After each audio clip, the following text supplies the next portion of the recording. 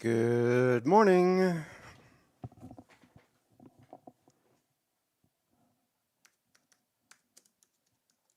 All right.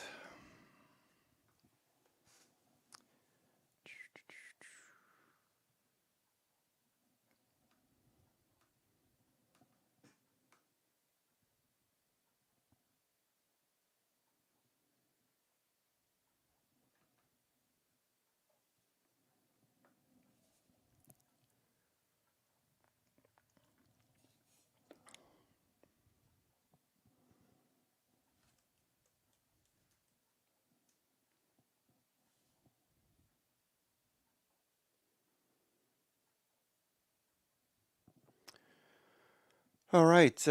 Futures pushing higher this morning. Of course, we're looking for a pretty tight range today. 0.5%, one of the largest gamma positions in recent memory. Mostly call positions, growing larger. At upper levels, we got 445. 445 is the major level for SPY. We're moving above that level right now, so this could get very interesting pretty quick. Overhead resistance at 4470. Morning, Larry. I want to show you guys something before I cover. You know what? Let me just finish what I'm doing here. All right, so S&P 500. Let me take this off the screen. Remember, you need to use a strategy or strategies, plural, when trading. Otherwise, you're rolling the dice. 50-50 probability of success if you just throw in money at the wind and hoping for it to not fly away. So always use a strategy. We do that during the day, every single day. I know I beat you up a lot of times with the comments over and over and over, but it's for the newer people. The older people that have been around since 2016, you know what I'm talking about. First 15 minutes of the trading day, looking to take profits. After 10 o'clock, we're looking for high relative volume. And for VWAP to tell us which direction to take the trade. If the stock has got a flat VWAP, we're not interested in trading it because there will be no momentum. We're looking for stocks that are showing high relative volume relative to the previous day. That indicates institutions are active. We saw that yesterday with Apple. Okay, Apple, aside from a few other things, Apple 5 minutes. You can see VWAP here, the dotted line, the dotted purple line, that's VWAP. Pros, professionals, prop desks all use VWAP. It's an indication of whether a stock is in play or not. When it's flat, you see over here, Apple, how it was on Wednesday, flat, so no momentum. And relative volume, well, yesterday was really high, Thursday. You can see it compared to the previous day. And what that tells you is, as a pocket pivot, this, while it's important for swing traders to see a pocket pivot after it's formed, you get a better entry when you look at this during the day. When you see this high relative volume, you can already start to see or feel the change in momentum as it moves away from VWAP. After 10 o'clock, you can see 10 o'clock here, the opening range breakout. Price comes back, touches VWAP, volume picks up. That's a sure indication that prop desks like SMB Capital or T3 Live are in a position. They would add right here once they see the volume pick up and prices reverse from VWAP and start moving away the rest of the day. The 150 call was super active yesterday. It was like 130,000 contracts had traded by the end of the day. We took some profits off into strength right in here. And this morning, Apple is trading 149.11. So maybe we see 150 today. That would definitely be taking some off into strength. If you took it yesterday over here, that was mentioned at 9 45 or so yesterday when Nick Patel mentioned it. Ken, good morning. Robert, good morning. So that's what we look for. This is a great looking setup. Okay, whenever you see this building in the morning and you see the relative volume, you have a pretty good odds of a winning trade. Now, if you don't know how to find relative volume before it starts, one way to do it is to go to this site called stockbeep.com. Stockbeep.com. This will sort stocks in the morning as to their relative volume. So you can see XBio yesterday started off the day with very high relative volume. Okay, so that's stockbeep.com. You see up here in the top left corner. I don't know if you can see that or not. But like Roadrunner, stockbeep.com. Okay, so you can see XBIO was had high relative volume yesterday.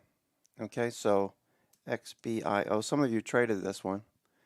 It was in the morning, but then it fell off very quickly, went flat, whereas Apple had pretty high relative volume all day. So you can see how when VWAP doesn't continue higher after the opening range and just flattens out, how your momentum will tell you to just stay away from that particular position. All right, so this morning we're seeing a lot of activity. We've got 6 minutes to go for the opening bell. I just want to show you a couple of things. All right, so we know that growth stocks got bought up again yesterday, bounced off the 21-day after a little fade. You know we like to buy the fade once it gets back to an area where they start buying again. So we don't know if it'll be the 9 EMA, the 21-day, or the 50-day, or not at all. So you have to wait for that action. And yesterday we did see value stocks, cyclical stocks also getting bought, like Freeport-McMoRan and others. Vulcan Materials took a little breather. Biotech's doing well in the growth area. I saw Moderna is up this morning on news of a third booster. News of a third booster. It's up 14 points. So yesterday we told you don't assume that this is all over with. You know, we took some IBB yesterday. Moderna this morning is up pre-market. It's up 14 points. All right.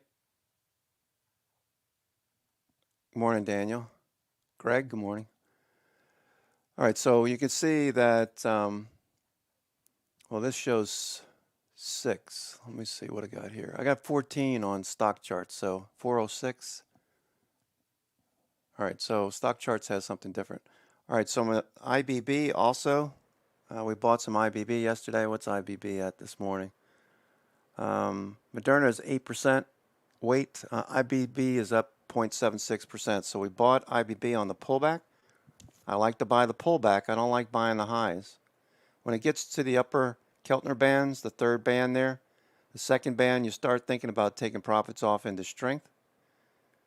The likelihood that this just keeps going and just follows through like something like Home Depot did back when you guys traded it over here in March. You know, it's hard to do. You know, this is not very common to see a stock do this. What are you looking at this morning, Robert? Frano, good morning. So Moderna is higher. Frano's happy. She's got this from the double digits. Now she's in the triple digits. Well, now she's been in the triple digits all year. So that looks really good. What else did I want to talk to you about? Oh, you know what? Let me just get this real quick. Let me grab something from Slack. All right, we got 2 minutes to go. 2 minutes to go.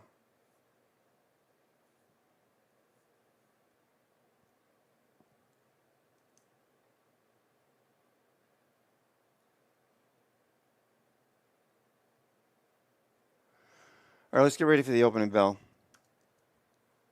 Let's get ready for the open. SPY continues to grind.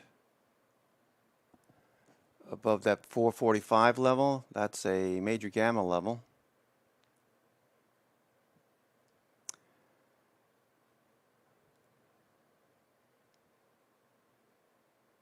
And we got less than 2 minutes to go. SPY is at 445.60.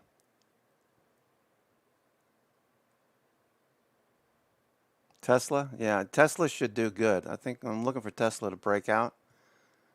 Looking for Freeport to move above 39.40, that area. Freeport.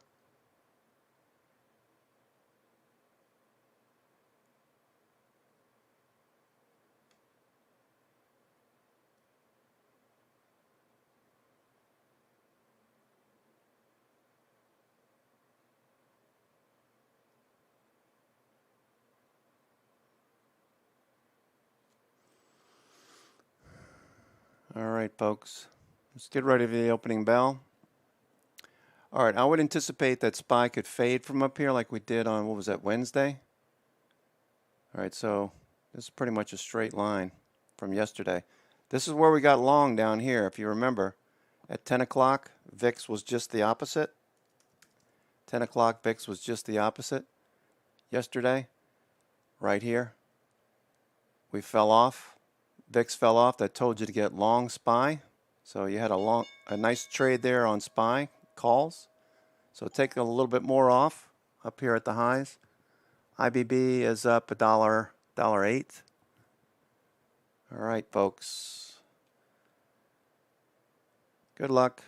Remember the first 15 minutes, all I'm doing is taking profits off the table.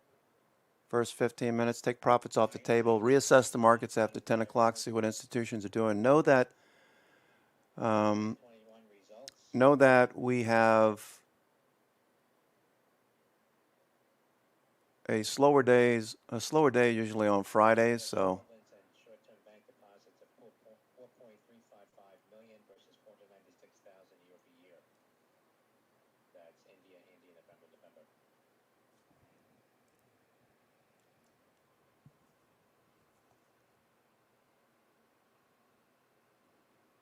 all right, Baba gapping down. Baba with weakness gapping down. All right, so Apple trying for that 150 zone. Apple, watch your FANG stocks. Watch the FANG stocks. Right now, we've got a mixed picture. We got Apple up. We got Netflix up. Facebook is up now. Amazon is off a bit. We're waiting for, what's NVIDIA doing? NVIDIA. Looking for the bounce on NVIDIA. NVIDIA is up 48 cents. Freeport McMoran. Looking for that to clear these levels. Freeport McMoran. Materials have been very strong. Okay, we're looking for Freeport to clear this pivot. Once it clears this pivot, that'll tell us, give us the all clear for 44. Looking for a move higher. 921 crossing through the 50 days. So this trend is just starting over here. Markdown, characterized by price action being below the 921 and 50 day. Now it's above the 921 and 50 day. The trend is reversing, building the right side of that pattern. We're watching SPY in the queue. Probably fades here for a ways. Comes back in. You got an immediate fade. You got immediate profit taking. Watch the SPY in the queues. You're going to get a better entry if you don't try to chase up here. If you're thinking about calls, you should flip your hat around. Probably going to see a little weakness this morning. Watching VIX. VIX is actually pretty low. VIX is very low at 15, so it looks just like profit taking, not so much governed by VIX.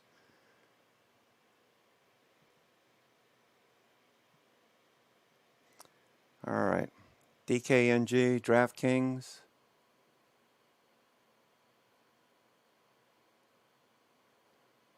All right, you got Canada making it legal for sports gambling after August 27th. DraftKings is off 73 cents. I imagine there will be some buying coming in. DraftKings looked pretty good yesterday. All right, so we're right above the 200-day, so wouldn't be surprised to see a little consolidation. I wouldn't panic at this point if you bought yesterday near the 54.72 zone. Don't panic. It's probably going to sit here about the 200-day. You can see the 9 EMA is crossing up. The 21 days crossing up. Looking for a follow through.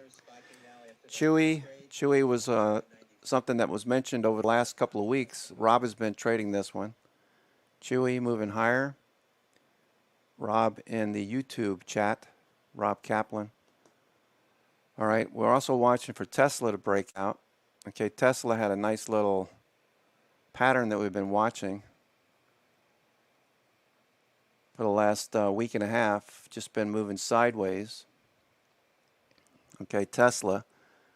So we had this range here, we broke above it, moved sideways. You got supply over here on the left, the volume by price bands in the background over here on my left panel.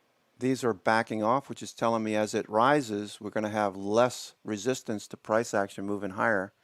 Apple pulling back, so all those calls yesterday, still think there's a lot of possibilities on this little dip here. I'm watching the Qs and the SPY, the dip. Okay, remember we saw that post that Buford shared with us. Private clients with $3.2 trillion assets under management. Private clients, $3.2 trillion under management, boost their allocation. They boosted their allocation to equities to a record high at 65%. That's Bank of America, Merrill Lynch. A note from Bank of America, Merrill Lynch, 65%. So they're boosting it to a record high. Netflix is going. Watch Netflix. Netflix on the move. Netflix is on the move.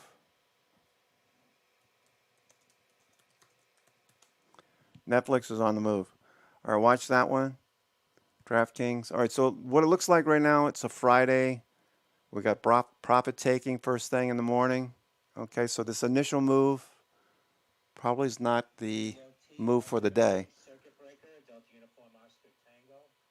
Gilead is higher. Gilead breaking out. Gilead breaking out. 52-week highs. That was from this week. Gilead breaking out 52-week highs. Maybe take some profits off if you're trading options.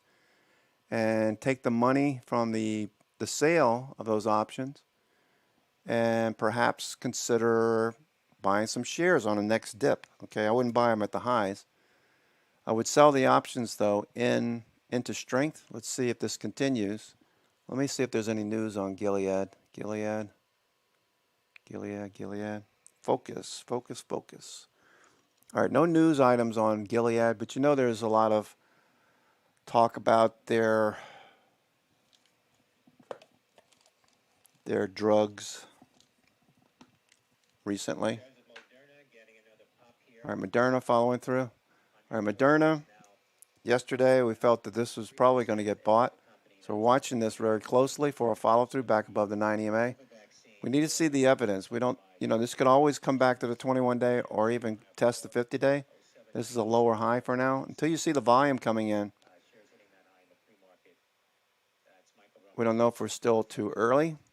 All right, so watch the relative volume today. See the relative volume compared to yesterday's open? It's pretty small, pretty meek. It's a Friday, so not too surprising, right? Coinbase, after that dip, people took profits after earnings. They crushed the volatility. Now it's bouncing right at the 9 EMA. Again, I like the pullback. So if this gets bought, second day, which would be Monday, if we close bullish today and Monday is a bullish day, that would be an area to think about adding to a position. And as we break out. All right, so I'm looking at this high over here, IPO high. Building the right side of the pattern. Seems pretty straightforward. All right, institutions have been buying. You can see the base over here. In here, that's phase 1, accumulation. Phase 2 is the start of the markup phase where institutions let shares get marked up. They keep raising the ask. They kept getting marked up. All right, so Ethereum gapping up today, ETHE. We felt that might bounce yesterday after a little dip. We saw those buyers in these wicks here at 28. So there's buyers right here around 28. Probably Raoul Pal. He's like, I think he's 100% in Ethereum. Nice gap up. All right, so Eli Lilly's up $2 today. Eli got a upgrade from Argus Capital. What was it, Monday? Yeah, it was Monday. You see that shooting star right there? All morning long on Monday, this rose to 272, and then they sold off in the afternoon session. But the last few days, this has been accumulating, uh, consolidating right around this 265 zone. Now it looks like it's going to push off the 9 EMA. We love the pullback. We don't like to buy at 272. We want to buy at a discount, 265. All right, so not bad. Let's see what IBB looks like. IBB, same thing. Pull back to the 21 day. In this case, 21 day found buyers. Now, if today is bullish by the close, towards the close, I probably would add to it. I'm not going to do anything right now unless it gives us an ABCD pattern. All right, is that Netflix you're saying there, Rob? I assume that's Netflix. Just a misspelling. Yeah, you got this triple bottom in here. And look, note where all the wicks are on Netflix. Right along that 505, 510. We talked about that for the last few weeks. They keep showing up at 510, 505, between 505, 510. You know, institutions, when they're filling positions, it takes them days and weeks.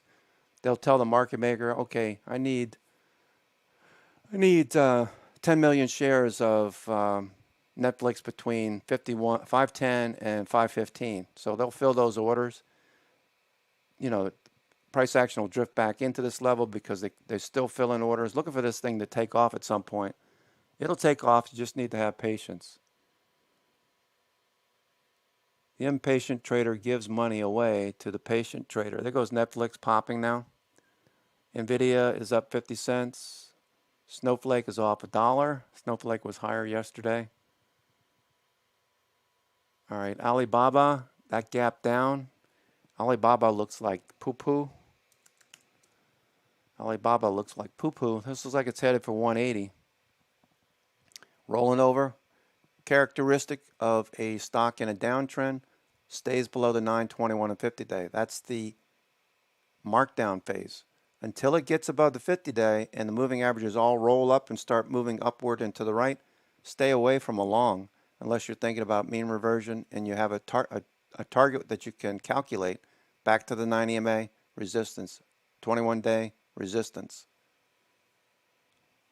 Okay, a good example of this is Tilray. It just can't get out of its own way. Below the 921 and 50 day, I'm not interested in longs in stocks like this. I'm interested in longs like Freeport McMoran, where the 921 day are crossing up. I'll be interested in adding to Freeport. Stocks like Caterpillar that get above the 50 day now are flagging. You know that the S&P Equal Weight Index and the A50R are rising. A50R is rising, telling you that institutions have been buying these dips. Where are we right now? Okay, so we started off the week, we're at 55%, we're at 68%, 69% now. We're not quite into the overbought zone where we would start to take some profits off the table. We broke out of this big range, okay, 14-week range, we broke out. People on StockTwits didn't believe me when I said that I saw the pressure to the upside, that we didn't look like we were going to break down. We had these buy signals. This was July 29th, that dip right there. That's July 29th. We got a CCI bullish signal along with a number of stocks trading below their 50-day reversing and a V shape. That's a buy signal when both of them are moving higher. That dip on July 19th was the reversal. That's where institutions got long, and they keep getting long. This A50R is telling you stocks like Caterpillar, moving back above the 50-day, are the things you want to be buying. Okay, so this is not rocket science. It's just understanding what everything is telling you. Instead of looking at Caterpillar and think, oh, I can't buy it now because it's at the highs. Well, that's a little bit of truth to that. We want to wait for it to pull back a little bit. I do like it, though. Caterpillar, still don't have a position. I'm looking for a little bit more of a dip. Baba's starting to bounce a little bit. Probably some short covering. I would just assume it's short coming. There you go. The SPY and the Q's turning up. So what's VIX doing? VIX is at the low, low, low. So you don't have any signals on VIX. So index options, I'm not really interested in trading right now because we don't have a really good signal. As VIX gets lower and lower, really hard to get a signal out of this. Okay, the signals come when you're up at 20 or 18 or 16, even 16. You get some good signals on reversals like we had yesterday. But the lower it gets, the harder it is to pull a signal out of this. Okay, it's dropping off, so I'm thinking long, but we're at lows, so that could reverse pretty easy. This is also telling you that going into Jackson Hole, probably not a bad idea to start picking up some puts, you know, a month or two out. Maybe the September puts, calls, sorry, or some puts on the SPY. I mean, it's cheap insurance just for a hedge, not thinking that the SPY is going to roll over. There goes Netflix. All right, Netflix. All right, so we'll start focusing on stocks that look like they're ready to set up more. All right, Gilead looking good. Gilead, nice flag. All right, so what are we looking for? Opening range and high relative volume. Price above VWAP, VWAP rising. All right, so what do we got? We got so far today, support.com. That was one we noticed yesterday. Some of you took it. I think Doug took it. All right, got a nice gap up this morning.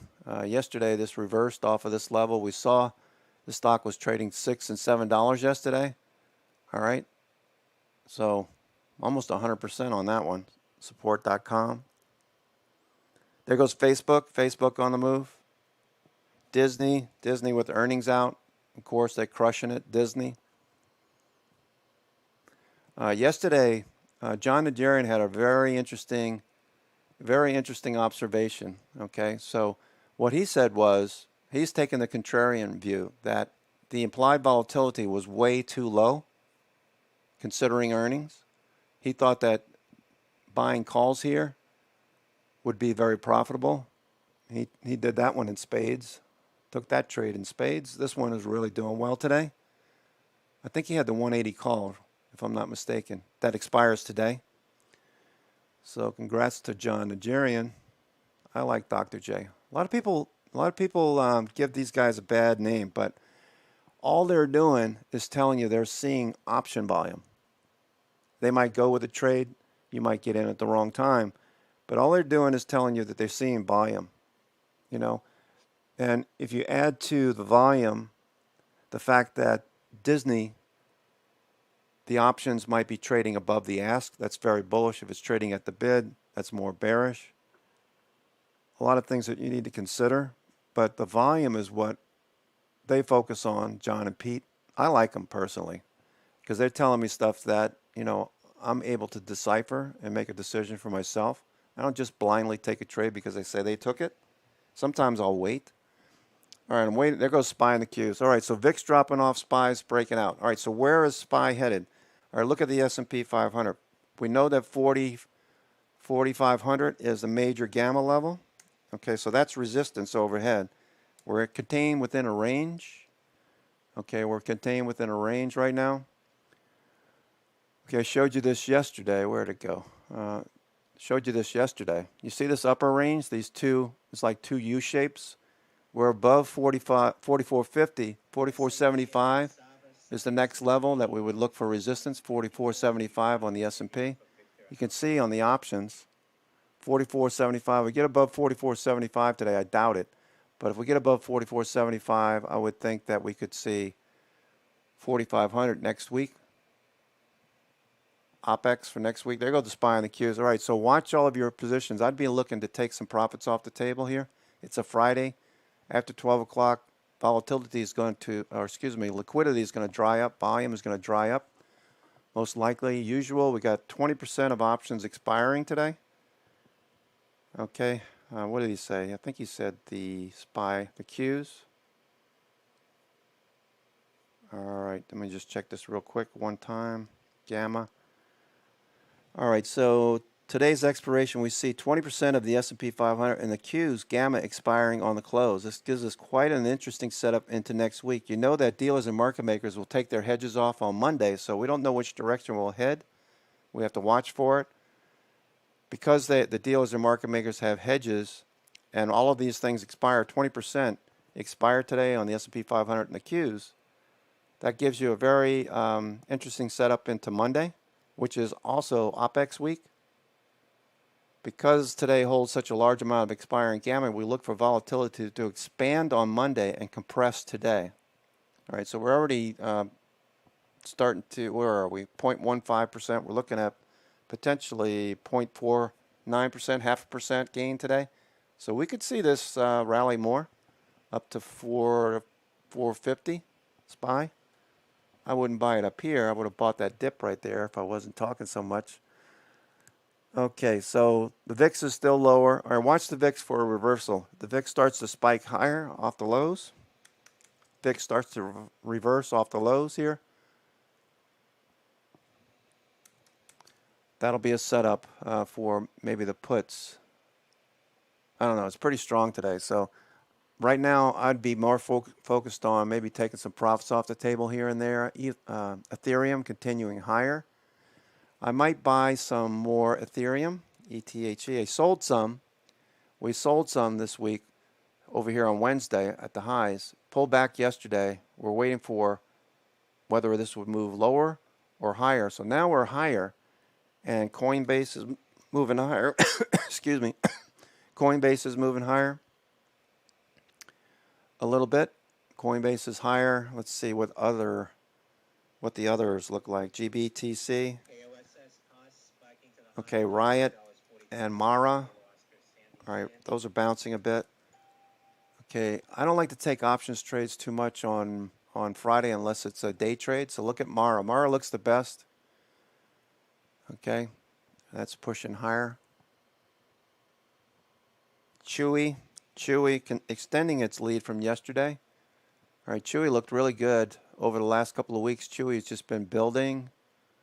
All right, so Chewy, if you didn't start yesterday or Wednesday when we're talking about this Monday and Wednesday, this pulled back Tuesday as well, pulled back, pushed higher. This followed through yesterday, and you see the ATR. We got $3.43. So we could see another $2 on Chewy. Watch for a little dip, ABCD pattern for an entry on Chewy. Chewy, continuation.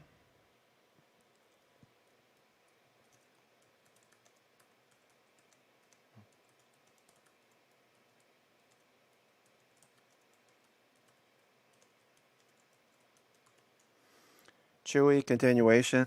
SPRT, maybe take some off.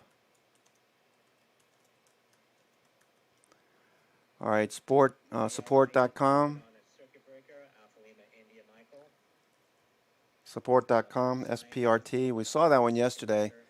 Was on the move. Support.com. Mentioned it, I guess it was around 1 o'clock, that the buyers were stepping up. I think Frank is in this too. Frank, you're in this one, right?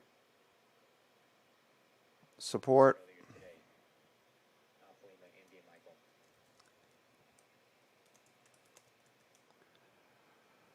Yeah, he's in. Frank is in it. Okay, he just acknowledged.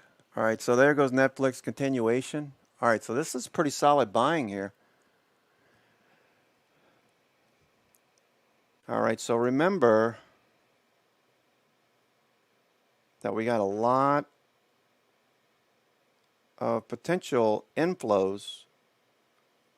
$3.2 trillion under management. Buford posting that this morning. That tweet. Wealth management, investment allocations to equities up to 65%. That's a record. All right.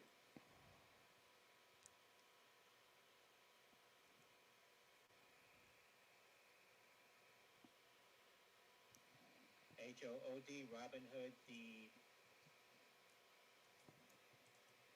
August $60 call sweep now on Hotel Oscar Delta, Robinhood.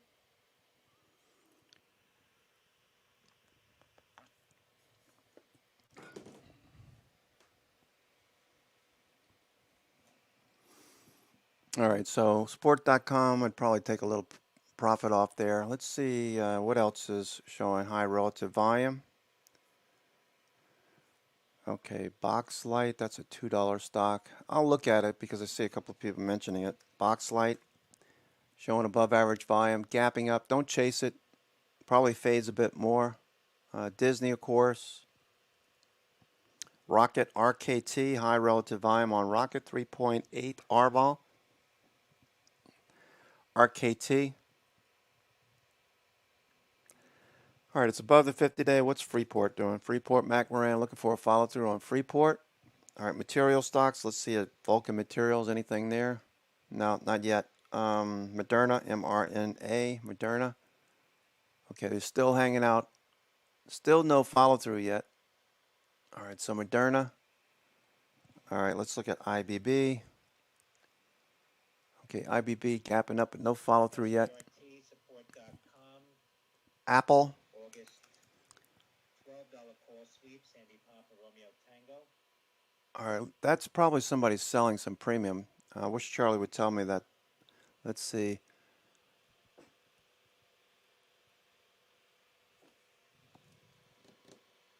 All right, so Robinhood has got some action here. I see Charlie mentioning Robinhood. The 13, what does it say? The 60 calls. Yeah. Support.com, the 12 call is trading here. Support.com.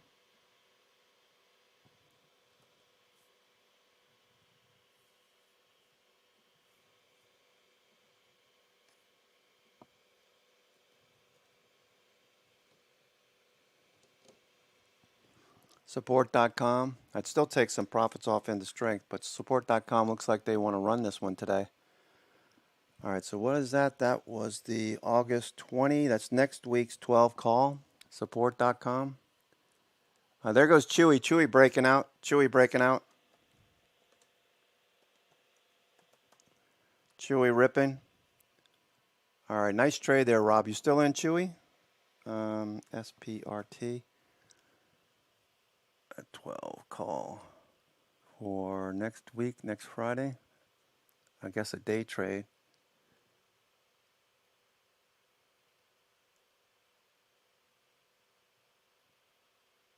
All right, let's see if this what happens here. All right, support.com. All right, you see what's happening right here? You see how VWAP is starting to flatten out? In order to be a valid options trade, you want to see this start to move higher. Okay, right here you got a pretty decent entry because we're near VWAP, but it's kind of on the fence. I don't like to trade options on a Friday as a rule, so I'll look to continue taking a little profits off here and there, minimize the number of open positions into next week. We got Jackson Hole into the month. All right, let's see what they do here.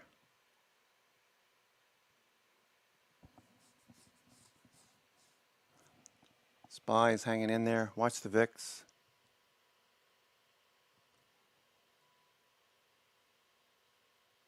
You know, you could always put maybe a limit order in at like 50 cents, half of what it is right now on support.com. Maybe you get filled if it pulls back a little bit first. All right, it's not going to, doesn't look like it's going to follow through just yet. So somebody just bought a bunch of 12 calls on support. I'll pass on that.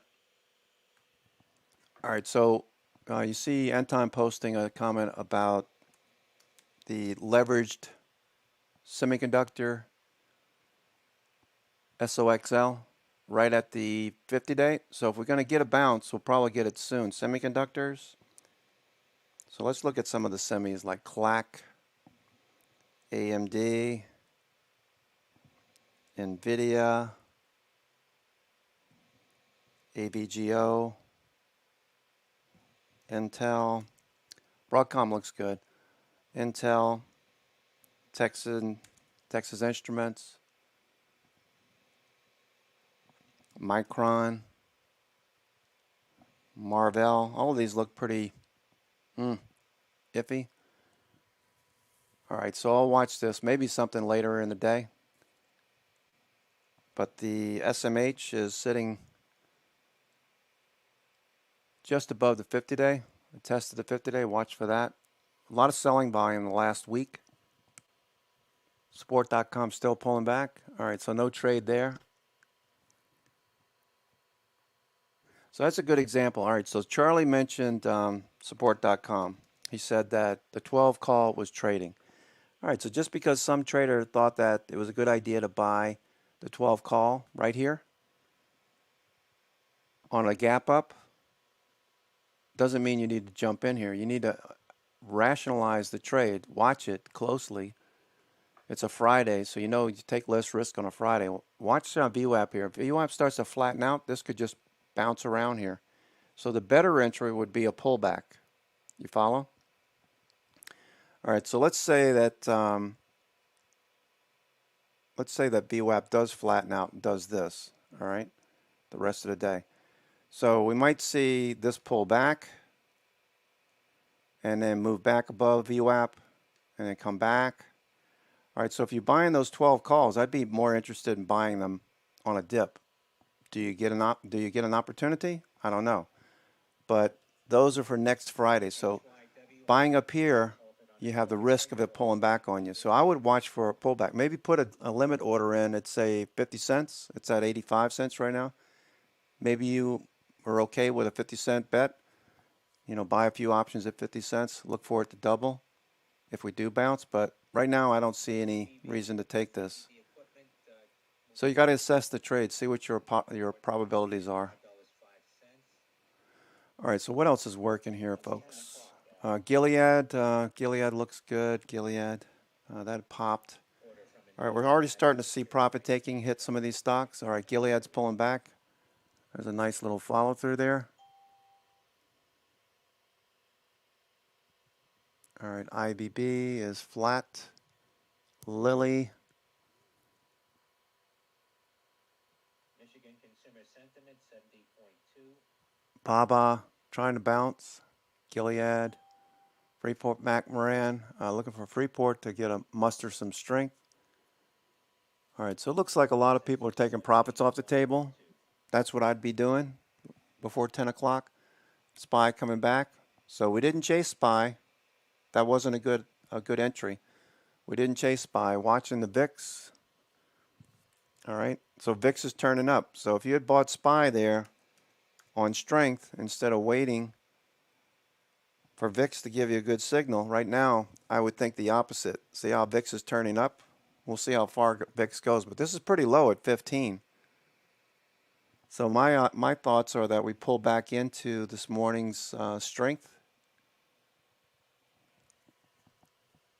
Okay. Sell into strength and buy the dip. We're waiting for the dip. So what I'm getting at is the first 30 minutes, all I'm doing is assessing the markets, all the chatter. I've been just talking away. I'm just looking through stocks and see what's working. See what continues to work, like Disney. Does it keep working or does it fade? All right, so this happens a lot. So you have options, implied volatility collapsing right now. Let me see what Disney looks like. Disney, all right, we got NIMO is still flat at +6. It's positive, but it's only +6. It was +25 earlier. Significance there is that, you know, we need breadth to improve. All right, so I want to look at Disney. Disney. Yeah, IB is dropping. All right, so I just looked at a measure of IB.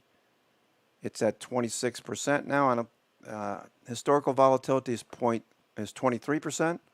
So we're getting pretty close to where implied volatility normally is.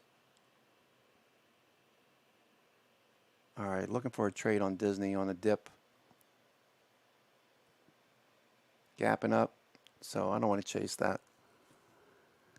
All right, where are the values today? Where are the values? Let's go take a look at what's working. There's no hurry. It's a Friday, especially you don't want to hurry on a Friday.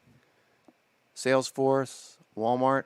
Okay, Walmart did pull back, so this is a decent, potentially bullish trade, follow through, continuation. All right, so we wanted this to get above 144, 145. I know, Daniel, you traded this one too, right? Along with Baba at one point. Moving across this area. Okay, Chewy. S&P futures are pulling back here now. All right, so you hear Charlie mentioning S&P futures pulling back. No surprise to you. You know that, yeah, you know that we'd probably see a pullback. You're watching VIX. VIX is moving higher. SPY puts from that 445 area. 445 is a major gamma level, so we could drop below that level. If you're thinking like you only want to go long, give it a little bit of time. VIX will probably peak at some point after 10 o'clock, 10:30 maybe. On Fridays, I'm not looking to take a whole bunch of new positions. I'm just looking for the best, see what's working the best, and maybe a little ride-along trade. All right, Amgen. All right, Amgen has been, we've been seeing profit taking in Amgen for the last week after earnings, pulling back. What was Amgen's earnings? Let's just check real quick. Amgen.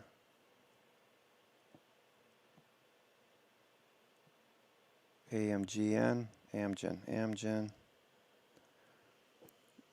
Actually, earnings, there was a beat. Amgen was a beat. They reported earnings on August the 3rd. All right, so that's right there, that big red candle. Okay, August 3rd, Amgen reported $4.48 per share and revenue of $6.5 billion.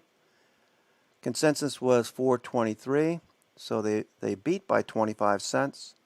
Revenue grew 5.2%. That's probably what they keyed in on, 5.2% versus what we've been seeing with Moderna. So Amgen, do you want to trade Amgen or do you want to trade Moderna? Moderna's revenue grew 6,462%. I don't think there's any question which one has the best revenue growth. All right, so pretty easy to discern which one you should be thinking about on dips. All right.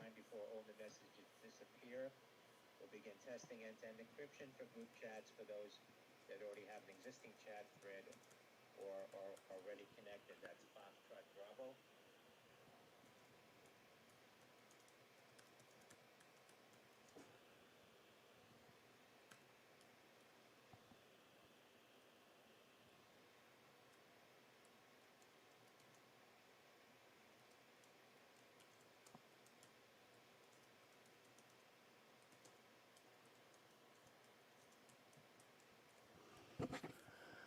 All right. SPRT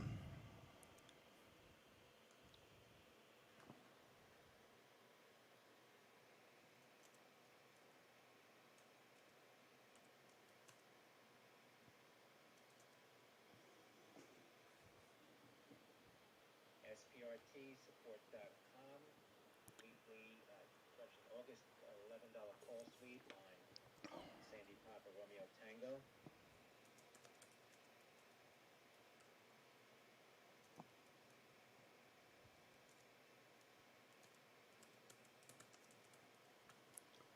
Amgen's dip is getting bought, so just be aware that this could be a nice little move back up into this range.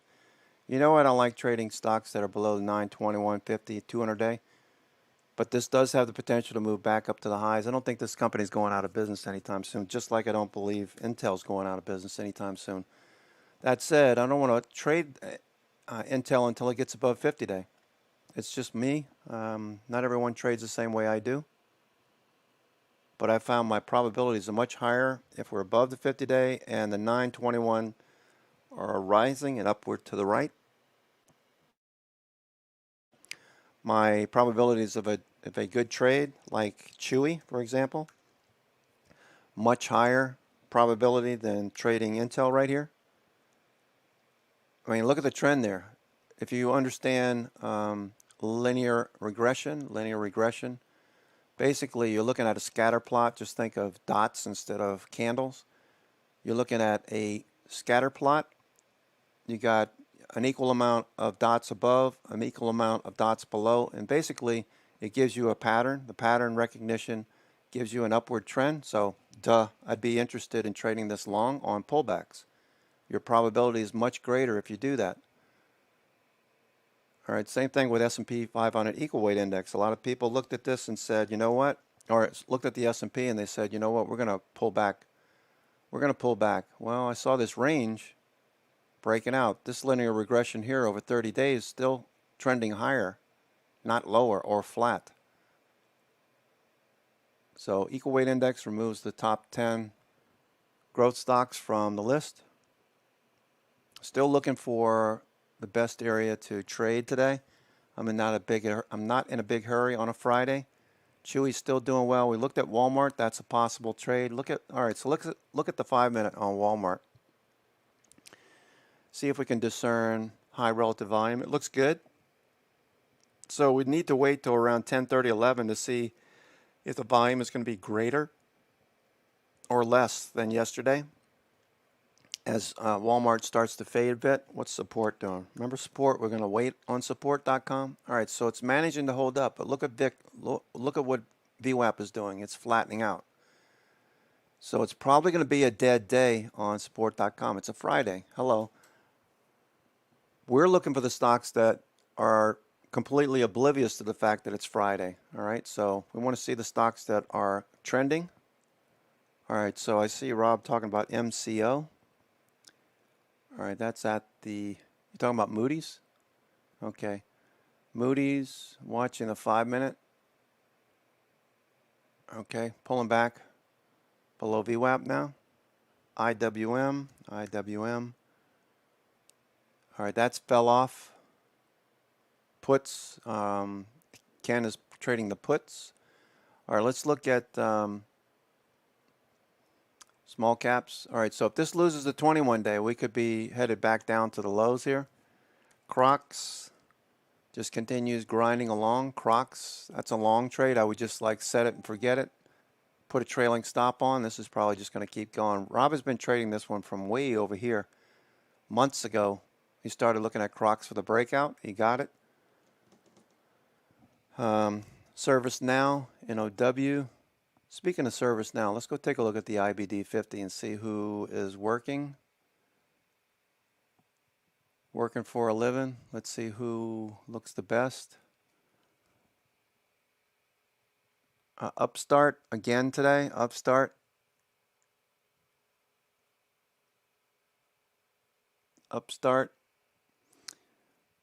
Consumer finance. All right, so is finance in play today? All right, look at Square. All right, you got buyers coming in at 265. Square is probably going to head back to the highs. I say probably. I would want to wait for a little bit longer to see if this can get back above the 9 EMA. MasterCard, Visa, those pulled back recently. Those are above the 200-day. Visa, I know Anton was mentioning Visa yesterday. Let's look at Synchrony Financial. They do home goods, financing, home goods, credit cards, Michaels, and I believe TJ Maxx, right? So that's at the high. Speaking of TJ Maxx, how's that doing? TJ above the 50-day, hit the 200-day. We liked it here, and we liked it on the test of the 50-day. I don't have a position, but this is building the right side of a cup. TJ is always busy. VIX is hanging out. All right, I still see a lot of strength in the Bitcoin-related names. All right, they bought the dip. Chewy's up $1.60. What's Freeport doing? Where's Freeport? Where are you? Freeport. Okay, watch Freeport. Freeport could be a little sneaky. A lot of people don't talk about Freeport because it's really kind of a boring stock, you know, mining, metals, whatever. Look at metals and mining, the sector. Okay, it's flagging, pretty much doing what Freeport is doing. Look at Vulcan Materials. That pulled back a little bit more. I like Vulcan Materials, but it's not giving us a setup. What about IBB? All right, so IBB is starting to see buyers underneath the lows. You see that 3 days in a row, buyers are showing up on the dip. So you throwing your shares away, they're buying IBB on the dip. All right, so far, so good. So let's see if this follows through. That would probably key into Moderna as well. Buying the dip on Moderna. All right, what's Illumina? And, you know, Frank's Illumina looks really good.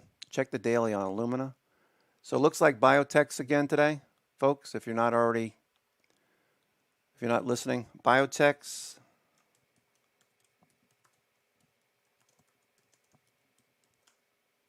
Biotechs, they're buying the dip.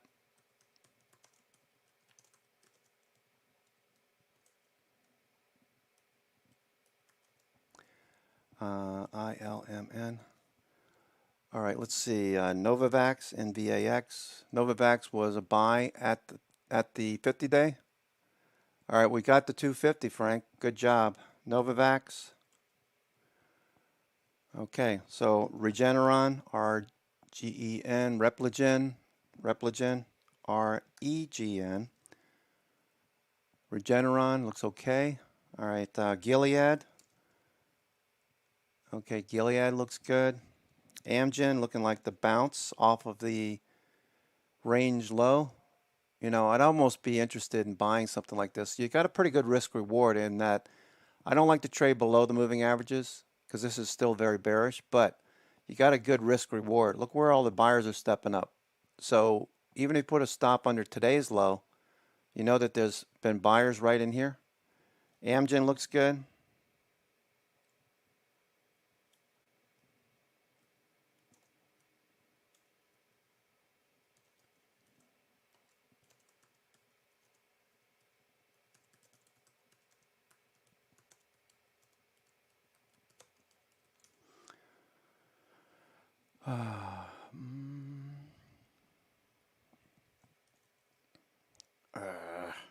Typos. Mr. Typo Queen. Airbnb. You know, Airbnb got a mention yesterday too. It had what, earnings yesterday? Airbnb. Oh, Airbnb looks really nice. Airbnb looks the best.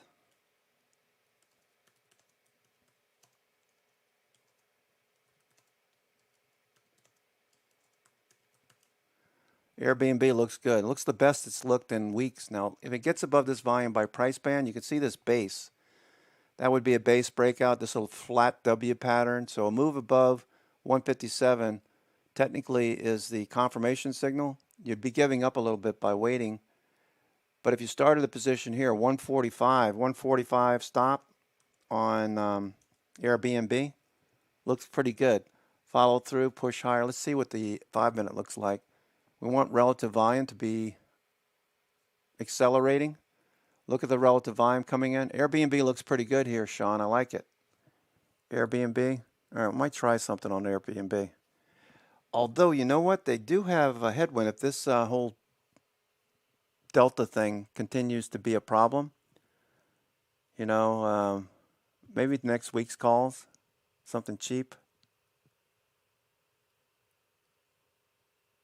All right, what's the, before I take a trade here, let's see what Airbnb, what's their $4.22, it's up 70, it's down 74 cents. So maybe you get a reversal here and this continues. Airbnb, I like it.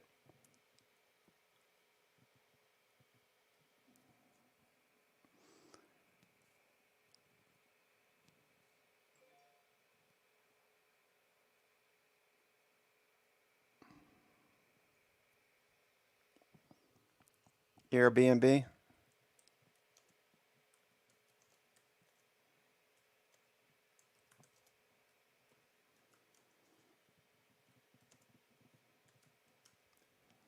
Okay, Airbnb at the 50-day, 200-day, all this spaghetti right here below. So if you don't slip off the spaghetti and drop below 145, this looks pretty good. Airbnb, I like it. Airbnb.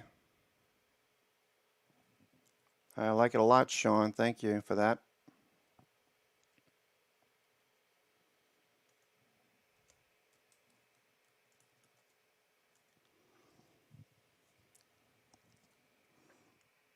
All right, looks good. So watch Airbnb, that might work.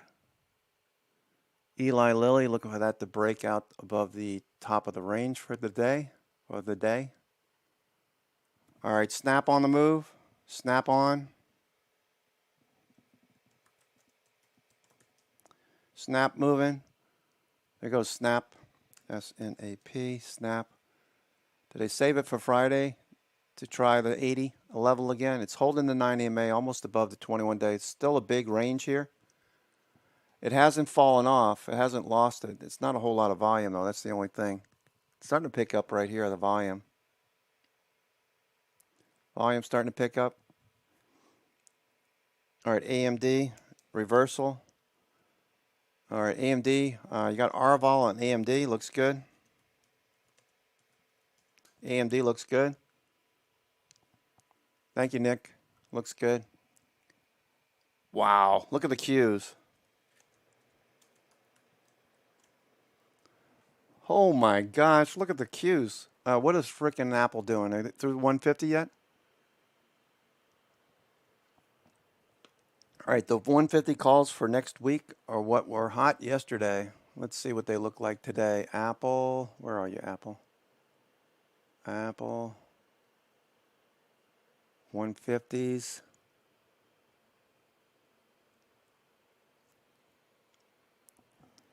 Look at the Qs.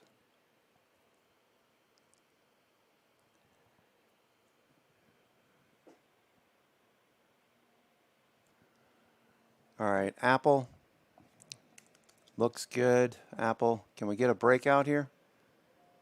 Got a lot of options yesterday. They started out the day at around 40 cents, 38 cents. The 150 call for next Friday. Looking for a breakout.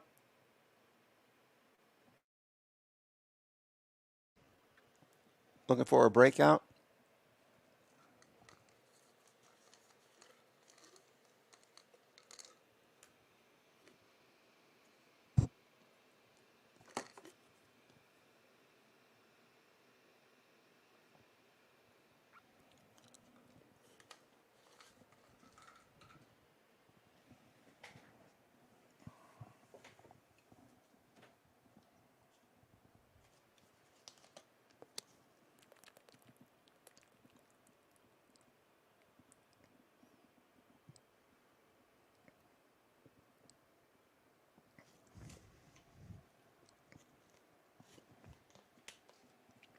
All right. So Qs are just ripping the cover off the ball right here. All right, Apple's going for it. Apple going for it.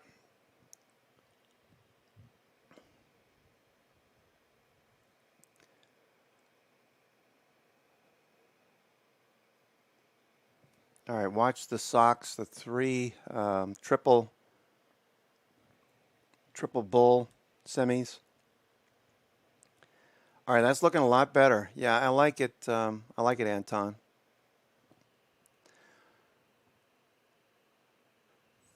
All right, goes Apple.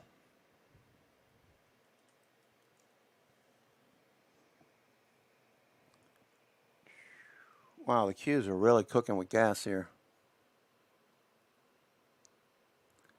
Facebook breaking out, Netflix breaking out, Amazon off the low.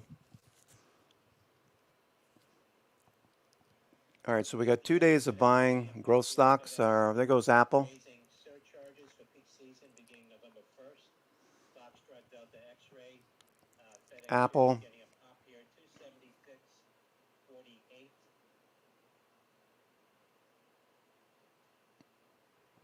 ARK is only up a penny. Actually, it's flat now. Tesla, it's Tesla. The Tesla's off 40 cents. Uniform Papa Sandy. All right, so everything looks pretty good here. Nice follow through. Okay. The bears must be pretty upset on StockTwits. You know, they're always saying that if the markets move against them, the market is rigged.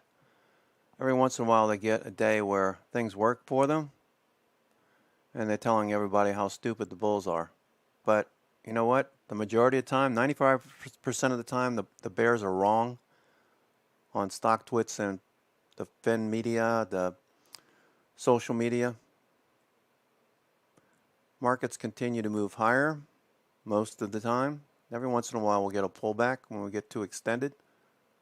Just have to know how to read it. If you check out the Scans Temporary channel, I have a list of all the stocks, the links to those stocks. Just copy them and put them in your notepad or notebook or whatever on your computer. Just click on those links. That'll take you to my chart, the things that I look at on a daily basis and a weekly on the weekend. to tell me where money is flowing. It's definitely flowing into the semis right now. On the dip, here's a semi SMH. All right, so this is the 3-time. I would only buy shares on this. I wouldn't do options because you're doing options on a leveraged asset. All right, but that looks good. Looks like SOX is going to keep going.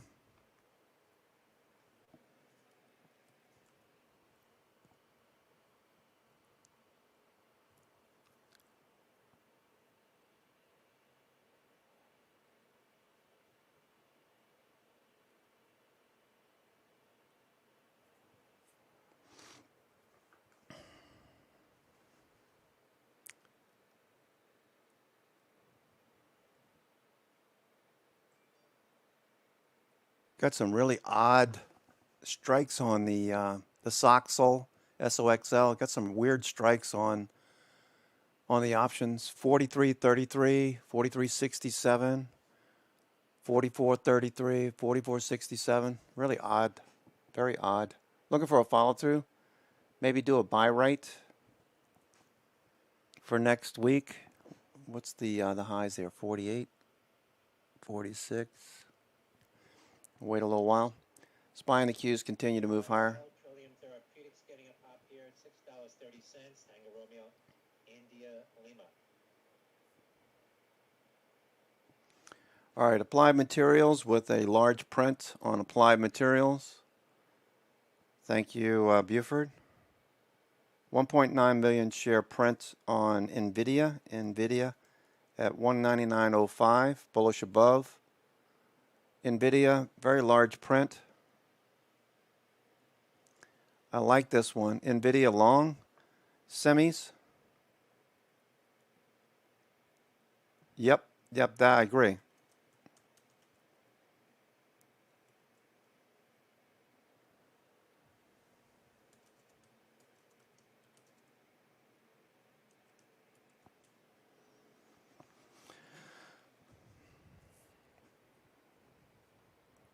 All right, NVIDIA looks good.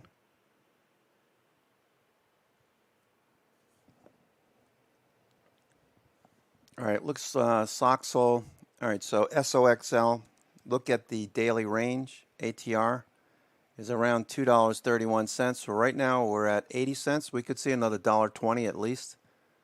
If we could manage an expansion day, a 3-candle reversal would be nice. Low, lower low, lower low, and a higher low. I want to see a lot of the semis turning as well. SPY is starting to turn, so we're at the high of the day. You're buying at the high of the day, basically. If you're timing your buys right now, watch the SPY and the Qs. You might get a better entry.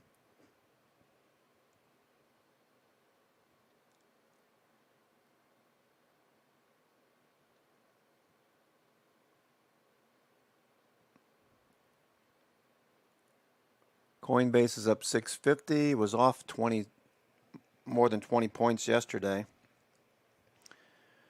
Coinbase, this one's pretty volatile. Looking for a push back up to 300 and higher. Coinbase. Chewy grinding along. Starting to see a little bit of profit taking at the highs. Chewy.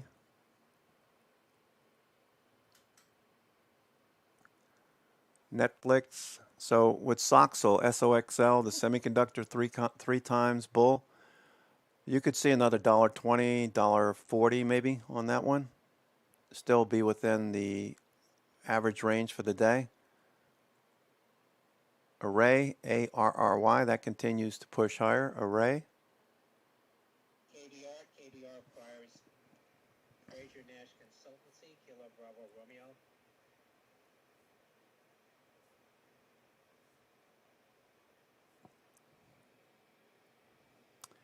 All right, support.com. SPRT, let's see what that one's doing now. Did it pull back at all? SPRT? And it's still pulling back, right? All right, so whoever's... All right, so you see how it's pulling back? I told you before, support.com waiting. VWAP is flat. Looking a little better here. It could still drift a bit lower, but support.com, the 12 call for, I don't know when they said that was, next week. Looks good, support.com. Looking for a follow through. Yes, dear. Let me see. What does that say?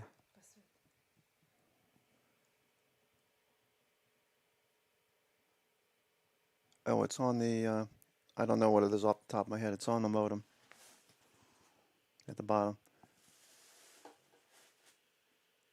EOYS. Eli's All right, watchingsupport.com. Top here, $5.03. Ekalina Yankee Sandy. Looks like a better entry here for that 12 call is now 50 cents. I told you. Ha. Much better here if you bought the dip. Okay, so if you waited on support.com, you got that 50 cents. If you put in a limit order on support.com. Yep.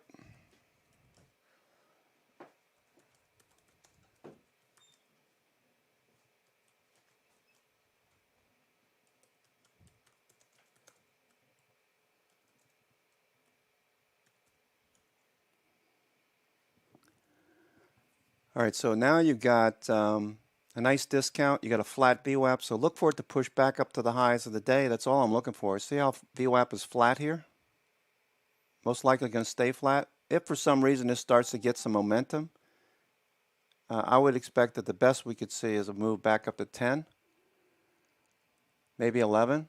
All right, so this still doesn't look like it's done, but at least you're not buying the high of the day, okay? See if that plays out today. Netflix looks like it wants to keep going. It's moving away from VWAP. Just now pulled back a little bit towards VWAP, but Coinbase looking for a follow through. We're looking for the Bitcoin stocks maybe to get something going today. Coinbase, Chewy. Chewy's trying to push higher.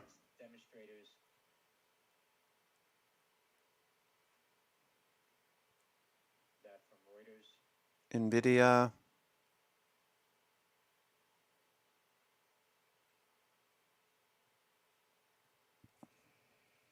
All right, Array, ARRY. Has to do with solar. Look at this base over here. All right, so this is a fairly inexpensive stock. So there's a little bit more risk. But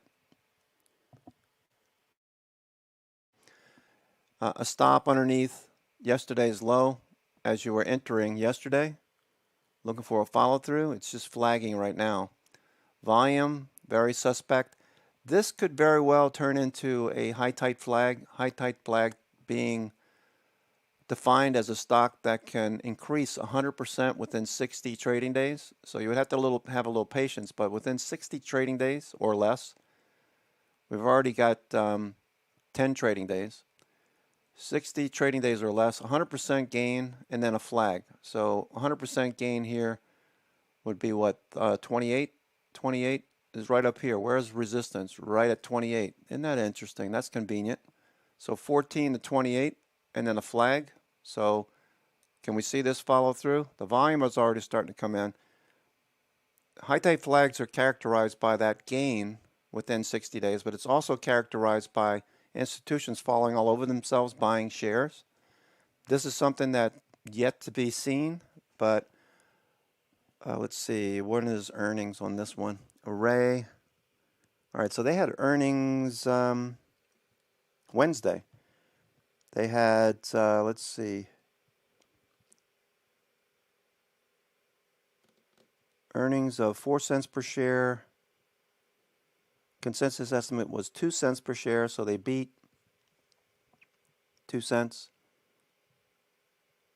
The company expects earnings 15 to 25 cents on revenue, basically 3 times the revenue right now for next year, for this year, 2021, by the end of the year. So that's good. The company, Array Technology, provides tracker solutions and services for utility-scale solar energy projects as one of the world's largest manufacturers of ground-mounted systems with efficient installation and terrain flexibility. Now think about it. What's the Biden administration doing? They want to build out EV. They want, you know, I would imagine vast solar panel installations. This company plays right into that.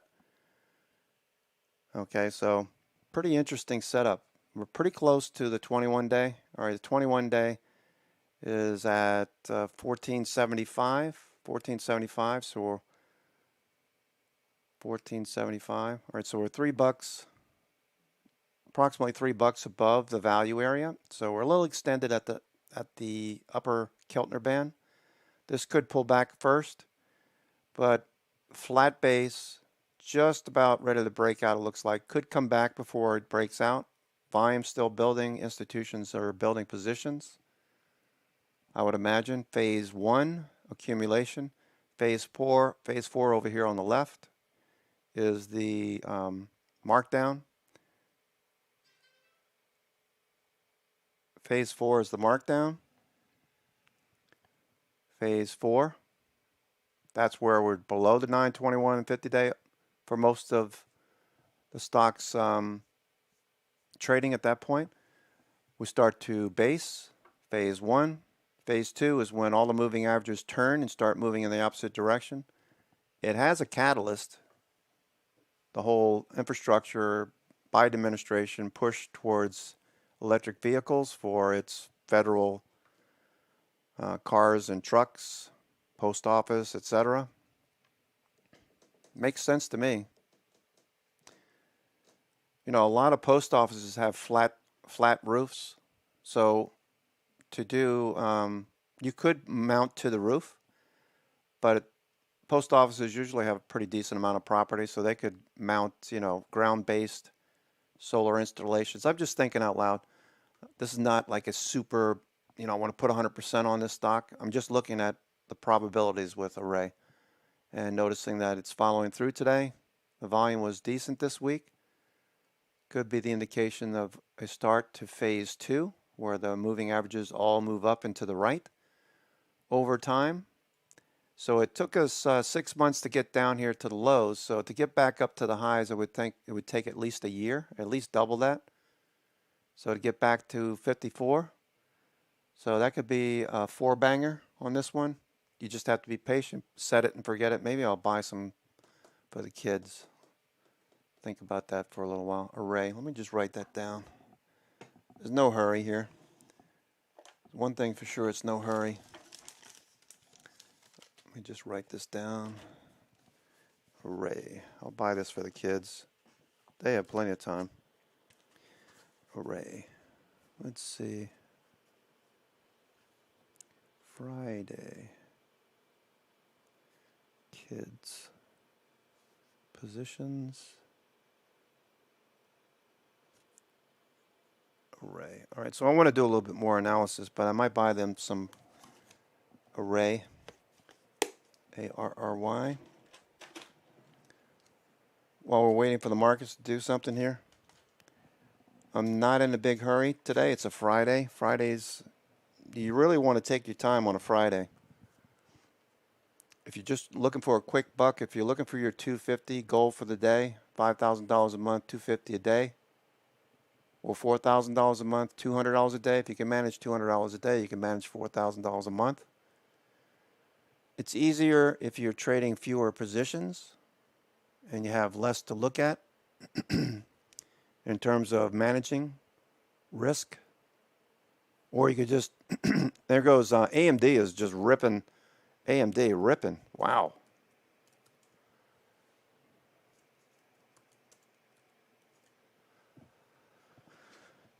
AMD is gone, folks. You see AMD? Holy smokes. It's smoking out of here. Look at that reversal on AMD. You know we love the dip. Buy the dip. Biage.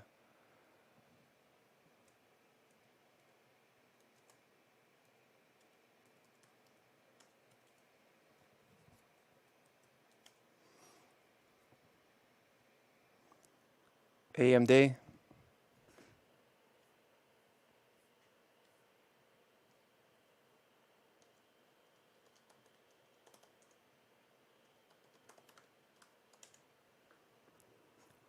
AMD is ripping.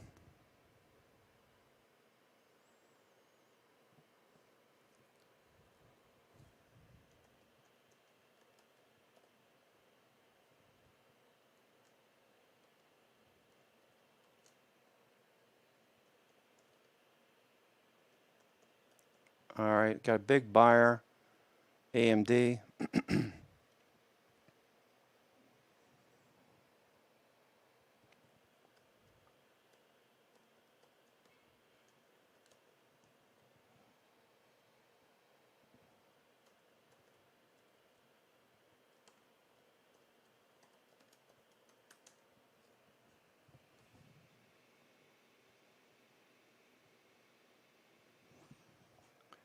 All right, so AMD, what a beauty. You know, we had this little pullback, a little bit more than I anticipated, but let's take a look at Fibonacci's, okay? Let's look at Mr. Fibonacci. Actually, you know what? Let me do something here. Let me, let's go to a zigzag chart. Zigzag, AMD. Oh, by the way, Array, see how much nicer this looks? You know, you zoom into price action. Looks good. Let's look at AMD. Oops. AMD. All right, let me look at a Fibonacci on this. Probably, what, 382? 382 or 50%. All right. 382, almost down to 50%. All right, looks good. Yep, I like it. I like it a lot. What a beauty. AMD, you're a beauty. Wow, that's pretty. You don't have to trade AMD. You can also trade Soxhole, which Anton was mentioning. Okay, so that looks good. Beautiful. That's a beauty. That's a beauty. Love the pullbacks. Love the pullbacks. Your probabilities of success are very high on a follow. Don't buy it up here at the high of the day. Wait for a little flag, but it's definitely hot to trot today. AMD. Look at that volume.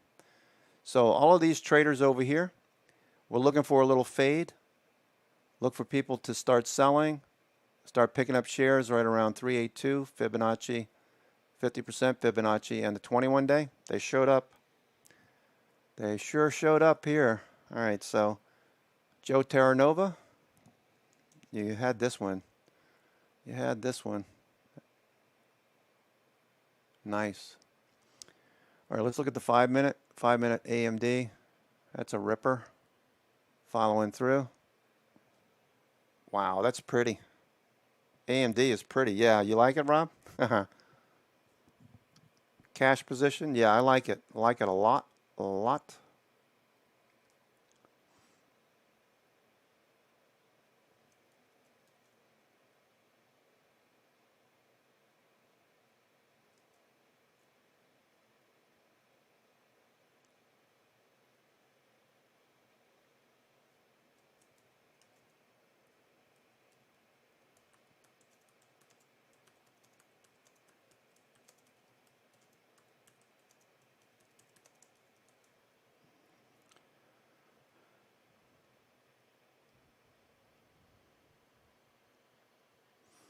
All right, AMD looks beautiful.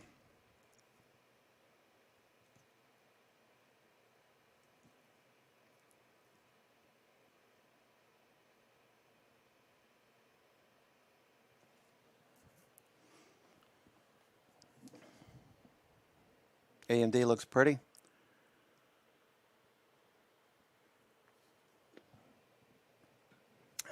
All right, so you can sell premium against this too. Though I'd probably wait a little bit and see how it trades the rest. This is only 30 minutes worth of price action right in here. But look at the relative volume.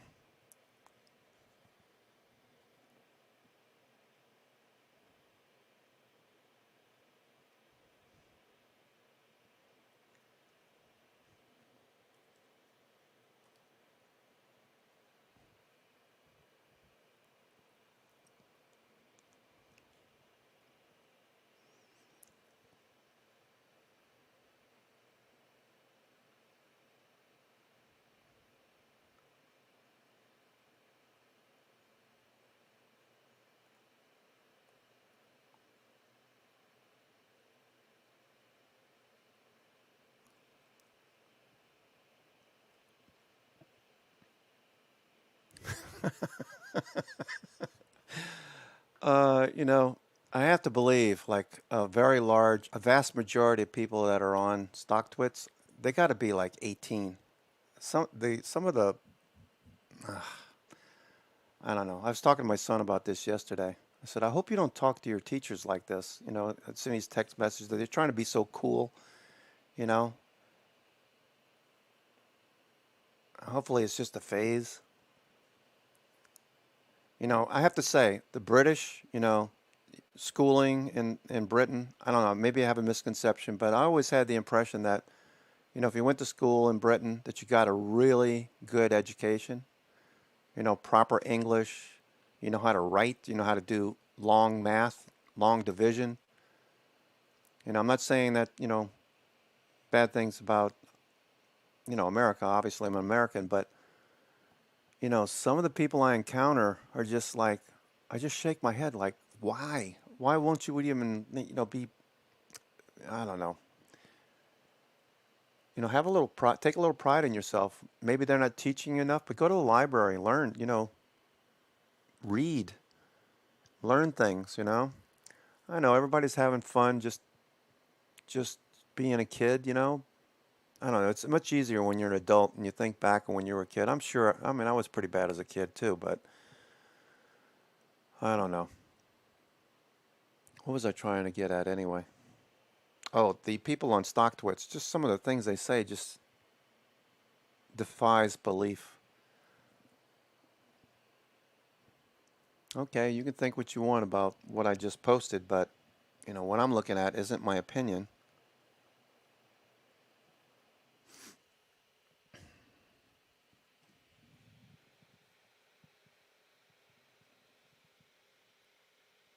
DATS, that chat shares opening at $3.95, priced at $4.15.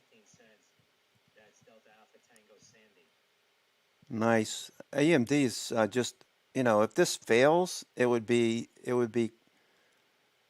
demoralizing. I say that sarcastically, but if this fails, this chart just looks so perfect. You know what I mean? I'm sure there's contrarian thinkers that would say, yeah, it's just when it looks perfect is when they get you the best. I don't know. All of this over here, all this volume over here, look at the volume. I mean, look at that volume over the last, you know, the previous weeks there, the end of July and August. 300 million, 150 million, 100 million, 125 million, 150 million, 150 million. I mean, a billion shares changing hands. Do they even have that much shares outstanding? I don't even think they have that. Anyway, AMD is still going. Beautiful.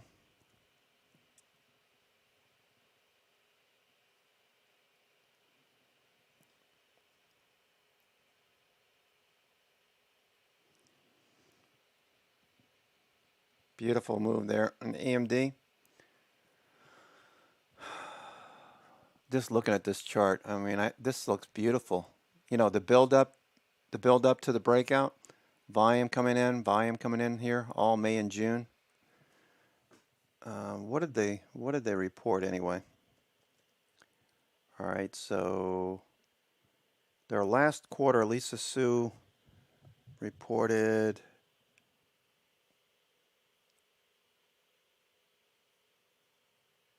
AMD. Why is it not giving me? Okay, revenue growth grew 100%. That says pretty much it. That's pretty much it. Um,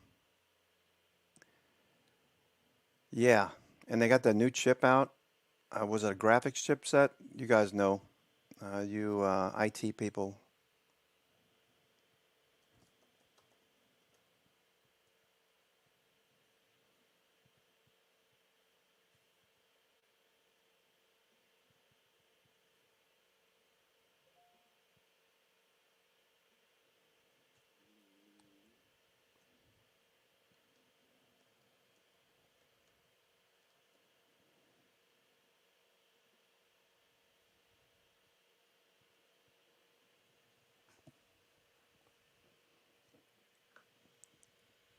Revenue grew 99%. So, jeez. Can we get a rip up to 122 next week? Not today. Next week? Wow, that would be great. That would be awesome. All right, so you got some nice looking. Yeah, right? Mr. S? Yeah, exactly. Yeah, I've always, since I became a member of StockTwits back in, when did I join? It says here somewhere, right?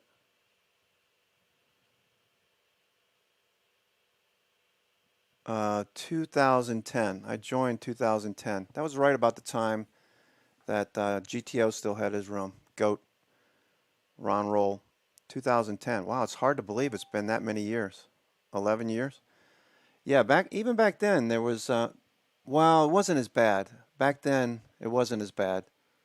You had people like Ron posting a lot on StockTwits. Howard Lindzen was building the brand StockTwits.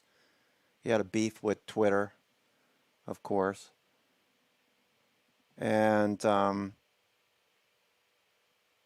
yeah, a lot of good people still post on StockTwits, but it's turned into, the unsubscribed portion turned into a lot of young kids basically trading stocks. Anyway, I don't want to spend too much time thinking about that. SPY and the Qs. Reason why I'm not really that concerned right now about doing anything. Look at SPY. SPY. Look at SPY. Look, flat VWAP. Look at flat VWAP here and look at VWAP yesterday. See how price moved away from VWAP? That's a momentum day. Okay, so what do you have today? It's a Friday. You shouldn't be expecting much. If you're looking for a big move on SPY from here, I think the top is in for now, unless this changes dramatically, which I don't expect on a Friday. It's 10, almost 11 o'clock.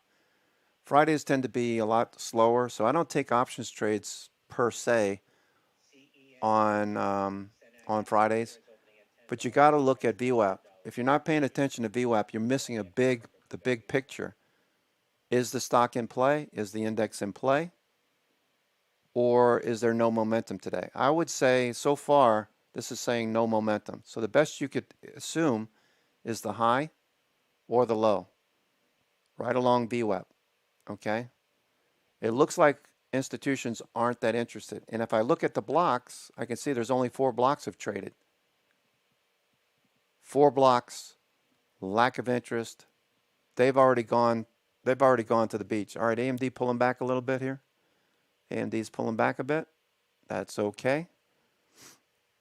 Still looks really good on the daily. Support.com, those calls on support.com, SPRT. All right, here's another example. All right. So support.com, we looked at this one.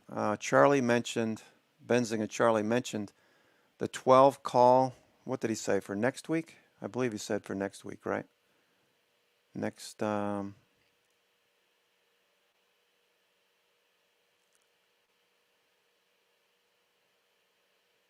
I believe he said for Friday, the 12 call. Let's see what it see the 12 call for next week. All right, so not taking these at the high, but waiting for a dip. You got a flat VWAP. So the best case scenario is that the 12 call, if it does start to head in that direction, your better entry is on a dip. There's no guarantee this won't just fall off because the SPY and the Qs are flat right now at the highs. But look at the stocks that are showing the momentum. Let's see, Chewy, is Chewy still going? Chewy. Yeah, Chewy at least has got a rising VWAP, so maybe this gets some more. AMD, obviously AMD had a rising VWAP. Look at VWAP, how it's rising away. Flat VWAP here. So this is in play. Does it come all the way back to VWAP? It's possible. So we'll watch for that for a fade.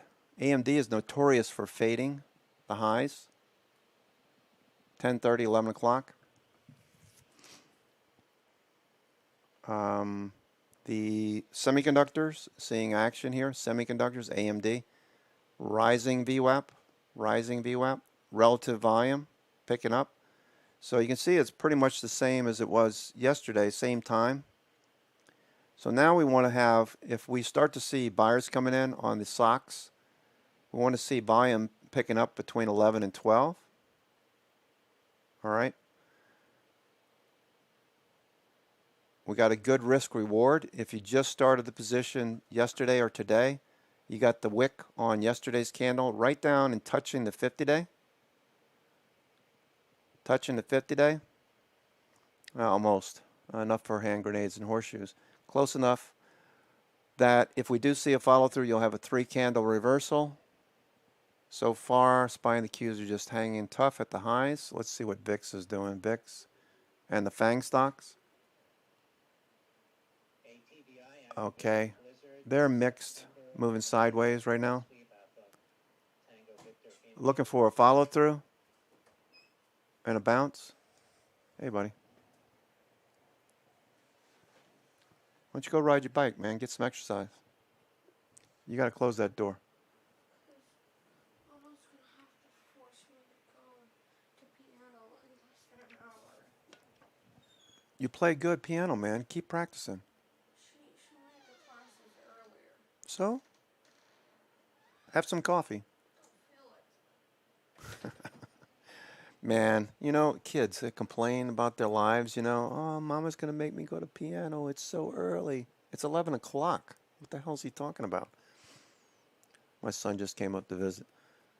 Yeah, you remember when you were a kid?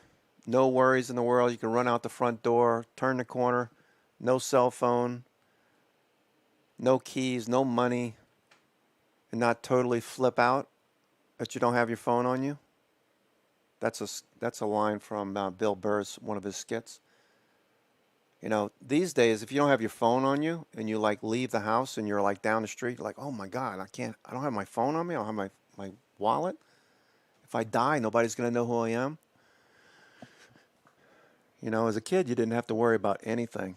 Man, I miss those days. Hanging out at Joe Brown Park, watching the Manning brothers throw the footballs around in New Orleans East, with their father, Archie. Those are good old days, man. Those are the good old days. I miss New Orleans. All right, so what are you guys looking at now?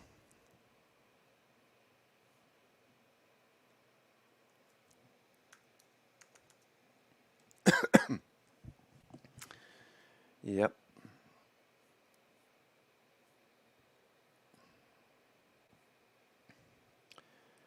All right.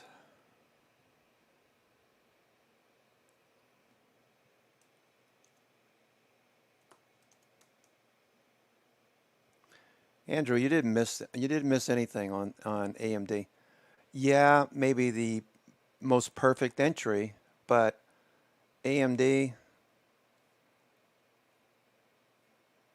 is going to keep going. All right, so Monday will come in. Maybe this pulls back into 110. Might do that even today. So 110, it's at 110.62 right now. So it's you're starting to see an ABCD pattern on AMD. While AMD might finish the day a little bit lower, this is A right here. So we're looking for this. We're looking for this telltale pattern, which plays out. Usually we see A closer to lunchtime. Okay, it's 10:30, but we got the A pivot. We know this is AMD, so AMD tends to fade the high. If AMD, this is a big if AMD does not fade and start trending back below the VWAP, that's an indication that this trend's going to continue. Okay, just something to notice. This looks like A right here. That looks like A. That tends to happen when people step away. It's a Friday, so stepping away at 11 o'clock and taking the rest of the day off, that's what it looks like it's happening right now. But some traders will come in, they'll buy the dip here at B into lunch, and then maybe after lunch we get another B right around here and the higher low C. Maybe it finishes at the high of the day. Maybe we get one of those bullish candles, you know, to close at the high of the day. All right, so that's what we're looking for. But I don't think you've missed anything. You know, next week, what if this is a ratio trade, right? What if this is a ratio trade? I drew something up like this on Freeport McMoran. What I'm looking for Freeport to do? Okay, Freeport, looking for a ratio trade here. Ratio meaning you got this recent price action. The reason why ratio trades work is because institutions take days and weeks to fill positions. If they were interested in filling a position on Freeport McMoran, they'd probably tell the market maker, you know what, we're interested in buying shares, 1 million shares at between 32 and 38. Okay, so market makers would be filling the positions. They wouldn't chase it all in one day. They'd be watching ATR, average true range, $1.37. $1.37 on Freeport. It's only up 7 cents, so you can see another $1.30 on Freeport. But institutions take those days and weeks to fill positions, so it makes sense, right? Market makers fill their positions. They wait for it to back off a little bit because they don't want to chase this. They'll let it back off a little bit. They got their order between 32 and 38. Pulls back a little bit. You get that leg down. But soon they return. They start buying some more. They fill the positions. And now, you know, it's starting to dissipate a little bit. Does that make sense? Then once the institutions let the shares get marked up, no longer below the 921 and 50 day, now we're above the 921 and 50 day, the moving averages start to tilt higher and upward and to the right. And that is characteristic of phase two. Phase two is where institutions let the shares get marked up. They keep raising their ask higher and higher and higher. As it accumulates in profit, it becomes more of a weight of their position. You know, they trim around 5%, a lot of them. So they'll take some profits off, but they'll be watching how price action lifts, and we'll be moving back up to the highs if we continue to see the follow through. But that's what a ratio trade is and why it works. Okay, one reason why a ratio trade works. So I'm looking for strength in materials to show up. I'm also watching Moderna. 1,600% increase, revenue increase, 1,600%.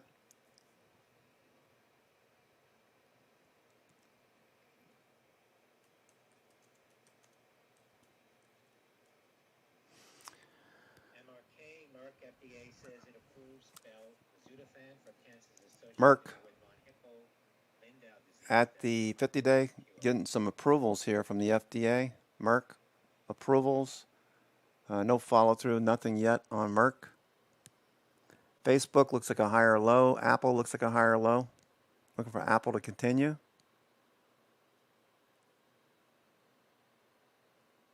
All right, Coinbase is up 9. Coinbase is at the high of the day. All right, so we were looking for this little dip in in Bitcoin and related names, little dip in Bitcoin and blockchain stocks. We were looking for this little dip to get bought. You know, Coinbase, was it 68 million? 68 million users, a 40% increase in usage of the platform. 68 million users, quarter over quarter. Bitcoin. So Bitcoin, Coinbase as a platform is most likely going to won't surprise a lot of people. We already know about it, but won't be a surprise to people that it continues to get bought up. Institutions. Israel, Turkey, and U.S. as high-risk areas. Oh, this is biotech. What am I looking at here? Bitcoin. We'll look at Bitcoin and cryptos. Mara, following through.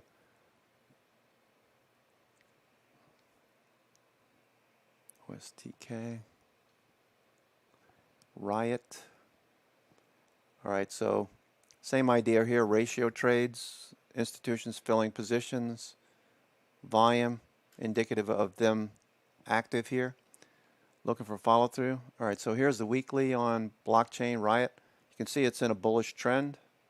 Still waiting for the rate of change oscillators to turn. So there could be more upside. So this hasn't even turned yet. So looking for that to follow through. Many would look at this as divergence. All right, so that looks good.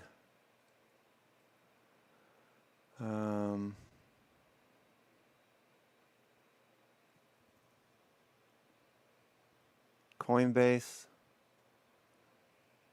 Okay, nice reversal there, Coinbase. CDC Advisory Committee on Immunization Practices. Bitcoin, Investment Trust, GBTC, on a bullish cycle.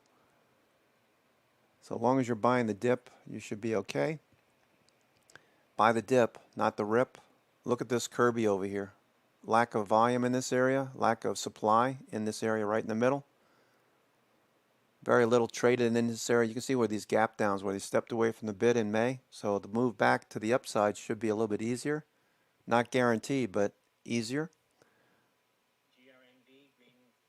Ethereum. Ethereum, look at the cycle in Ethereum. You know Raoul Paul's all over this one. At the highs, $11.25. Looking for a follow through. AMD. All right, so buyers coming in. B pivot forming on AMD. Ethereum, I like this for 47, 43 to 47, 43 to 50, maybe 60. A double from here. All right, so you need to be a little patient on that one. VIX dropping off. VIX dropping off here. There goes VIX. All right, SPY. SPY should catch a bid here, I would think. Still a flat VWAP on SPY. VIX is dropping off here. VIX is dropping really hard. All right, VIX is dropping off.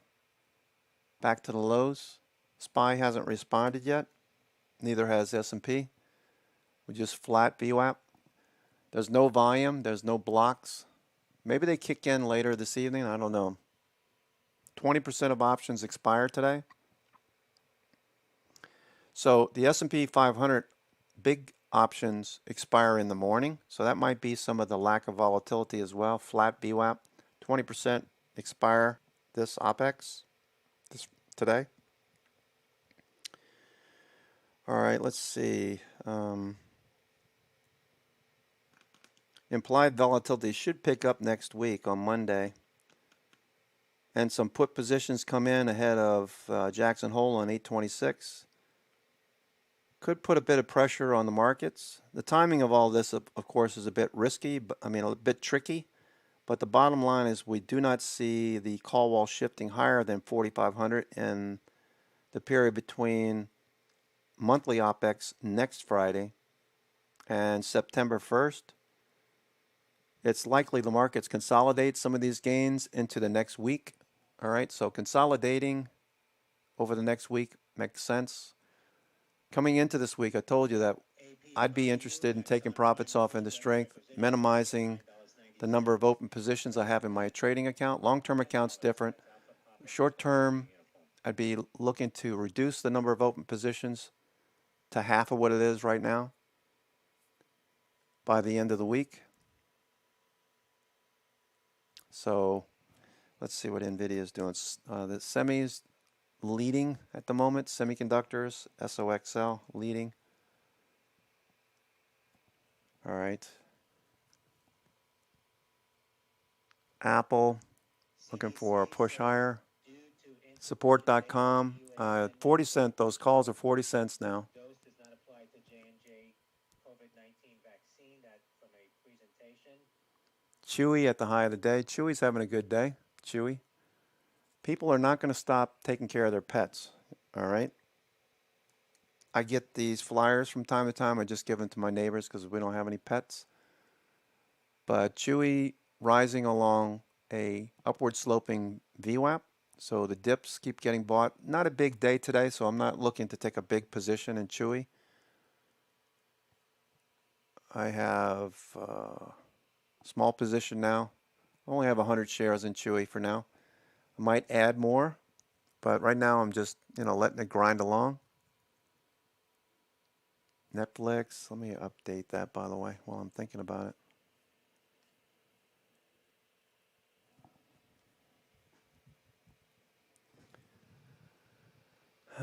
Let's see. Coinbase.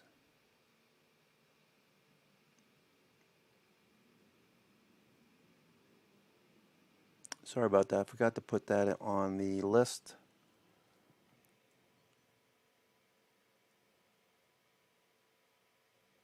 The open long-term positions are on the closingprint.com, the main site.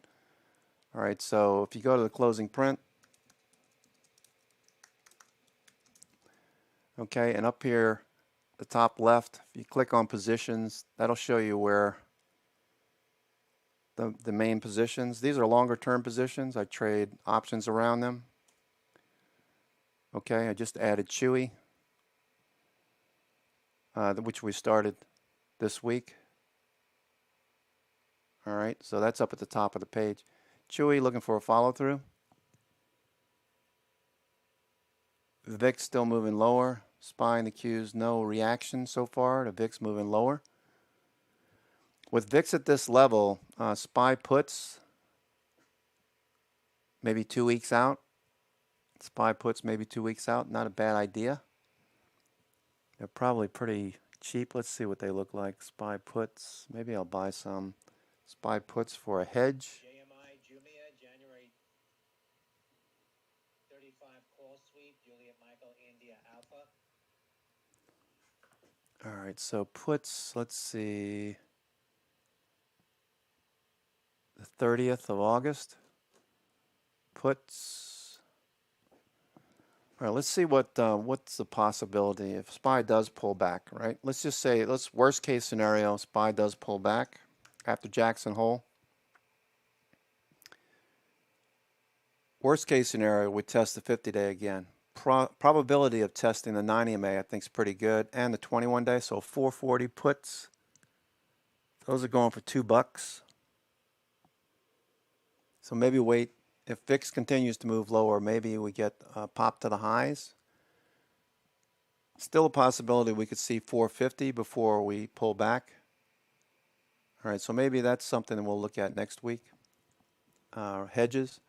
You can also hedge with SPXU, all right, which is a wasting asset. You can see it's in a downtrend. Obviously, we're in an uptrend, S&P. SQQQ, if you're thinking the Qs will fall off, that's also a wasting asset. We traded this several times on those 50-day pullbacks, here and here, back in February and again in May. We did one recently in July. That didn't last very long. My last cost basis on this last trade was below $8 per share, selling covered calls into strength, bringing my cost basis down below 8. I don't have any position right now, to be clear. But this is a wasting asset, SQQQ. You got SDOW as another potential hedge. That's not working. All right, what about US dollar? US dollar, you could hedge with the US dollar if you think we got bullish. It looks like a cup and handle pattern. US dollar looks ready to break out. That should put pressure on the commodities, CRB index. Still trending. Gold, GOLD, gold. All right, gold. Been trying to base down here. Not really interested in a gold trade or silver for that matter. So, you know, silver might be a mean reversion into Jackson Hole. Maybe at 21, this is a better value. It looks like a better value on the pullback, but it could come back even more. SPY starting to go now. SPY starting to go. Maybe we see one 450 before we see a pullback. Looks like we're going. What's the VIX look like? VIX still moving lower.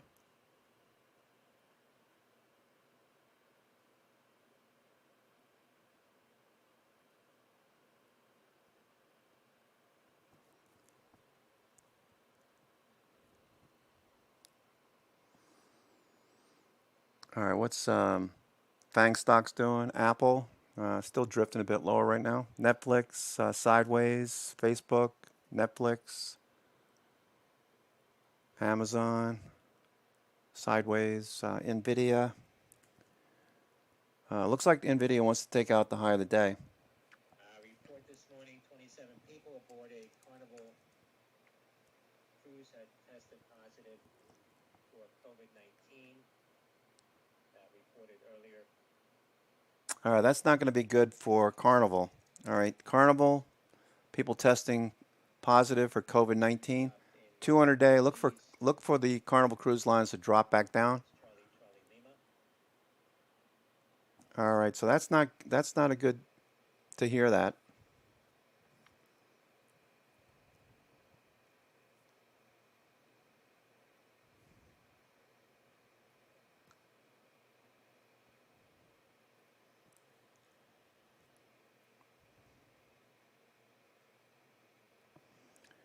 All right, SPY looking for a follow through. So at some point, maybe next week, we'll look at a potential trade on puts as a hedge. You know that 65 equities. How do I want to word this? We know that a large fund trading $3.2 trillion in assets under management. Bank of America Merrill Lynch announced this morning that those allocations have been lifted to 65% equities. That's going into Jackson Hole. $3.2 trillion under management. It's not BlackRock because BlackRock is 2.7 trillion under management, I believe. Rick Reeder. All right. Alpha Protec pulled back a bit.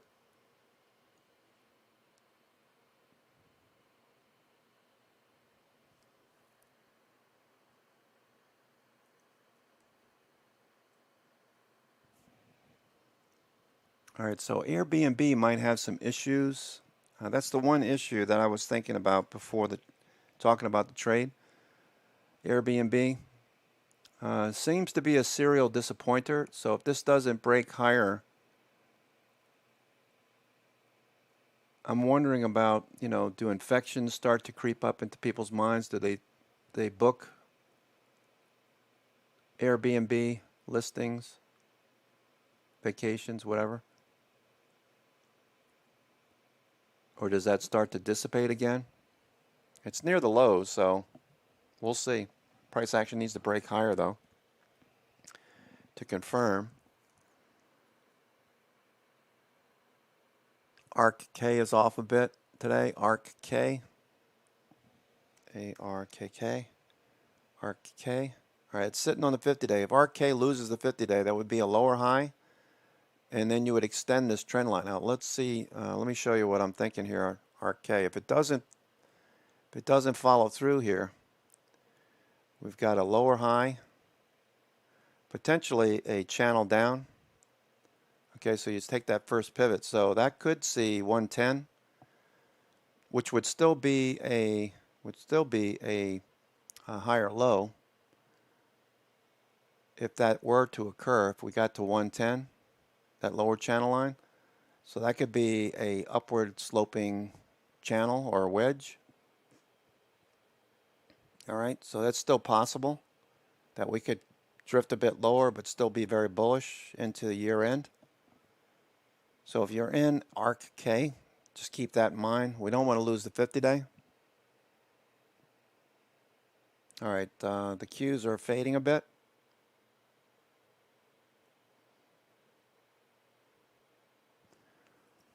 All right, so again, Fridays, not a big day for me. I don't tend to take a lot of risk on a Friday.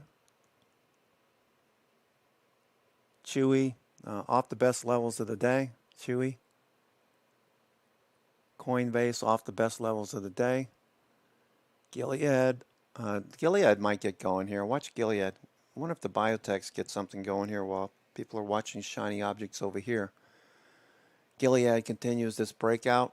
4 white soldiers off the 50-day.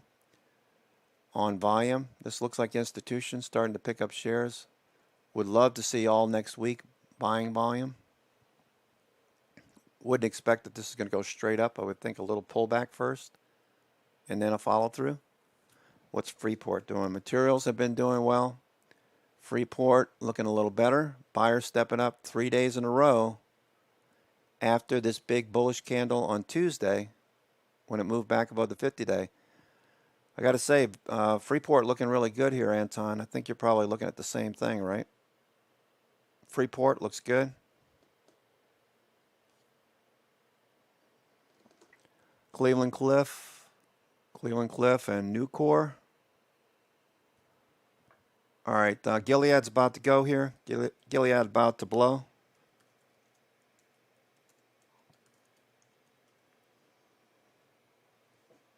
Yeah, Southern Copper, SCCO. All right, so this whole group, I want to see them all moving together. All right, so if SCCO takes out, Southern Copper takes out the 67 pivot, look for 71 next. This is exactly the same thing I'm looking for on Freeport. Okay, they do copper as well, mining among other things. Look for this to break higher.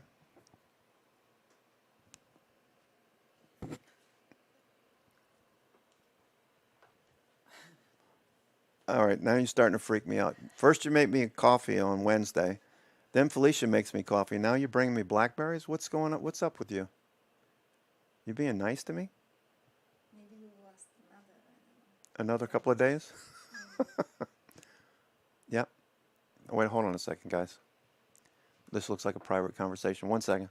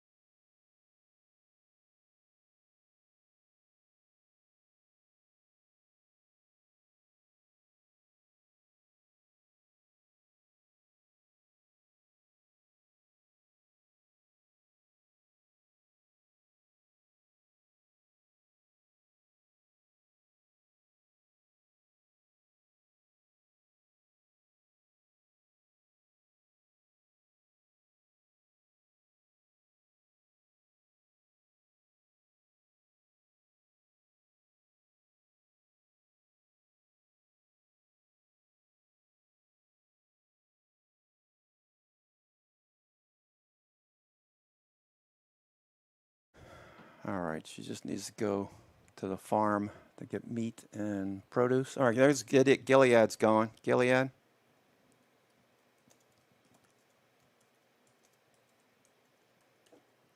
Gilead going. TTM squeeze.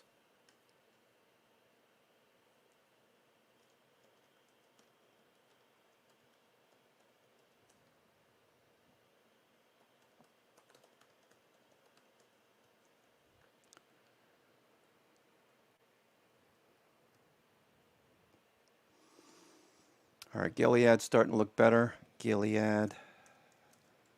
All right, so it's trading at the highs of the day. Okay. Very little wick at the top. Gilead. All right, so it's got a nice squeeze here. Let's see if we follow through or not. Showing us a nice little cup here from yesterday and Wednesday.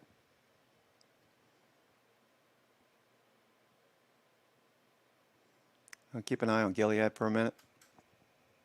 Gilead. SHIP, Synergy, tweeting out Cape Vessel's daily rate of $40,000, highest point in 3 months. That's Sandy Hotel India pop-up. GILD. Gilead.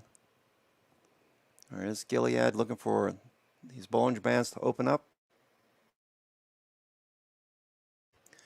VIX is moving lower. VIX is moving lower. All right, I got to take a couple minute break. I'll be right back.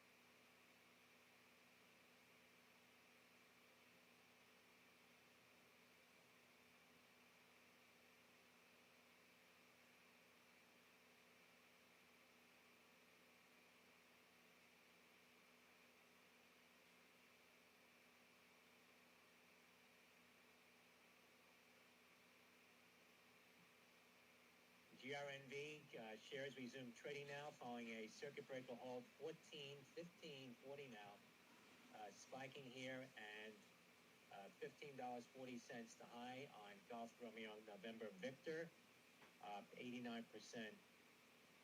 and shares are halted again on a circuit breaker for GRNV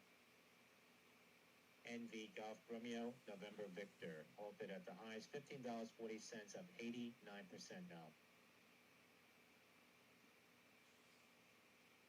DGLY, Digital Ally, to report their Q2 results on August 18th. Delta Golf Lima Yankee.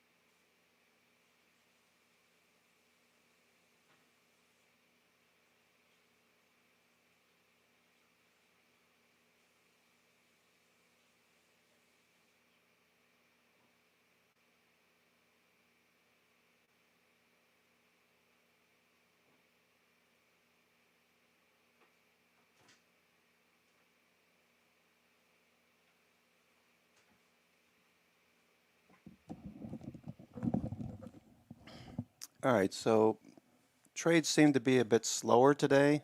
No surprise. We only have 4 blocks on the SPY. Let's see what we have on the Qs. On a normal day, midweek, we'd see a dozen, 18 blocks or so. We only have 4 on the Qs, 4 on the SPY, and we have 1, 2 on the IWM. IWM actually has the actually overused word actually. IWM actually has the highest volume, block size, all right. Fewer blocks, but it has one large one. Not that great looking. All right, so pass on IWM, but just noting the block volume. All right, watching Gilead here. Looking for a follow through with Gilead. All right, the FANG stocks are flat right now. VIX is at the low of the day.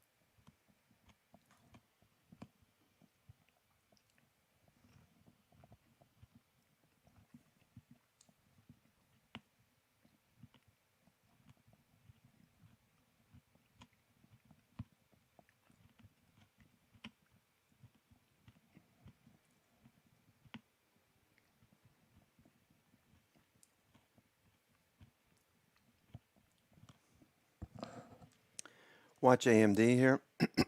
AMD, there's your B pivot right there. So far you see a B pivot on AMD. Microsoft, Satya Nadella doing a great job over at Microsoft. Microsoft looks good. Above VWAP, Microsoft looking like a range breakout. Buy high, sell higher. That's a William O'Neill observation. Buy high, sell higher. Strong stocks will continue higher a lot longer than most would expect. Okay.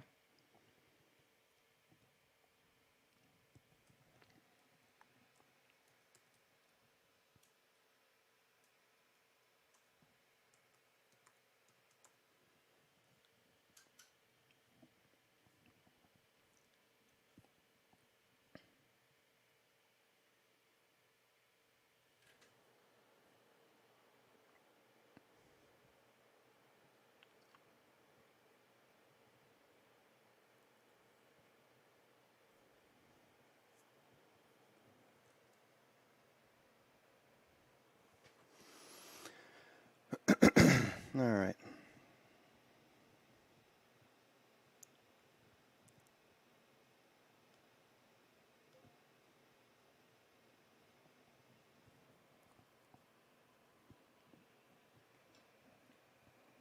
All right, Microsoft watching.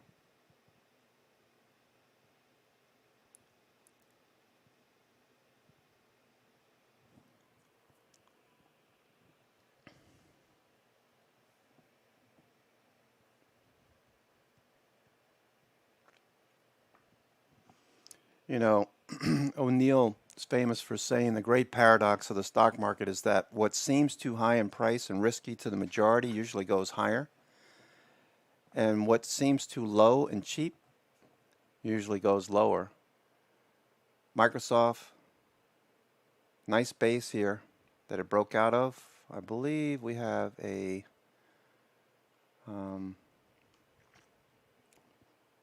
Microsoft base counts on Microsoft. All right, so you can see the second stage, third stage. Actually, this is a first stage base. You see how this base undercuts the second stage base, so that restarts the base count. Here's first stage base. I guess that's technically a second stage base.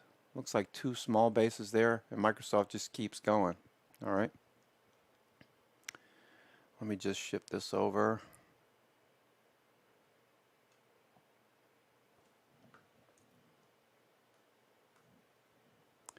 All right, so that's a reset first stage base right there. All right, we got another base on Microsoft.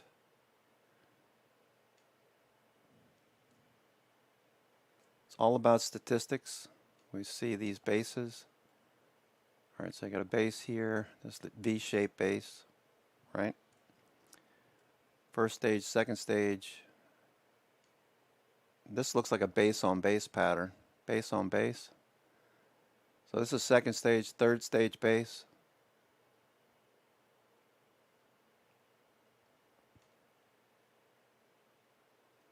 Third stage base on base pattern.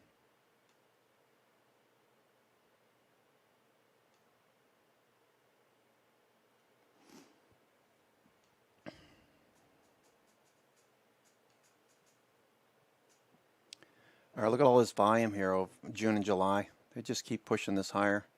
Microsoft has a lot of contracts. One with the U.S. Army for goggles. I think it's a headset. $22.8 billion over 10 years. So $2.2 billion. $2.2 billion. Is it 22.8 million or billion? Let me just check real quick before I misstate that. Microsoft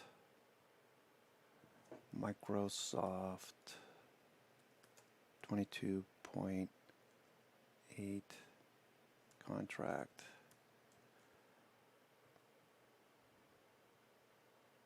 No, it's billion. All right, that's a billion. All right, so 21.9 billion. I thought it was 22.8. 21.9 billion. So that's basically 2 billion per year over 10 years. That's not a bad stipend to have every year, as long as you do your job and you do it well. VIX still moving lower. All right, so Microsoft looks good.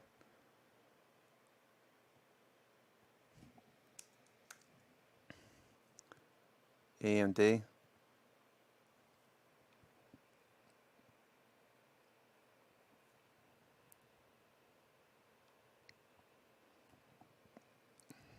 AMD looks good. All right, so AMD still looks good. You got a B pivot so far. It's hanging out at the highs, so that's good. It could just stay here all day. It's fine. AMD. Apple sideways.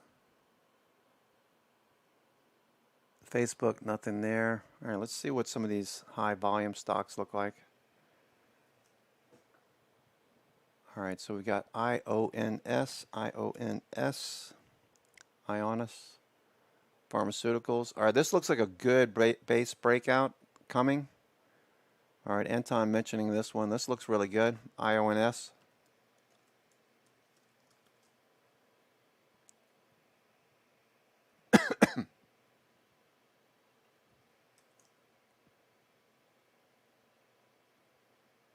IONS. You don't need to take a whole bunch of new positions on Friday.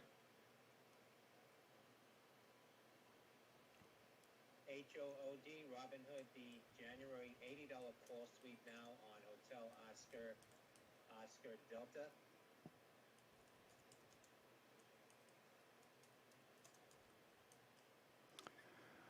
Ionis Pharmaceuticals. All right, we're trading 39.91. A break above 40 could get us 41. So it's building the right side. You can see over here, very obvious markdown.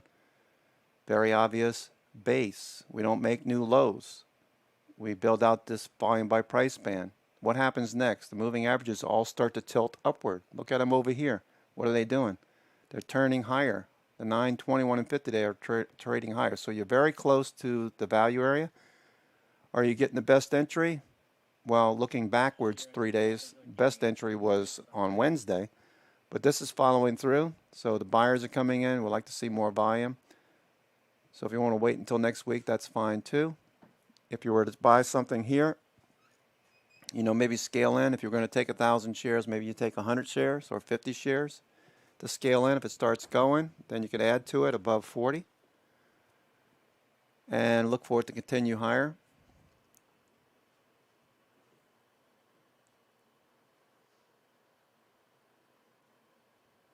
AMD near the highs of the day. Ethereum drifting a bit, but higher. Coinbase drifting a bit. SPY and the Qs drifting sideways. Snowflake, big move on Snowflake. SNOW, Snowflake. Big move on Snowflake, breaking out. All right, Snowflake taking out new pivots. Highs.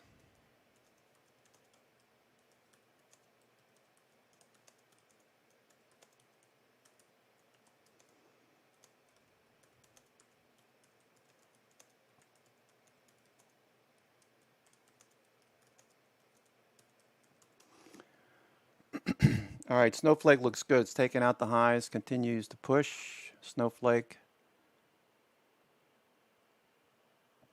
All right, that's still going. Snowflake. Lilly. Looking for that to continue higher. Freeport.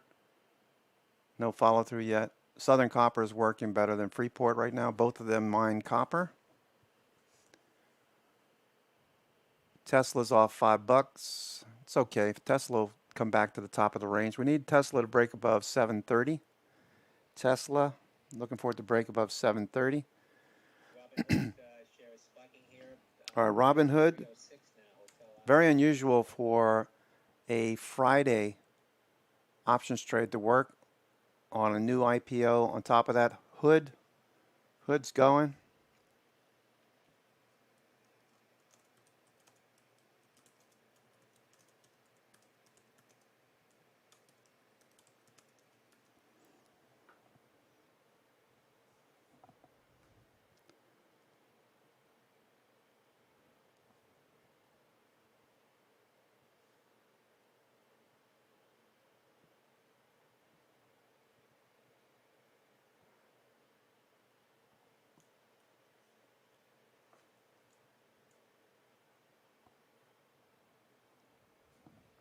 Is it IONS or yeah, IONS, not INOS. All right, what is INOS? Is that a symbol? INOS? No, it's not. Okay, so thank you for that.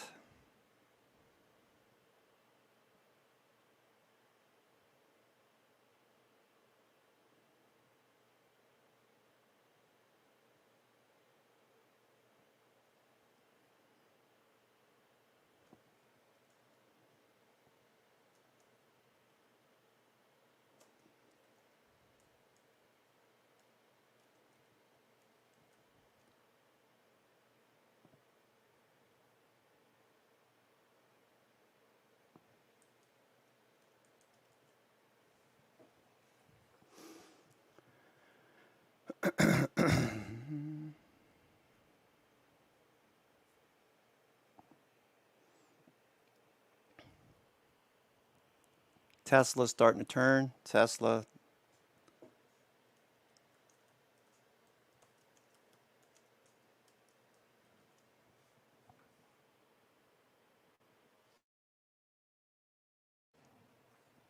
Tesla starting its turn here.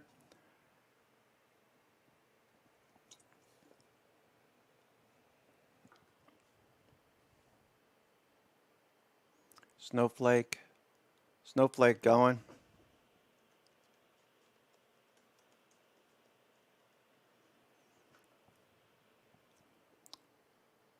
Snowflake breaking out. That looks good.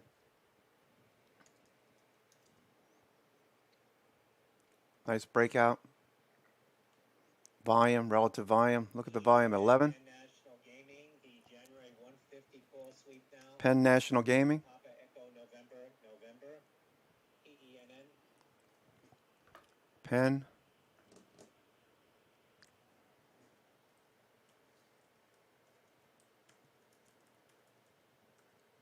Penn call sweeps.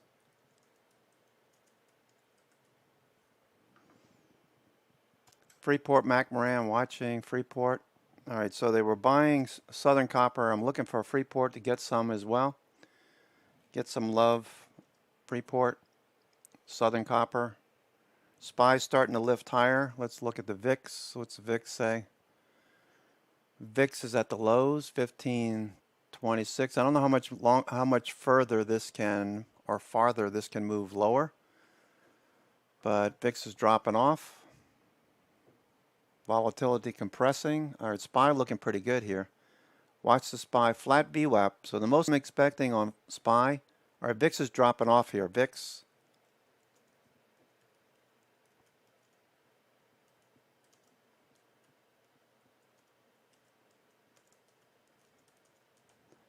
High of the day is 445.85.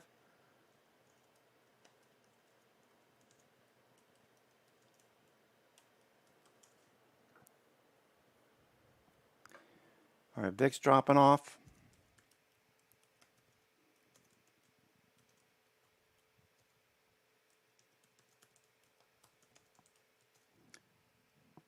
GRND 445. resuming trade now. Golf Romeo November Victor. $19.80 at the highs. Shares up 143%. And halted again. That's Golf Romeo November Victor.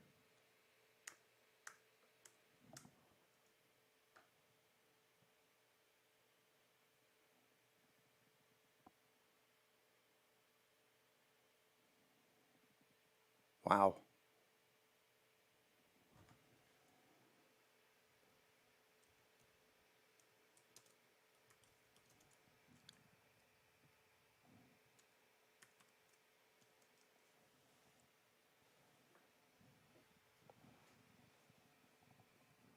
Plus 143%. You think this is Reddit traders? Hard to say. Not my cup of tea. Pick your battles, as Sun Tzu would say.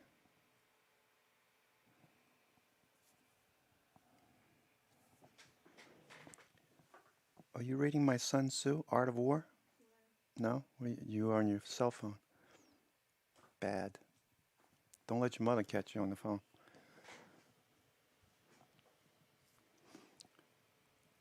Our RKT with a high relative volume, RKT. All right, you got a flat VWAP, but it looks like it's trying to pull away. If it starts to pull away, gets above 1920, look for VWAP to rise. Maybe it's something that'll trade today. Chewy coming back a little bit.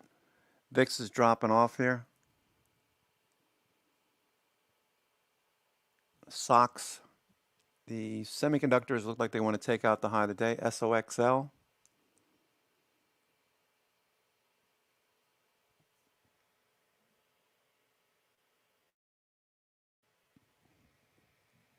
Semiconductors look like they want to take out the high. SOXL. Well, what's NVIDIA doing? NVIDIA. All right, still flat VWAP. SOXL. All right, so VWAP is flattening out a bit. If the price action starts to pull away, look for a move above the 9 and 21 day for the semiconductors next week. VIX is still dropping here. VIX is still dropping. So SPY should get something going here. So the lows that we've seen this year down at 14, I assume that's the year, right? For the year. Yeah, that's the lows of the year, 1410. So we could still come back down to that level. If we go into Jackson Hole at 14, if we go to 14 on the VIX for next week, I would definitely think of buying some puts as they'll get really cheap. You know, Pete and John will be talking about how cheap SPY puts are getting. We have a lot of puts and calls, a lot of options expiring today. 20% of S&P 500 and the Qs expired today. So we're looking for volatility to expand on Monday as dealers and market makers no longer have to keep those hedges on. To get the delta neutral, they'll, whichever direction they pick, we should see volatility pick up next week. I'd say on Monday, and then Tuesday, Wednesday, we should probably start to tighten up again because we have monthly OPEX. We tend to see volatility contract again. Very interesting.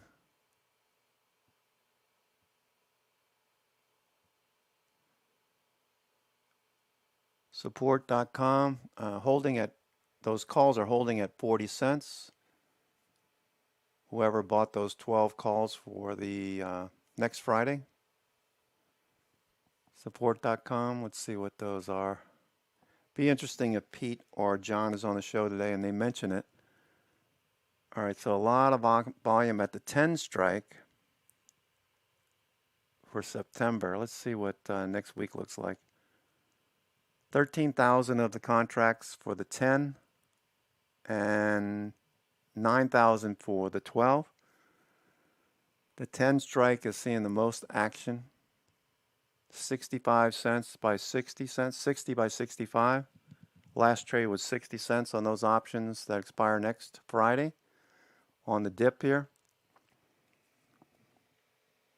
So if you listen to the logic this morning, we had a nice pop-up. The logic was you had a flat VWAP, so the best you could expect is maybe a pullback or a pop to the highs. We thought that we might see a fade first, giving you a better, cheaper option setup. The 12s go for 40 cents right now. The 10s are going for 65 cents. Probably a better play is the 10s because we're $1.20 out of money. All right, looking for a follow through here. All right. So right now the markets aren't doing much. We're watching VIX moving lower. That just popped off the lows here. VIX just popped off the lows. Let's see what support.com does for a few minutes here. DraftKings is off a buck. Trying to get above the moving averages and start building the right side of that pattern. DraftKings. Berkshire is off 250 for the week. Had earnings on Monday. Looking for a swing into next week on on Berkshire. Chewy fading from the highs. Let's see what Nvidia is doing. Nvidia flat. There's no activity. SPY in the queues, there's no activity. There's 4 blocks. No blocks have traded in the last hour. We've got 4 blocks for the entire session so far. VIX is at the low. Doesn't seem like anybody's even trading today.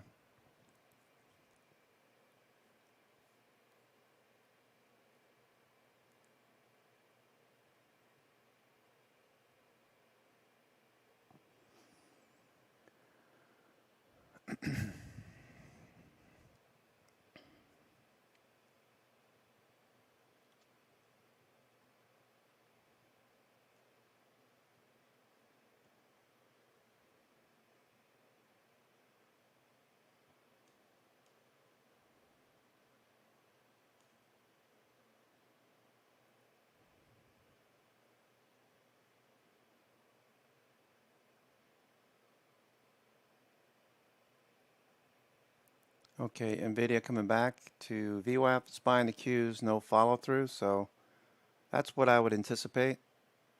No follow through at this point.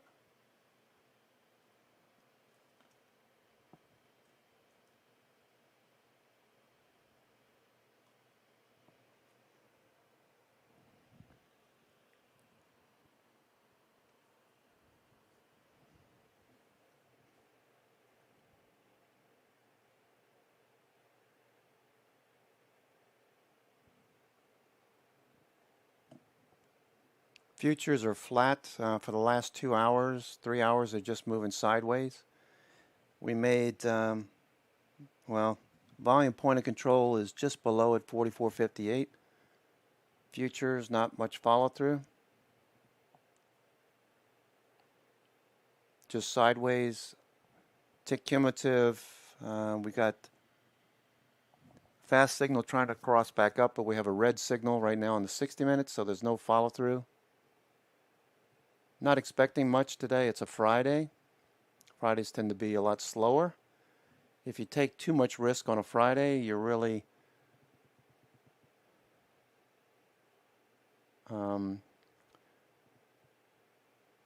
the best strategy. Not the best strategy to trade a lot on a Friday.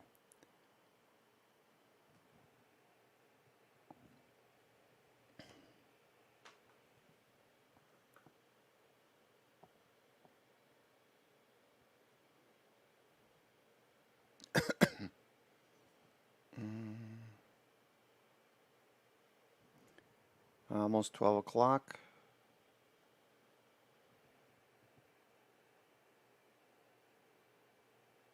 Markets are just sideways.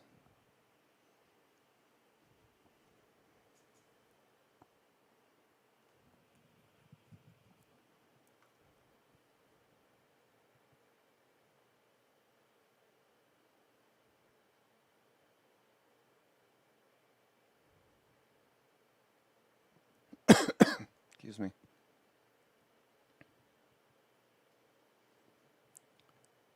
Uh, 10-year yield, 10-year yield, TNX, being mentioned by Sean. 10-year yield pulling back, so we've seen a little weakness towards the end of the week on the 10-year. After a double bottom, we got rejected right where we felt we might see it at the 50-day. Okay, so this looks like a big range to me. So going into Jackson Hole. All right, we got this big range, basically like this here.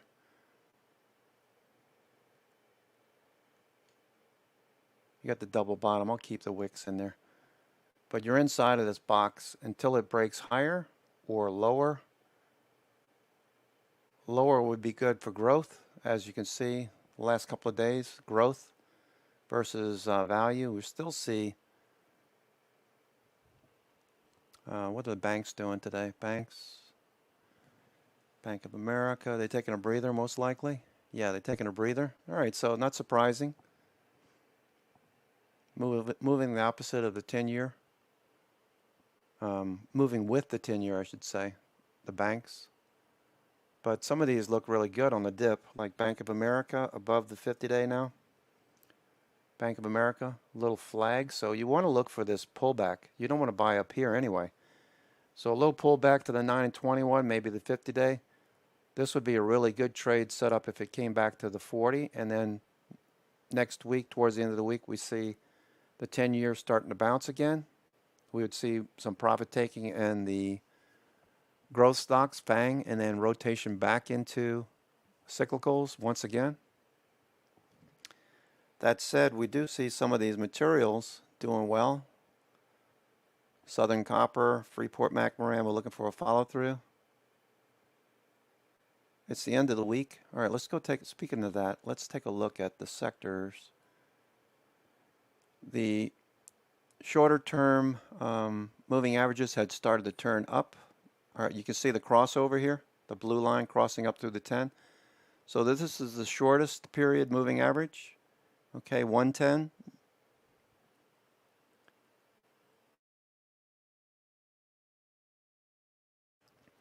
$110 versus 115, 120.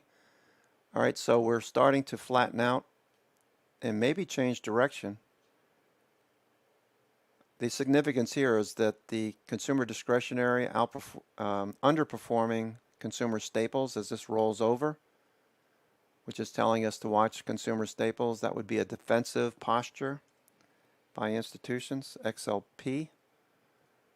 Okay, that's breaking out versus XLY. Consumer discretionary is flat. Consumer staples is rising. So you see that? This is what institutions tend to buy, defensive along with XLU. Okay, continues higher, and healthcare continues higher as well, bouncing off the 21 days. So these three are considered defensive sectors. It could just be rotation. That's what I'm anticipating for now. Because the S&P Equal Weight Index is still moving higher. S&P Equal Weight Index breaking out of this big range above 6205. Okay, we're up over 100 points from that 6205. 921 and 50-day are rising upward and to the right. Okay, MACD's above its signal line.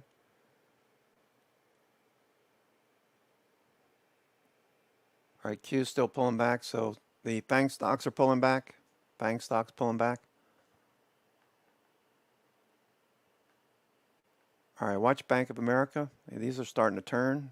Banks are starting to turn.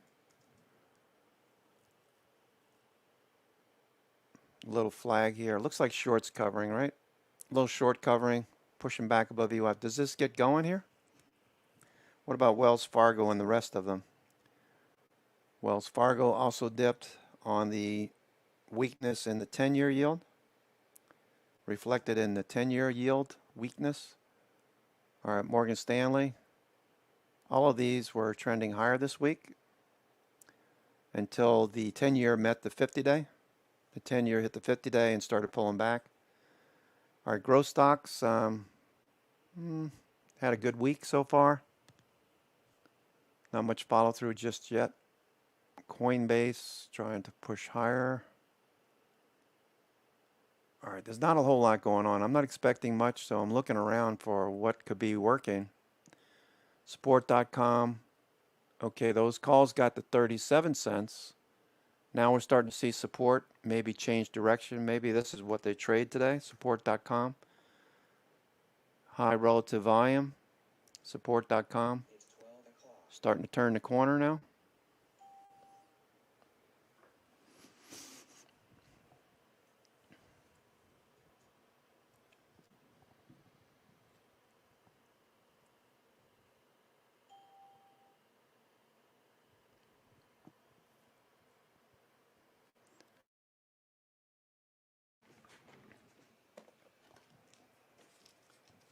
All right, so VIX is at the low of the day. So So at times we see the markets moving higher. All right, watch support.com here.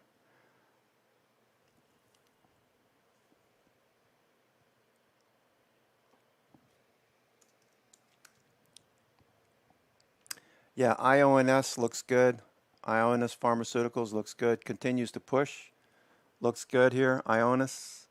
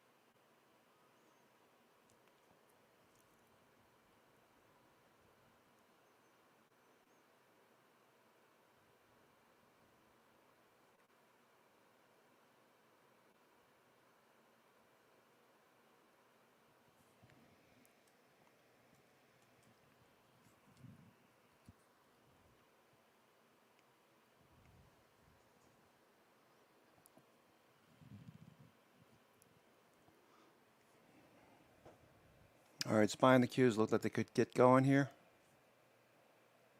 Watch the VIX.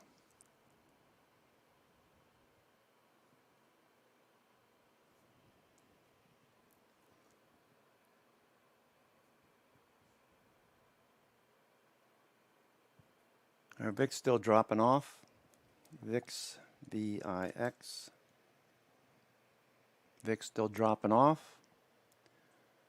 The way this looks is we could drift lower into Jackson Hole into next week. Have a nice setup for buying some hedging, some puts with volatility dropping. VIX at the low. VIX at the low of the day. What's Gilead doing? Gilead still pushing.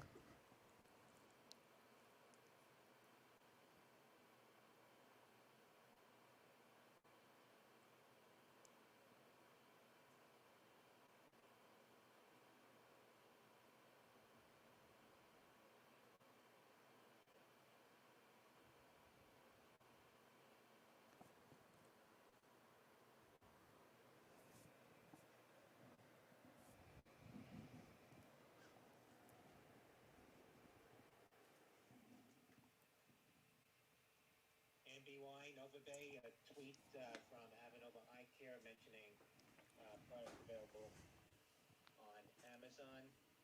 That's November Bravo Yankee.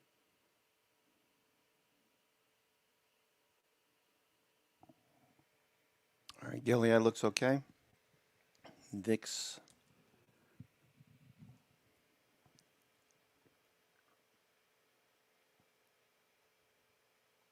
Yep, I agree, David.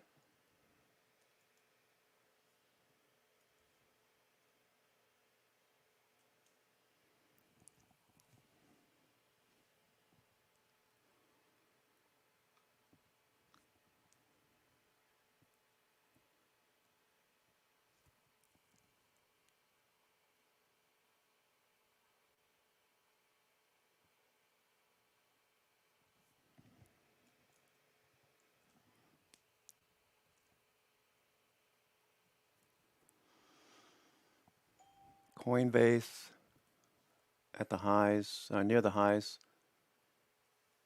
Ethereum starting to turn upward. I don't see any reason for institutions to do anything today in a major way. Snowflake almost hit 292, pulled back a little bit, a little profit taking up there. Snowflake.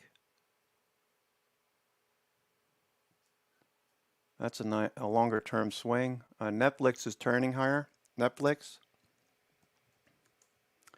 Oh, we got, thank you for letting me know. I got halftime report, or excuse me, halftime. Sano. All right, Sano. Looking for a follow through.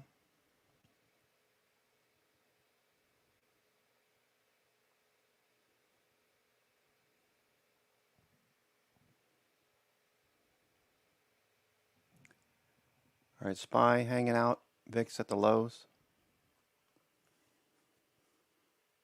Netflix still pushing higher.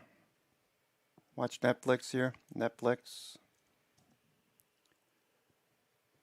Netflix pushing off a VWAP. Could get something going here. Netflix looks good on the daily too, as well. Today. I mean, they crushed it, right? They did. Chapek deserves all the credit in the world. They absolutely knocked the cover off the ball. The question is, do they deserve the multiple that the stock is trading at? Can they maintain it to justify where it is now? For sure, for sure. So, absolutely, Scott. They killed it. The print was fantastic. It's an expensive stock, and it's a new position for us. We bought in a couple of months ago. We didn't try and chase it last year. Last year was an explosive year. But what I will say to Ken's point on the Apple's turning. they've done a phenomenal job. I think from the beginning of the pandemic, they've been on offense in terms of restructuring and expense management. So for us, I think there's upside from here. Even the subs growth, I know some of it is low margin or overseas, but I think they've executed very well. I think there's upside from here. You know, profitability on parks and themes and products. Impressive brand. I still think they can grow. And they will. Shannon, you own it as well. I find the conversations about, the cost of subs very interesting, being a holder of Netflix as well. And I don't disagree with Kevin. I think that there will be more focus, but not right now. I think what we're missing here is the equation on why you owned Disney before they were a streaming juggernaut. For their brand, for their content, and for their park revenue. If you think about free cash flow and what's going to be needed to continue to fund the Disney Plus expansion, you want to see them raising prices at parks, which they're doing. Reservations have not been negatively impacted thus far based on the Delta variant. The global brand and the experience and the quality, the extraordinary customer experience that Disney delivers in their parks and now is going to be able to deliver digitally to your home is something that is worth an expanded multiple. And I think that if you're buying this stock and you're looking out over the next couple of years, you're thinking about capital allocation. You're thinking about what do they do from a buyback and dividend perspective, because that free cash flow component is going to continue to grow. And so I know everybody's excited about streaming. I am too. I love content. But I think we go back to why you would have owned Disney prior to the pandemic, and all of that thesis is still absolutely intact, if not strengthening, as people realize how much they missed having those real life experiences. So, even Kevin O'Leary, some of the biggest supporters of Disney, as you are, or like you, like Daniel Loeb, at Third Point, who argued, and we've mentioned this numerous times on this show, who argued that they need to lean in big time on streaming, direct to consumer, Disney Plus. Even he wants Disney to do more. I mentioned his most recent investor letter, which he says the following. I'll quote it again. I quoted it yesterday, but it's still relevant because when you're trying to decide where a stock is currently trading, and maybe more importantly, where it's going to go from here, and whether Q's on the move. to the multiple that it's trading, Q's are on the move. what levers Watch they Apple, continue to pull Facebook, to justify where it is bank now, stocks on the move. where it may go in the future. We continue to believe, says Dan Loeb, that the best way to capitalize on this strength to maximize future earnings potential globally, both reach and pricing power, Kevin O'Leary, is by providing an all-you-can-eat DTC offering on a single platform under the Disney Plus brand, where all theatrical content is available day and date with no additional fee to subscribe. All right, let's look at Apple's turning the corner here. But the point is made clear by Dan Loeb. Bottom of the range. Can we get back to the top of the range and take out 150? They can need to continue to do more. I like the fact that he's pushing there, but I remember Pete, you and I, and the investment team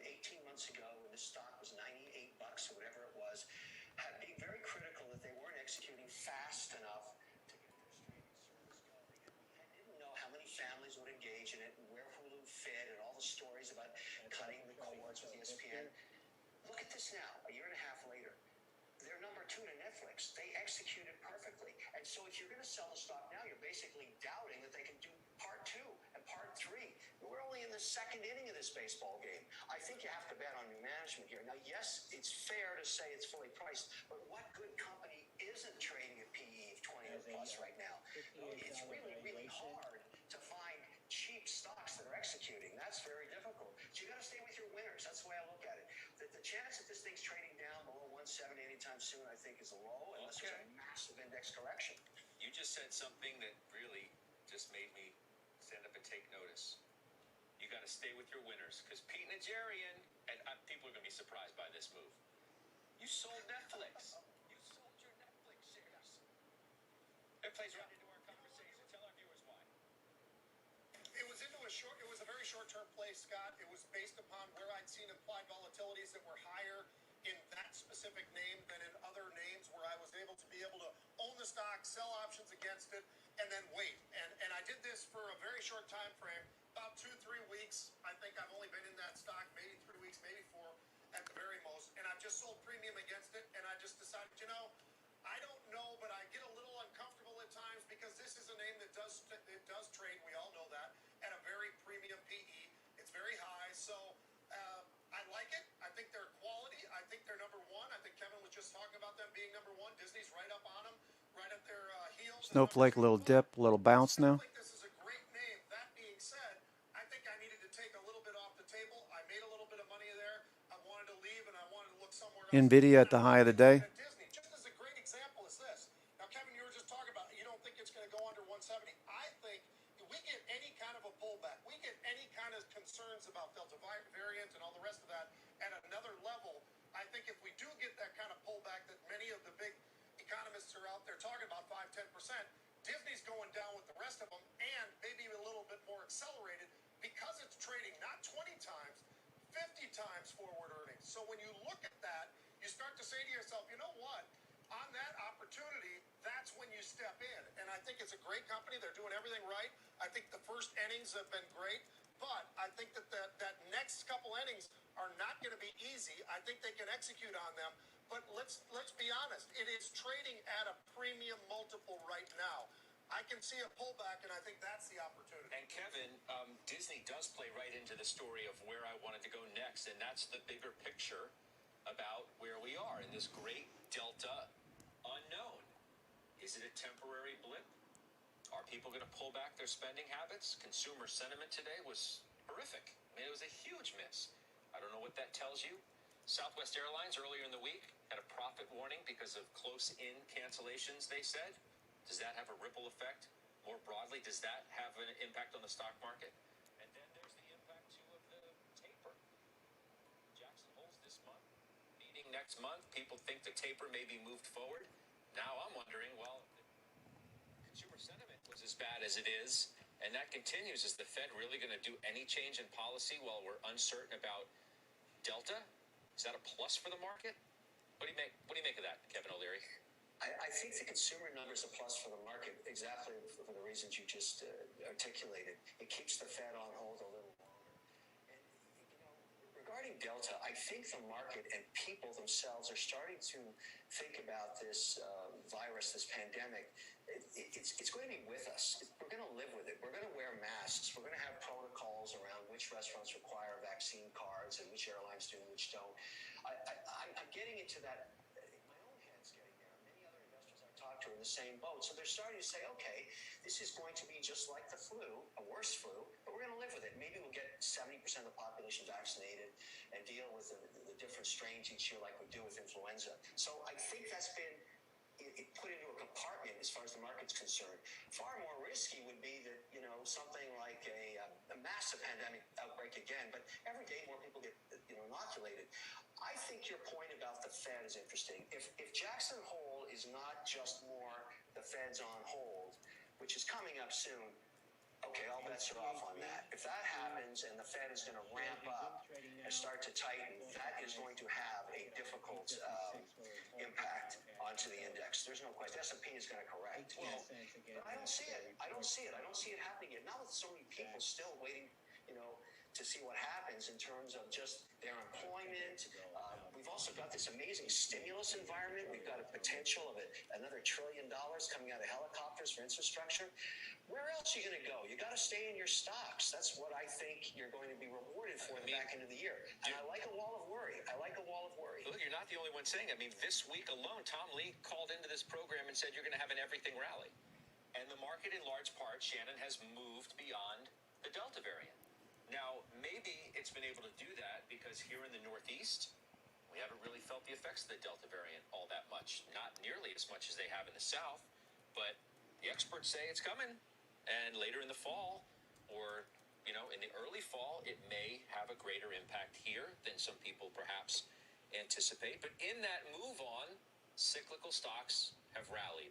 Financial stocks have rallied. The reflation trade has rallied. KK, Jack Pacific, launching a new Disney. Subromanian says you've got an expensive market, and that financials are now a value trap. And some of this money that's moved into what was perceived to be a cheap place is dumb money, because that money's going to be in trouble because it was all a value trap. What do you think?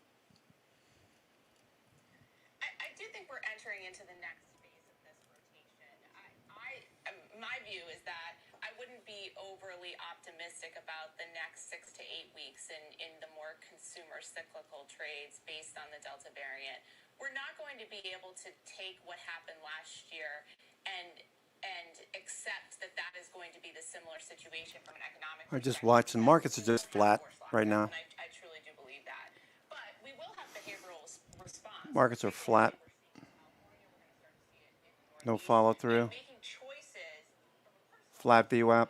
that could limit consumer spending. We saw that in the consumer confidence print. I actually think the Fed's going to be concerned about this print, Scott, because I think it's going to indicate that the consumers are bearing the brunt of these higher prices. They're being passed through. That is going to concern the Fed. So they're going to be put in a really tough spot over the next 8 weeks to determine if they want to move on inflation and potentially upset some of the economic growth on the producer side in order to mitigate that pressure on consumers that they're feeling today.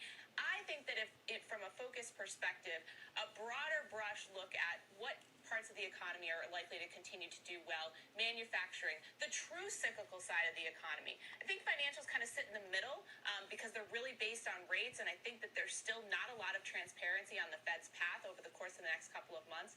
But I really like a technology industrials barbell, because I think that that's where, when Tom talks about an everything doing well market, I think you can do well in quality companies that have some tailwinds that aren't focused right now on the consumer continuing to ratchet up their spending at an increasingly accelerated rate. Jason, the Delta variant has always been a downside risk, right? I mean, Jay Powell says it every time he speaks publicly, that while the recovery has been faster than they themselves anticipated, and inflation has been hotter and perhaps more sticky than they themselves anticipated, it's always, but the Delta variant remains a downside risk.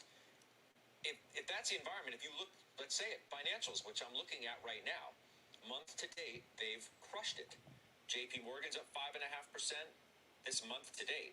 Bank of America 8.5%. Year to date, the numbers are even more strong, much more. I'm just scanning through stocks right now. Are we fooling ourselves into thinking that a lot of these cyclical stocks that seemingly had some runway? Remember, Marko Kolanovic of JP Morgan just yesterday, I believe it was, said that those stocks bottomed a week ago and they were going to have a big run. And Tom Lee saying those stocks are the ones that are going to have a big run. Did we get a little ahead of ourselves in this whole conversation?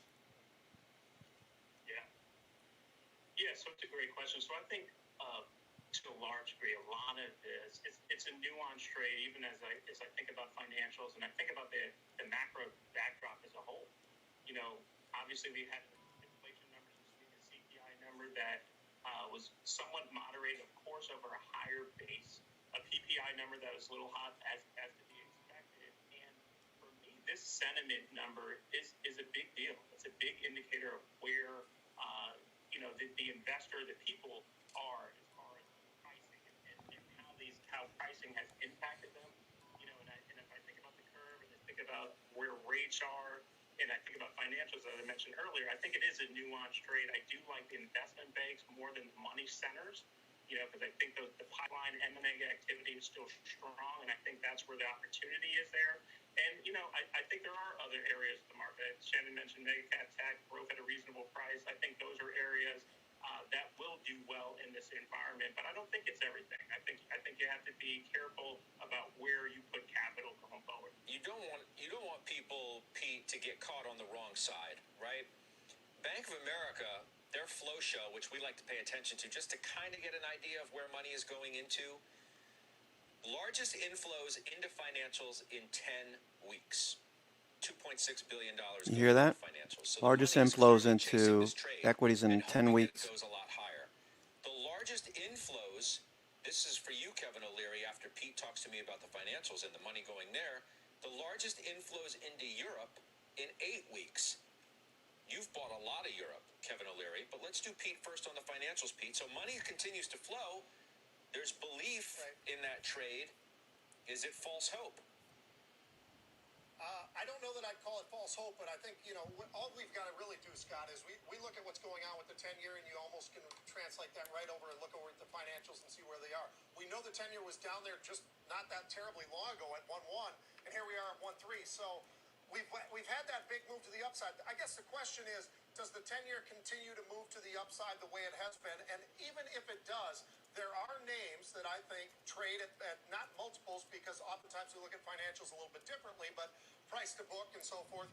I think that there are names that remain cheap, and I think there are some names that are maybe a little bit overpriced right now. When you look at price to book and you look at a JP Morgan, it starts to feel a little bit more expensive. I think there are other names out there that can perform just as well, if not better, who traded a much better valuation. But I do think when you look at the financials right now, it really does come down to, hey, what's the 10-year doing? And we know it's been pretty active, and we know we've had this path to the upside, and that has been the direct correlation to what we have been seeing in a lot of these different financials. Not just banks, just the financials even in general. So Kevin O'Leary, never one to mince words, says to the producers today of Europe, I added a ton.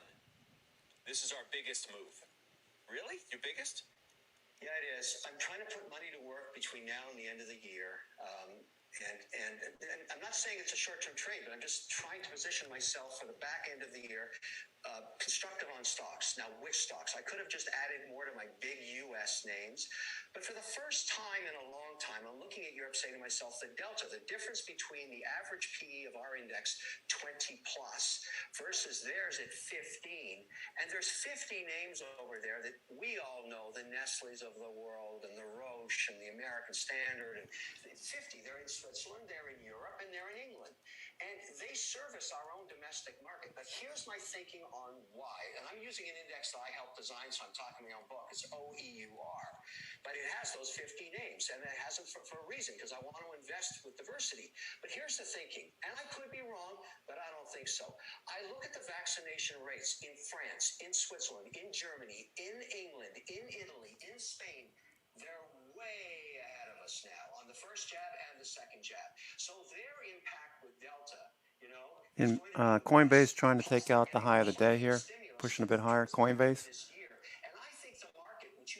Gilead looks like a higher low. Gilead. Wake up and say, wait a second, they're better off on the Delta than we are. They've got good earnings potential. They're trading at a 20% to 25% discount, and I know all the names and I know all the products. What's wrong with that picture? Nothing. For Michael The other move you made is you bought Beauty Health. Skin is the ticker. NIMO is plus 10. NIMO plus 10. I've been looking at this trend that started really heavily at the beginning of the pandemic of people going into clinics for things like Botox and skin treatments and getting hydrated skin treatments and drips with vitamins in them, and their subscription services. So what's the number one player that's providing all the facial hydronic stuff? That's Skin, S-K-I-N. And the reason I like it, I like executional skills on rollouts like this. This is Brent Saunders. You know him from Botox. He was the former Allergen CEO. Now, this is his SPAC that he put out. A lot of people don't know the name, but look at the performance of this thing. And he's growing it with his team and his management team, clinic by clinic by clinic. And it's a subscription service. You'll love this deal because once you start getting the treatments and you can add oils and fragrances Every woman I talk to using this thing goes back every week for it, and I love that. So this is it's Botox except a little healthier. That's the way I look at it, and that's the play on this name. Management execution, growing sector, year-over-year growth of 40-50%. I love this. I love this trade. And before we take a quick break, Pete, you know, with all the talk about cyclical stocks, I noticed you bought Apple calls more, right? You rolled them up. Yeah. Yep. When we talk about all these names, we talk about stretched multiples, and some people will say Apple's a little bit stretched, Scott. Maybe it is. I don't agree personally, but I think that this is a stock that continues to morph into something different than it once was. And because of that, when I saw some very large upside call buying in August, I jumped on again. So I've got multiple positions right now, not just in the stock, but in options to the upside for Apple. All right, we will take that break. When we come back, a monster week for retail earnings is just ahead. Walmart, Target, Home Depot among them. There were bullish calls on all three ahead of their results. We'll discuss with the committee, find out what their positions are, and a reminder, you can always watch or listen to us live on the go on the CNBC app. We are back on the half in 2 minutes. All right, so the markets, VIX is still moving lower, and SPY hasn't gotten any sort of traction with VIX down at 1522 at the low of the day. I've just been watching this action with no follow through. VIX at the low of the day. Okay, so we could bounce here. SPY is not getting any kind of reaction. Neither is the S&P, just flat. No blocks. We've got 6 total. We've got one at 380,000. That's the biggest block today. 445.47. That's right where price is right now. So we need to push a bit higher to look at that as bullish.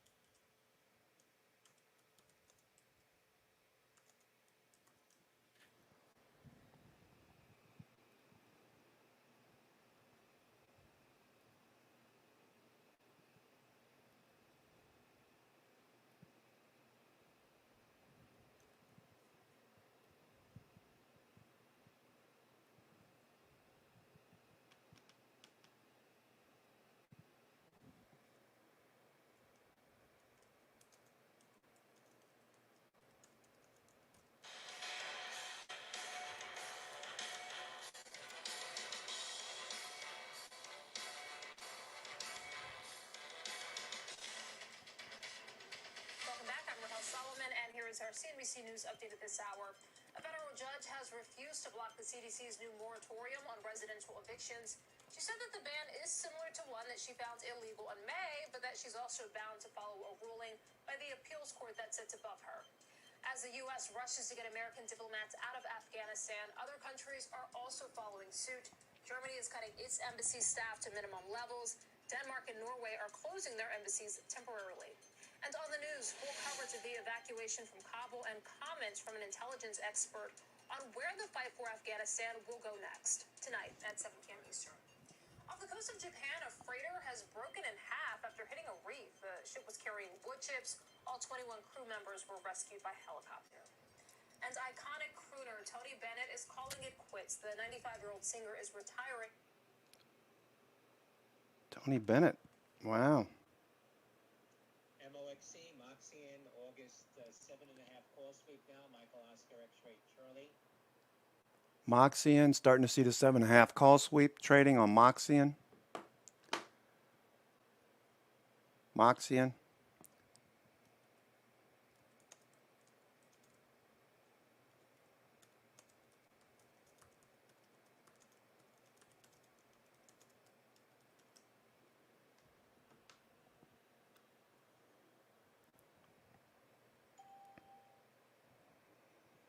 Spy in the Q's, no follow through yet. Spy in the Q's, no follow through yet.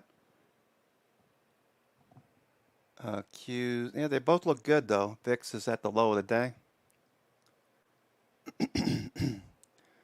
Virgin Galactic. Yeah, looks good. Looks good. It's been moving lower for the last few days. Starting to bounce now. Virgin Galactica. I like calling it Galactica. Support.com starting to turn here. Support.com. Watch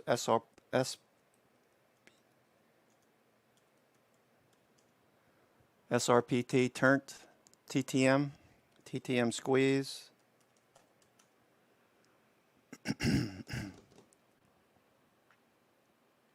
Netflix pushing higher, new high of the day here. Netflix, new high of the day. VIX moving lower. All right, so SPY and the Qs aren't doing anything. They're just sitting here. S&P 500.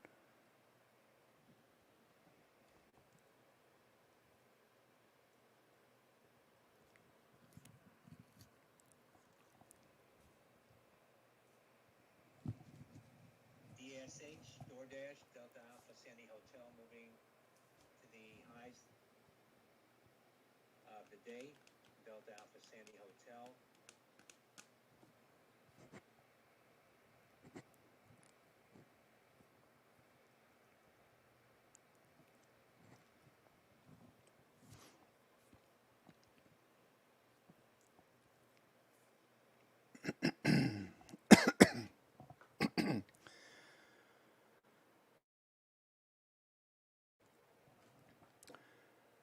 All right, so I need more water.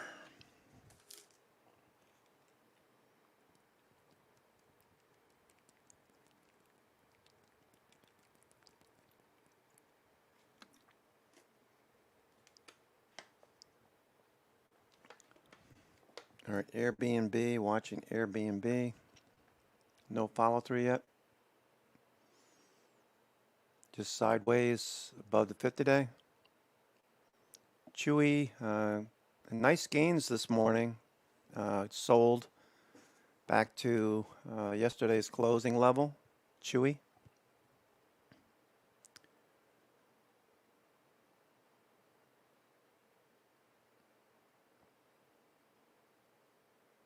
All right, most stocks are not really showing much interest in trading at the moment. So whenever the markets get like this, I don't really get too active on a Friday, as you know. You don't have that much of an edge. When the institutions aren't trading, you don't see any kind of trend. The trend is sideways, really. Flat VWAP. Worst case scenario, we test yesterday's closing level, that dashed line, or the highs of the day. Doesn't seem like that's likely right now.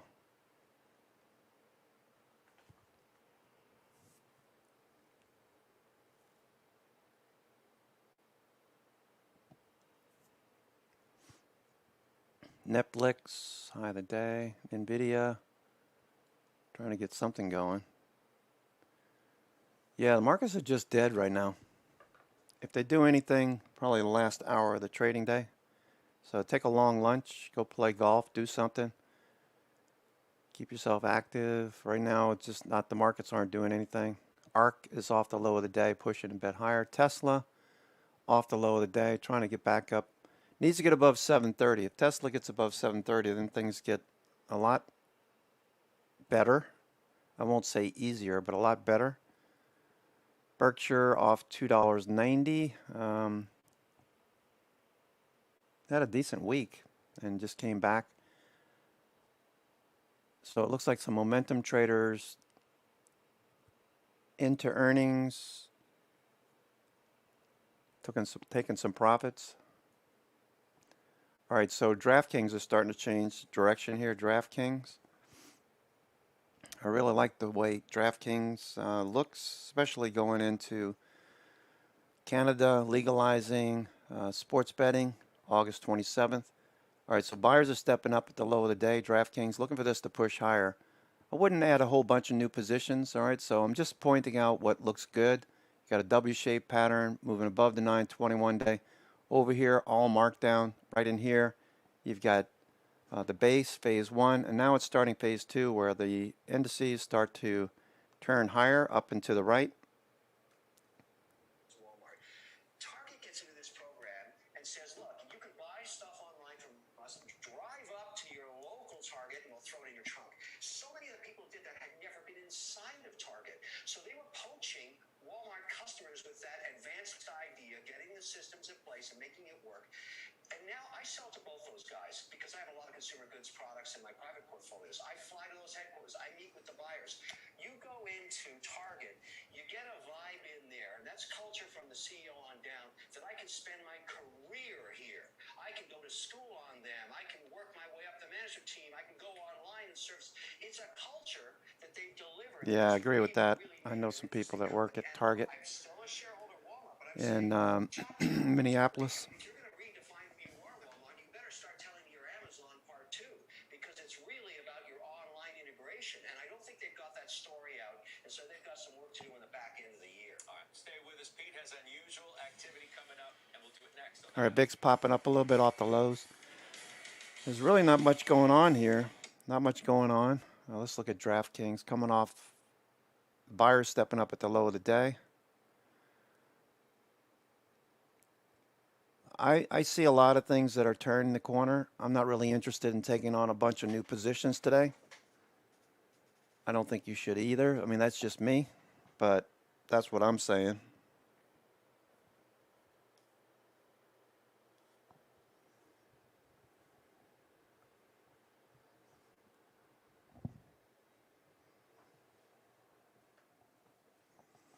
I'm not really interested in doing a lot on a Friday. Next week we lead into the second half of August, which tends to not be as positive as the first 2 weeks of August. What I'm saying is that I'm looking for dips to buy. All right, so I'm saving some powder. I don't want to get too crazy long. All right, so I'm going to take some profits off and, gather some cash. All right, Coinbase looks like it wants to push higher. Coinbase is at the highs, near the highs of the day, squeezing right now. Coinbase. What's Penn Gaming doing? I know Penn Gaming bets, BETZ, another thing you could trade as far as sports betting. The ETF, the Round Hill Sports Betting and Gaming, iGaming ETF. All right, so that looks pretty good. It's above the 50-day. So what I'm thinking is it might come back first. Had a nice follow through this week. 921 day is changing direction. So there's no hurry here. This could come back all the way back to 29. So just write it down. It's something that you might want to be interested in. Bets. Doesn't trade a lot of volume. That's the only thing I don't like about it. Just trading DraftKings makes more sense, I guess, as far as volume is concerned, because it does trade significant volume, so you have liquidity. So I like DraftKings. I think this is going to be a good swing back up to 74. Thanks to Canadian officials making it legal to sports betting as of August 27th. VIX popping up off the lows. That's putting some pressure on SPY and the Qs. All right, so just looks like, end of the week. People saying, you know what, there's not much volume, not much going on here. So we'll wait. What do you have for us today? I'm going to start off with gaming services. I'm going to give you Zynga, Scott. Now, this one's pretty interesting because a week ago the stock was $10. It dropped all the way down towards $8, and they crushed the earnings itself. But then they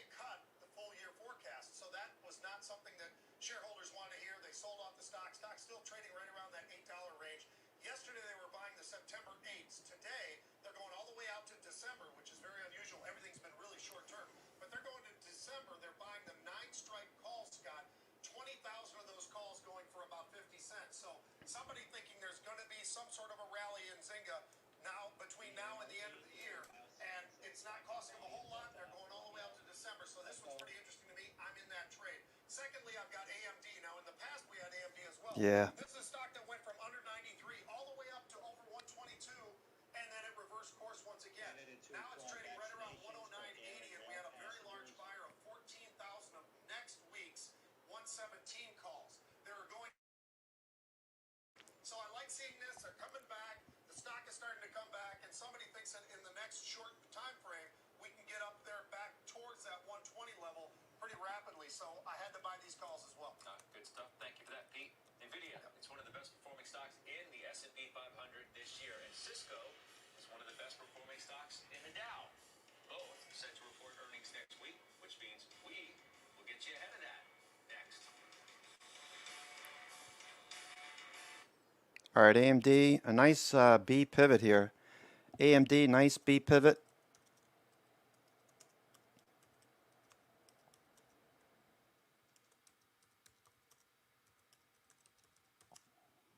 AMD, nice B pivot here.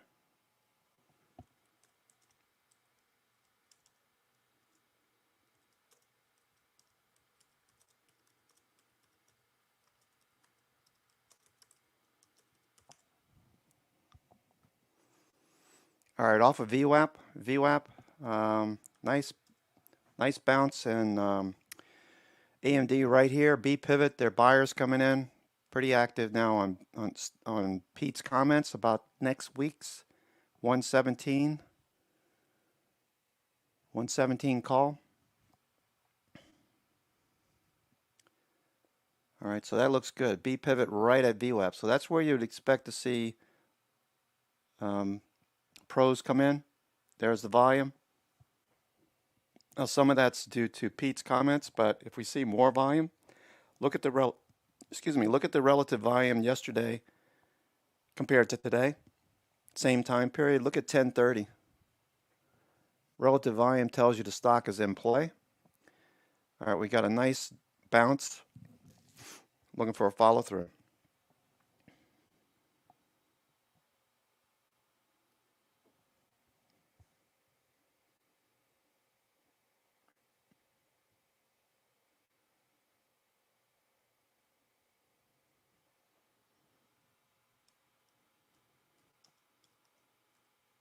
AMZN, FB, Amazon, and Facebook seek U.S. approval to operate undersea data cable between California and the Philippines.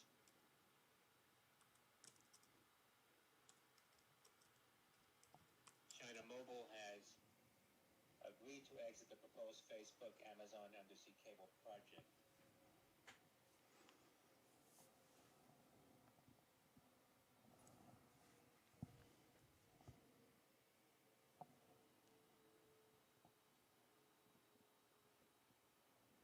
Yep.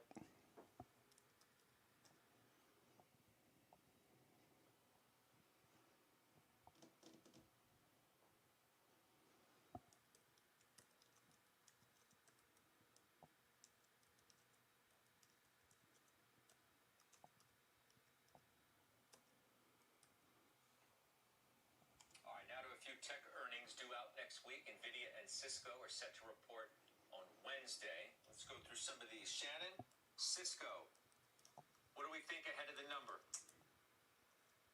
So this should be a pretty easy year-over-year comp, Scott. We bought this back around 36 last year, so we've seen a nice gain. I think what you want to watch is you want to hear, how supply chain constraints are affecting their lead times. There's certainly going to be some, and they could range anywhere from a few weeks to a year, right, for certain components. Most importantly, we're interested in their software model. We think that that's what's going to drive the Cisco use in hybrid cloud solutions, particularly for small and medium-sized businesses, which we think are going to have an increasing share of enterprise spend over the next couple of years. So NVIDIA, maybe fair to say, is the more interesting one, if only for the fact that the stock has done so well. The bar has to be high, right? No disrespect to Cisco and what the expectations are for those of you who hold it. but I mean, Nvidia's up 53% year to date. It seems like the stock's gotten a positive call the last couple of weeks every other day, which means, Jason Snipe, that the expectations just continue to rise right along with that, doesn't it? Absolutely. And for me, NVIDIA is just the gold standard in the semi space. Data science, AI, machine learning. You know, it's a must own. But yes, I mean, the construct will get more difficult from here. The expectations are extremely high. But I do think the print will be strong. I do think it'll be strong, and I think it's a must own and something that should be in your portfolio from a semi perspective. Mr. Money Court, you own NVIDIA as well, right? Yeah, I think the way you got to look at NVIDIA, it's the Moderna of the semis. It's a must-own name. Every single sector of the S&P 500 is using their products and services. They are the reason you can digitize. They optimize digitization. I mean, they're basically the infrastructure of the new America 2.0 digital direct-to-consumer business in every aspect of it, in every sector. I mean, you got to hold your nose on valuation, but you always had to hold your nose on this thing. And then in the early days of volatility, and they basically showed you executional skills and then brought the standards forward in all of this digitization technology. I don't know how you can't own it. If you want to be in the market, this is the Moderna you have to have, the way I look at it. Ask Halftime is coming up next. Send your questions by video. We will play them on the air, and you can email us at askhalftime@cnbc.com. We're back. 2 minutes.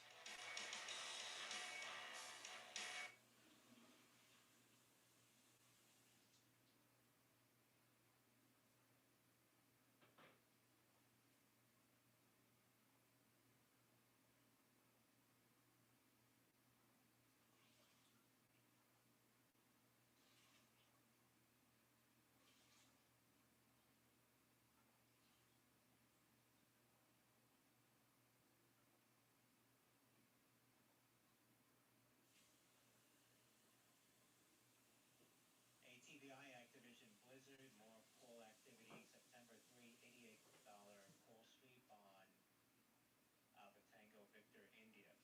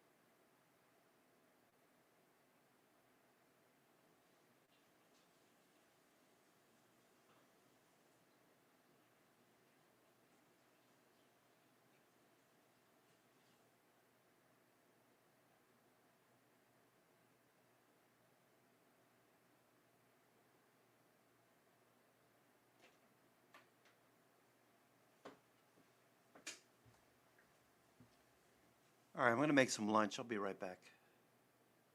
AMD still going?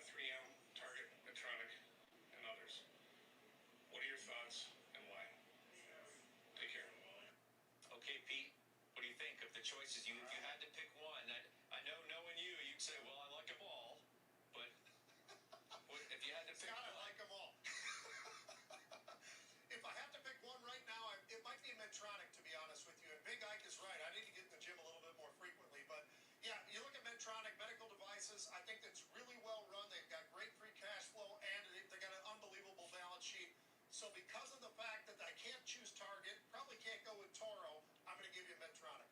Okay.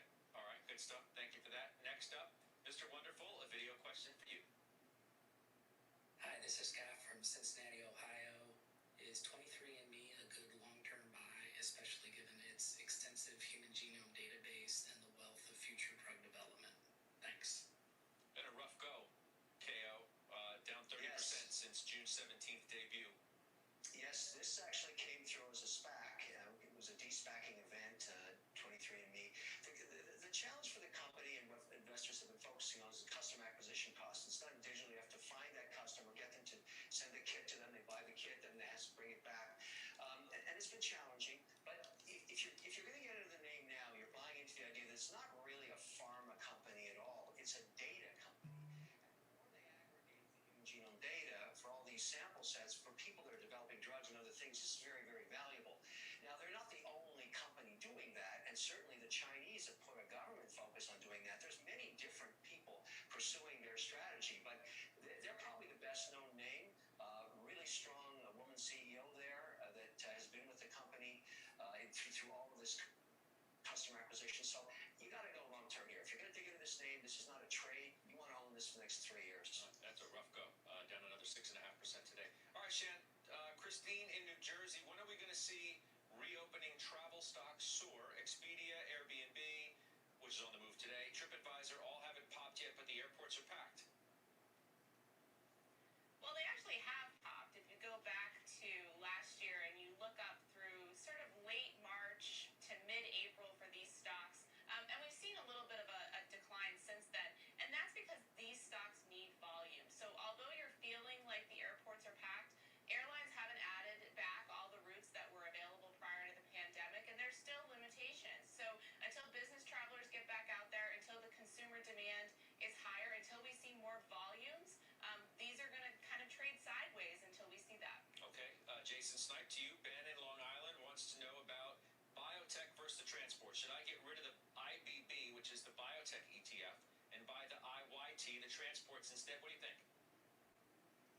Yeah, look, I own them both. IBB's got a lot of activity in the biotech space, but I think there's a better setup, in the transports and the rails. I'm betting on the consumer here and the pricing power that the rails have. So I would move for IYT here.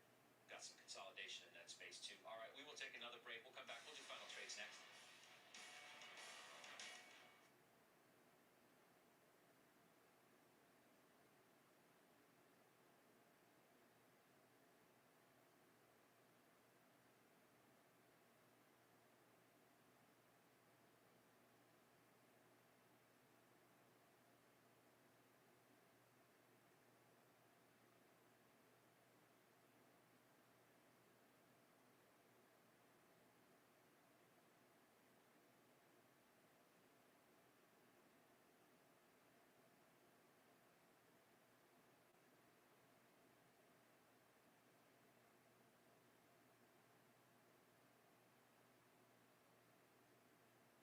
Boeing informed NASA that company will be stacking its CST-100 Starliner from Atlas V rocket and return to spacecraft commercial crew and cargo processing facility. Boeing says relocation of spacecraft to C-3PF will require company NASA United Launch Alliance to agree on the launch date once the valve issue is resolved. That's Boeing Bravo Alpha.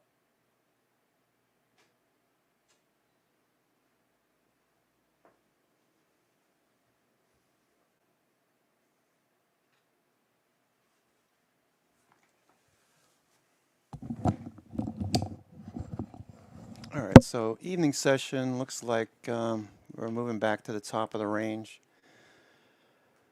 Buying the highs of the day, you've had to sit through this whole sideways range if you bought the highs of the day. That's why we like to buy the dips. Buy the dips on a day which is mostly bullish. From a longer term, all right, look in the S&P. All right, so we're trending. So we want to be buying the dips. Okay, buying the dips have been working since the the bounce on July 19th into July 20th, last test of the 50-day. So you, as a new trader, you really need to exercise some, I want to say self-restraint, but knowing that most traders that have just learned, they'll get excited and they wind up buying the high of the day. You don't want to do that. You want to let them buy the high of the day, and then eventually look for that pullback. That's what we've been watching on SPY and the Qs. That gives you the best situation, because even if you waited and you bought down here, you haven't taken out the low of the day. You didn't buy up here at the high. You didn't get excited thinking that the markets are going to rip higher. We said, wait. It looked like VWAP would start to flatten out. We knew that we were at the top of our range anyway. 445 is a very large gamma level. We knew that 20% of options are expiring today. All these things adding up to, let's wait till after 10 o'clock, see what the VWAP tells us. Whenever VWAP is flat, there's a lack of momentum. Whenever VWAP is rising, price is moving away. That's where you want to start to buy the dips here. For momentum trades today, there's no momentum trade. If anything, if you couldn't wait and you had to at least buy the dip here, you're flat to slightly in the money at a profit and looking for a follow through. Now we got to wait for VIX to drop off. VIX is already at a low, so how much lower can it go? The 14s, that was the yearly low so far on the VIX. All right, so the yearly low so far is 14. So we're not too far off of that, going into Jackson Hole at the end of the month. But a lot of stocks are starting to turn here. Watch the stocks here, like Apple starting to turn.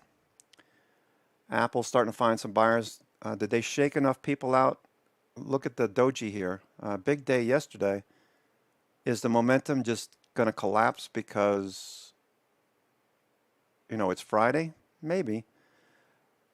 The probability is that we're going to follow through, though. That momentum is pretty significant. You can see how it's following through. So the August 20, 150 calls on Apple. If you still have some, there's still a chance that we can get back up to the highs. Flat VWAP again. Best case scenario is we get back to the high of the day. All depends on the indices. Indices are looking pretty strong here all of a sudden. There go the Qs. So it looks like they're buying the dip right here. Looks like they're buying the dip. All right, what are the Qs? So we still got down volume leading 1-to-1. So it's not like really active. Blocks, we only have 6 blocks. No change in blocks in terms of volume. All right, so we only have 6 blocks. Miss a new episode of CNBC's Primetime Series Money Court with Kevin O'Leary. That is Wednesday at 10 p.m. Eastern, right here on CNBC. Having fun so far, Kevin? Coinbase looks like it wants to push higher. Sharing judge duties with you on CNBC, so one of us has to pay the other guy a royalty at some point. I think you'll be paying me. I think it's only fair. What's your final trade? It's going to be Skin, the beauty company, health and beauty company. I love this. Facial hydration, fantastic team and management, growing over 40% a year right now. All right, good stuff. Thanks for being here today. Jason Snipe. Yeah, PNC, I really like the BBVA acquisition. I think they'll be immediately accretive for the business. Stay long here. Shannon. It's 1 o'clock. Air Products, APD. Love the cyclical exposure in true cyclicals right now, and this has a nice dividend yield as well. All right, and finally, last but certainly not least, Pete Najarian, the man from Minnesota. Coca-Cola. Yes, sir. Yes, sir. Hey, I bought options in that beauty health stock that he's got, SKIN. So I like that. But my final trade is not that. Yeah, but not just that. I also, Coke. I see some call buying in there. I like what I've got. I already have stock position. All right. Great weekend, everybody. All of you as well. The exchange is now. Thank you.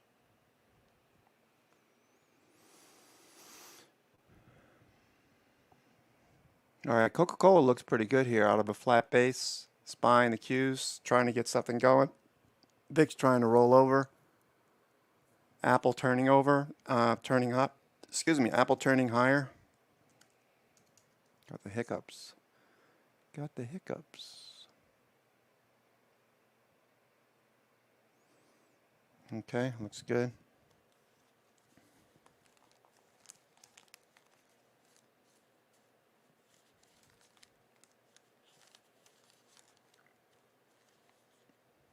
Total rigs up 9, all rigs up 10. Okay, I have to make a quick call here. I need to call the gunsmith, see what he's doing with my 12 gauge. Let me see here. I'm going to mute you guys in a second.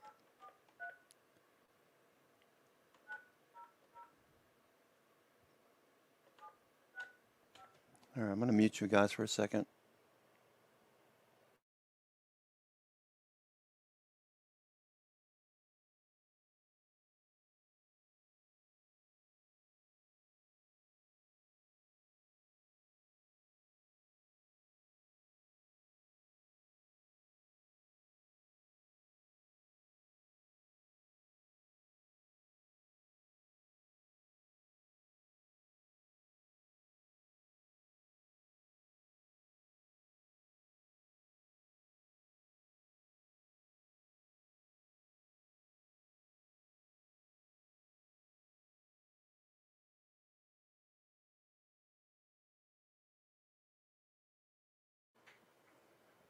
Okay.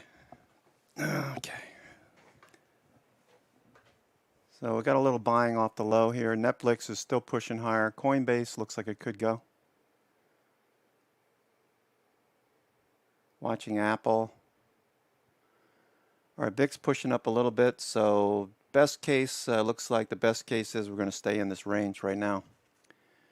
We're not dropping off. We're not popping off. Apple back to VWAP. All right, doesn't look like much follow through. All right. Number two, interest rates have likely bottomed and will be moving up. That's why we're at new highs. Let me just show you sectors that have been moving in the last 6 weeks. So materials and industrials remain very strong. Big names like Dover, for example, some of the material names like Martin Marietta, infrastructure stocks continuing to do very well, as you can see here. Textron, Deere up 9 or 10%. Then we have rates. They've been moving up since the strong July. Nucor Steel. Financials have been strong. Really big names. Nice move on Nucor, doing exactly what we thought it might do. Nucor. So if you're still with Nucor or Cleveland, all right, this breakout above 82. This is one that Jamie traded from 82 up to 110, I believe. Nice base down below the 50-day. It gets back above the 50-day. Base is out last week, breaks out this week. Did exactly what we thought it might do. So a little bit of luck and a little bit of buying by institutions has pushed Nucor up to 52-week highs. Cleveland Cliff.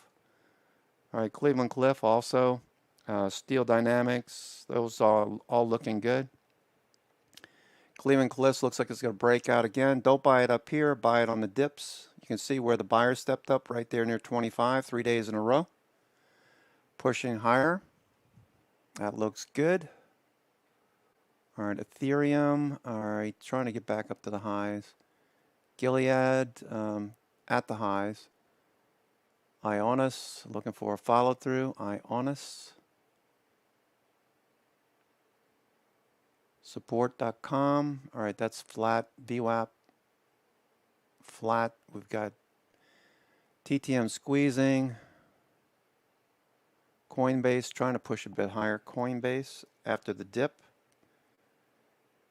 All right, buyers stepping up, looking for that one, and Ethereum to find some buyers here. Push higher next week. Looks like it's just consolidating in a range after a nice gain off the lows. This is perfectly fine. Just have to have a little patience. That looks like it's going to continue higher. It's not dropping off. It's not below the 921 or 50 day. And the 920 and 50 are all rising now, starting to rise. You can see the 50 day starting to turn right here. Okay, Crocs. All right, see Rob talking about Crocs. C-R-O-X, Crocs. That was about 12 o'clock. He was mentioning that. Following through, grinding.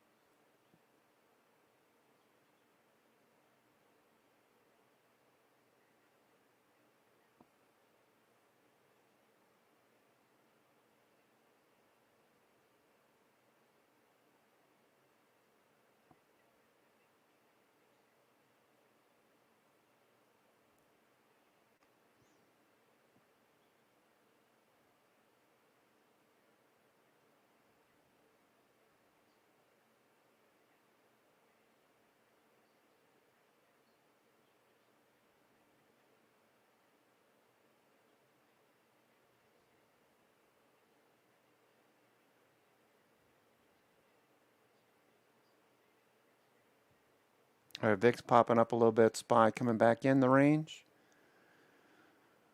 All right, so there's not a whole lot going on right now. Just chop. Be aware of it. It's just chop for now.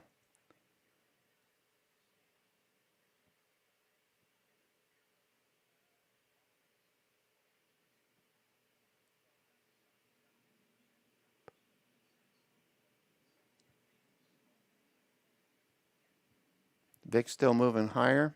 All right, coming off the lows here, VIX. You can see coming off the lows right now. The VIX, we thought that it could bounce. It's starting to bounce now. Look for a range for now.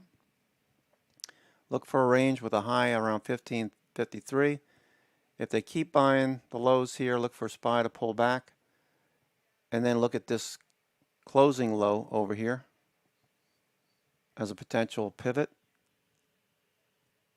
All right, I'm not doing anything right now with the markets giving us a headwind.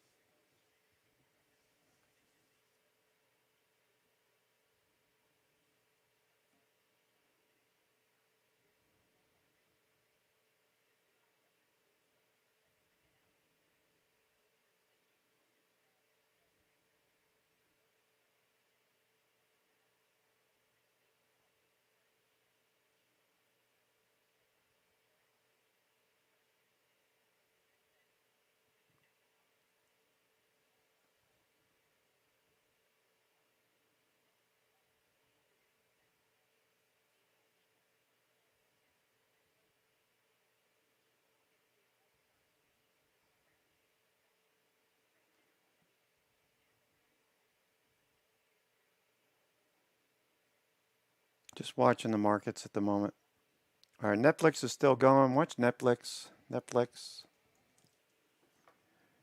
is trending away. Netflix still going.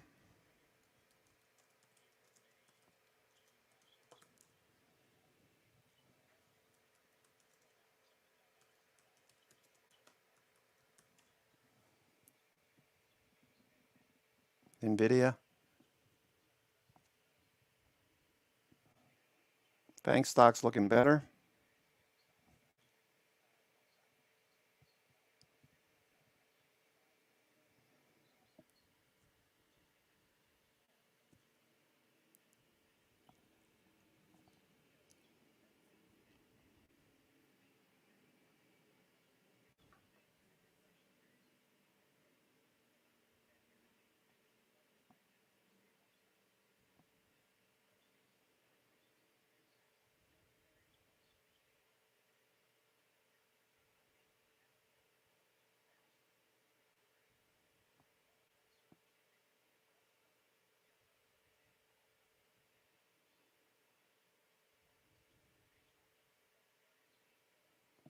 All right, Netflix still pushing. Apple's going a bit more. Apple.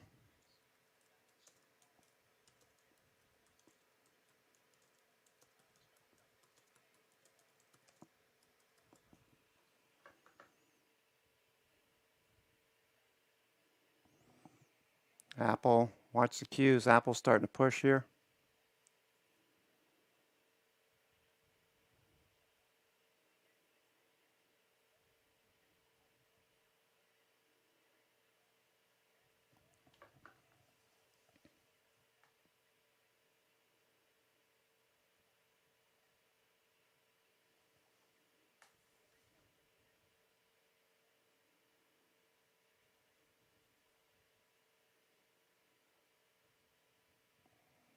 Looking for VIX to roll over.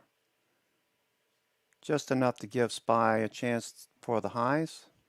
If VIX keeps moving higher, keep an eye on VIX. All right, Netflix is still showing a little profit taking here. Apple's still going a bit. I'll go back and look at Apple. Apple, can we get back up to the highs? Flat VWAP. Look for that to follow through.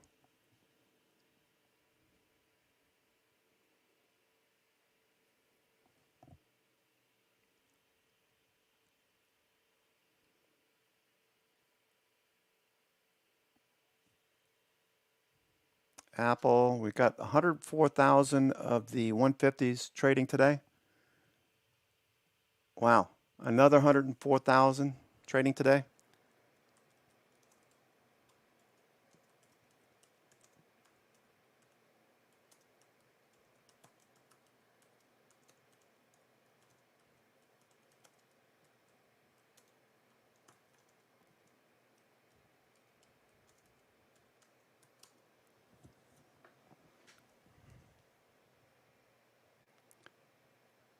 All right, so that's good.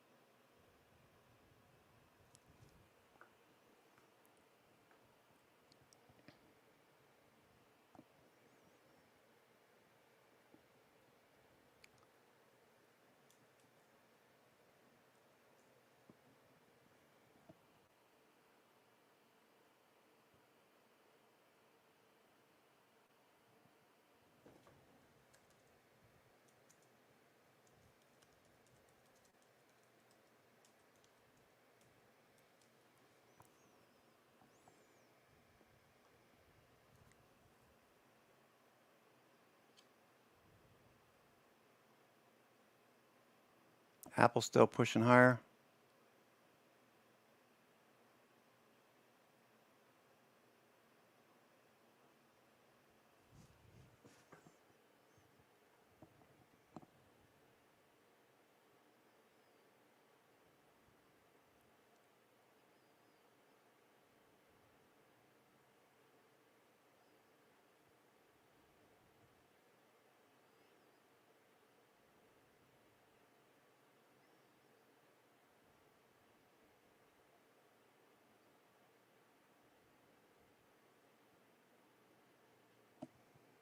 All right, SPY starting to bounce a bit. Watch for VIX to roll over.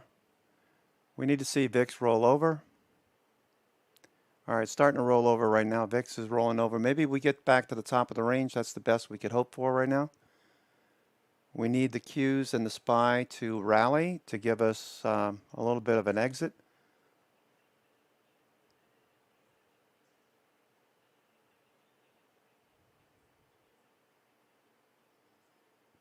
Give us a better exit. If the SPY and the Qs can rally into the close, that'll give us an opportunity to take some profits off.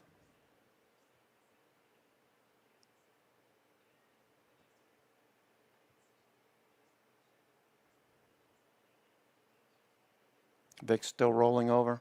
VIX still rolling over.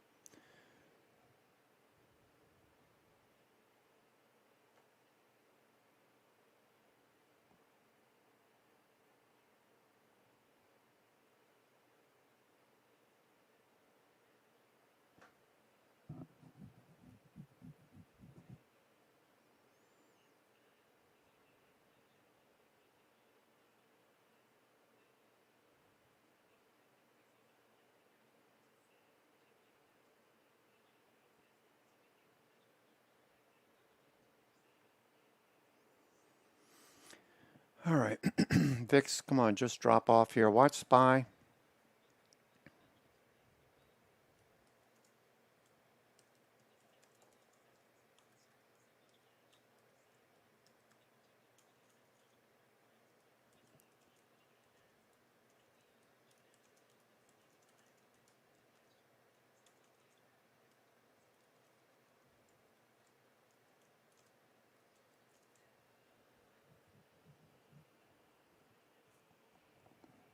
All right, looking for back to the high of the day.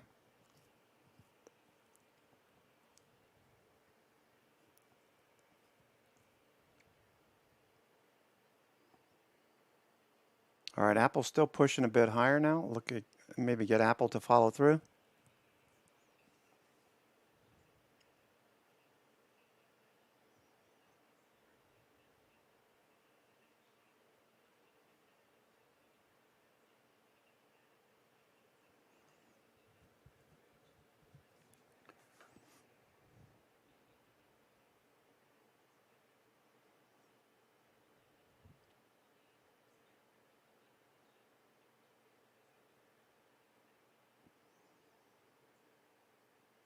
All right, Netflix a little bit more profit taking. Apple's still pushing a bit higher.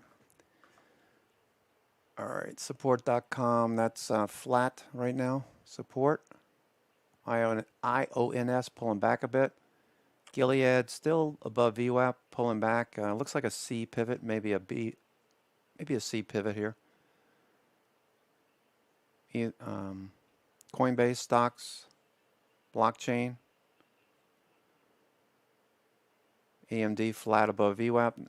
All right, Coinbase nothing there. Netflix profit taking. All right, SPY's starting to move here. SPY's starting to move. Nvidia at the high of the day, a little profit taking. Apple still pushing a bit higher. Chewy had a nice gain this morning. They gave it back. It's below VWAP. Looking for a follow through into next week. Looks like a nice swing. Same thing with the biotechs. They pull back a little bit. Array, ARRY, back to close to the highs. Array. I like that one for a swing. Tesla, no follow through. Victoria's Secret starting to go.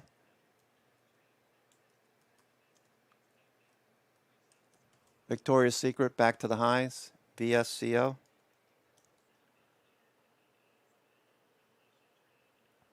Victoria's Secret starting to move back up to the highs. Apple still looking good.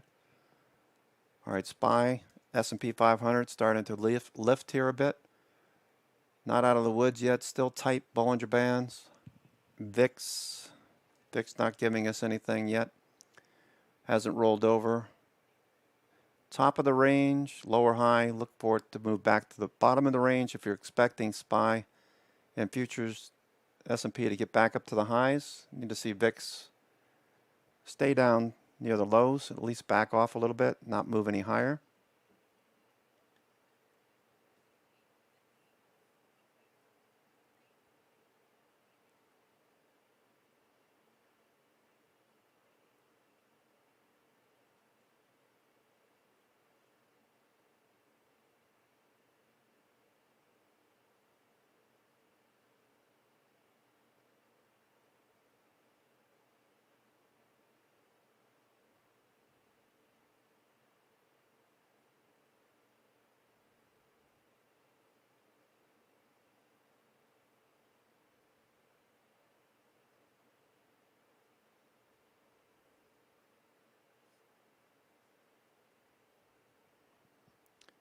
All right, VSCO, Victoria's Secret, the spinoff, pushing a bit higher right now.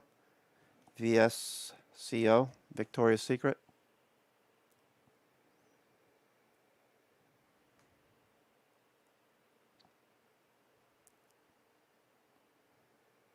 Trying to push higher. Got this high over here from yesterday. Victoria's Secret, that spinoff. Okay, flagging. I believe it's Morgan Stanley that has a $100 price target on this. Doesn't mean it's going to go straight there. Could very well pull back in the next leg. All right, so we'll look for a 382 or 50% Fibonacci, but this looks pretty strong.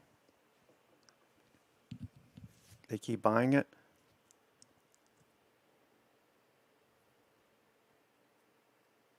I would imagine retail ETFs, retail related ETFs would need to buy this to add to their ETFs as it's spun off. L brands, LB. LB. Oh, did they limited brands? All right, Victoria VSC. Ooh. Yeah.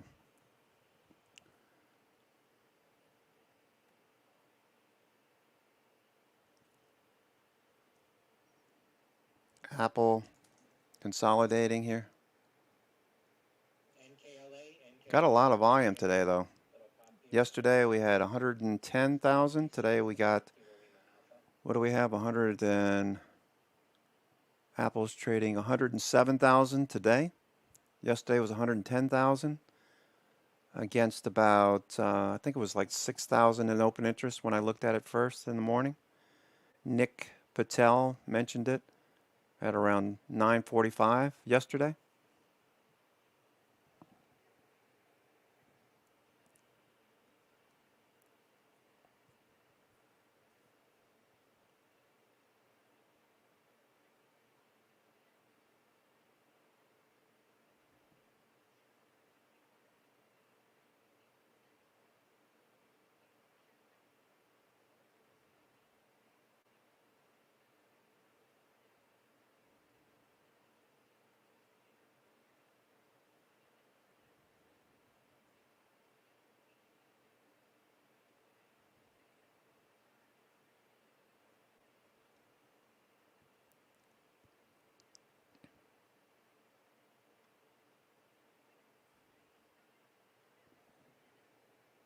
All right, SPY on the Q is just sitting here. VIX is probably, yep, VIX is staying pat right where it is.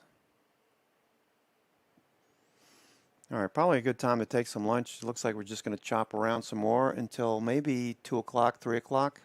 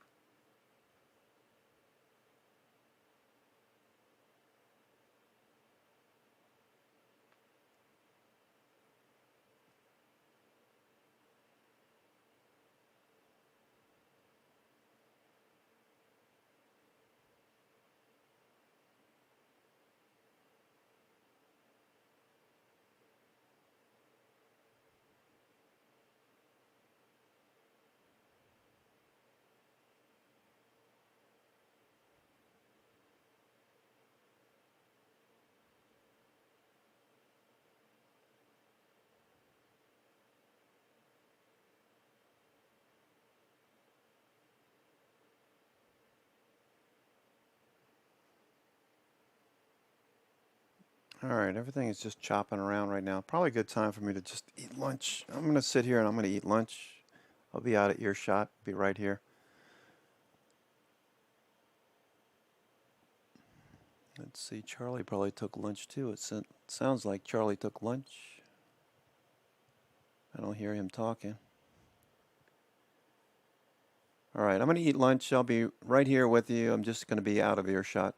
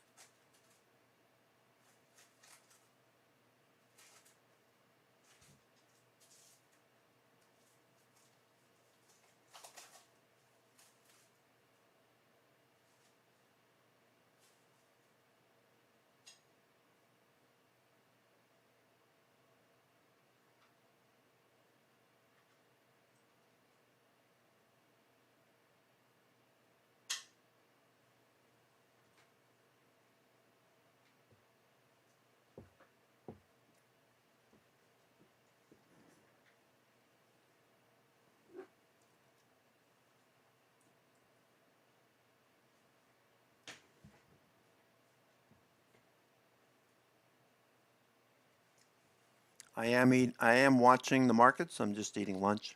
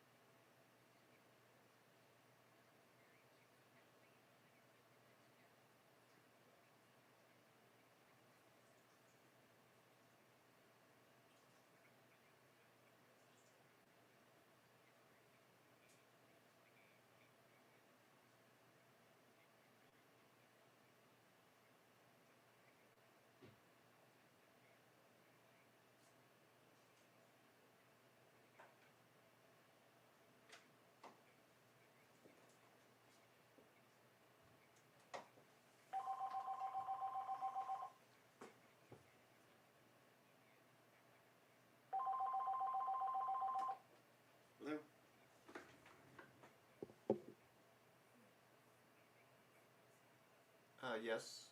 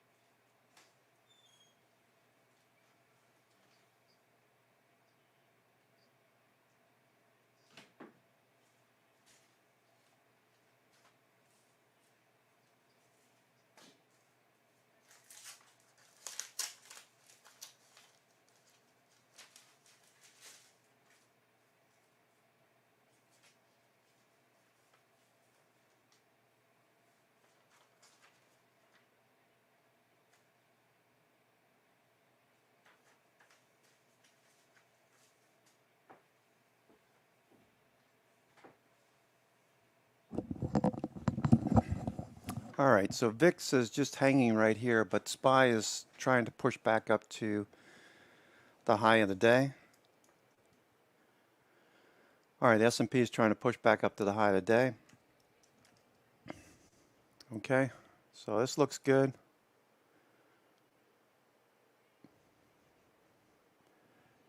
Starting to push. Maybe it gets going here. We'll see.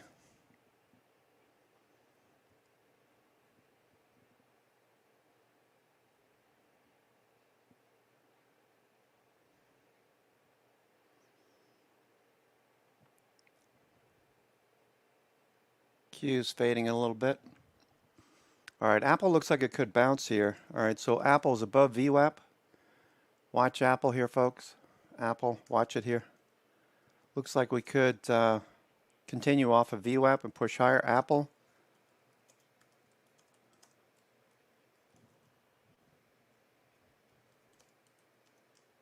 Apple. Victoria's Secret moving higher. BSCO.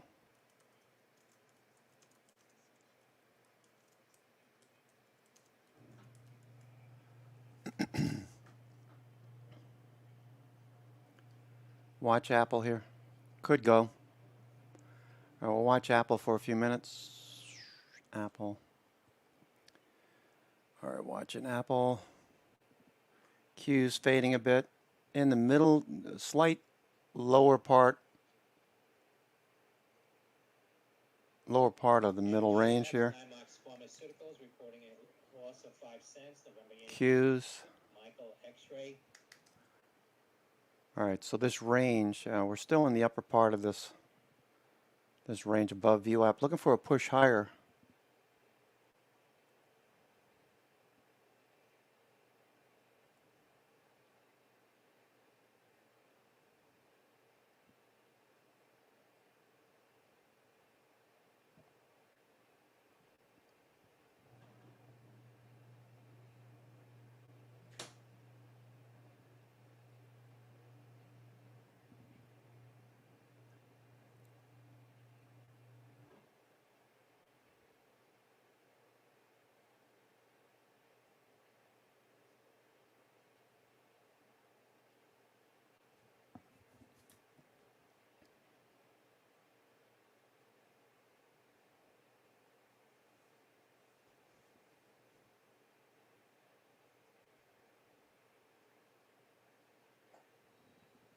All right, SPY pushing a bit higher now. There goes VSCO. VSCO on the move. VSCO.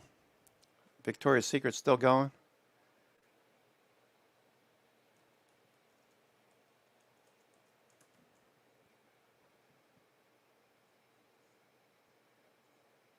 AIG looking good on the breakout. AIG.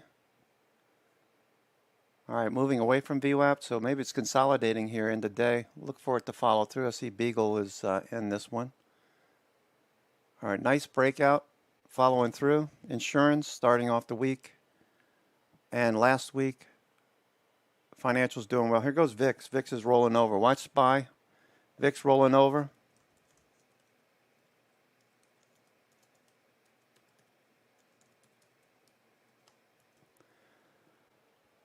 All right, VIX is dropping off now. Look for SPY to continue. All right, VIX is dropping off a little bit more. All right, watch the SPY, S&P 500 SPY. Let's watch SPY here. All right, Bollinger Bands are starting to open up. You can see that.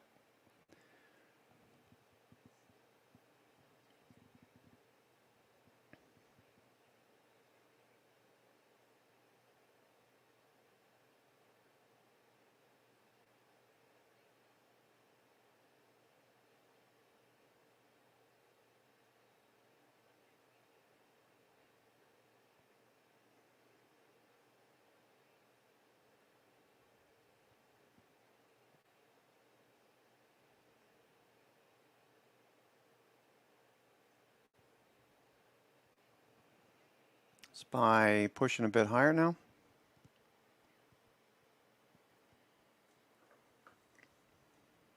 All right, VIX dropping off.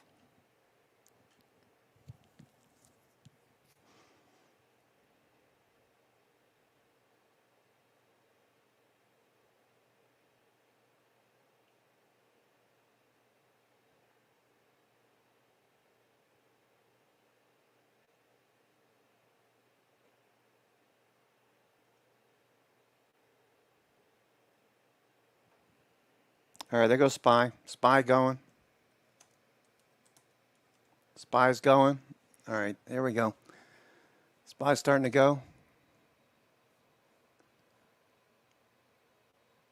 All right, that helps. SPY's starting to go.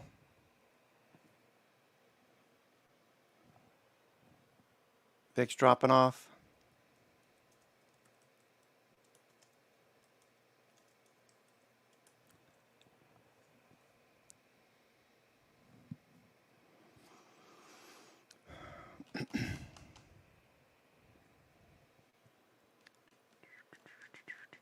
VIX dropping off here. Qs should be next. Looking for the Qs to move next.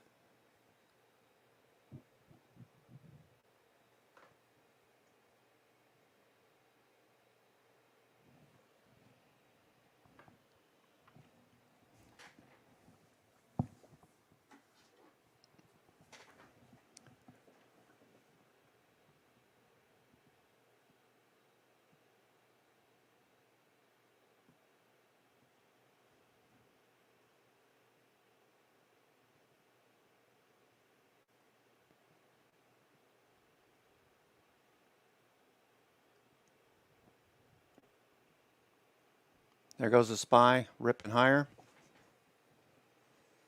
Nice job.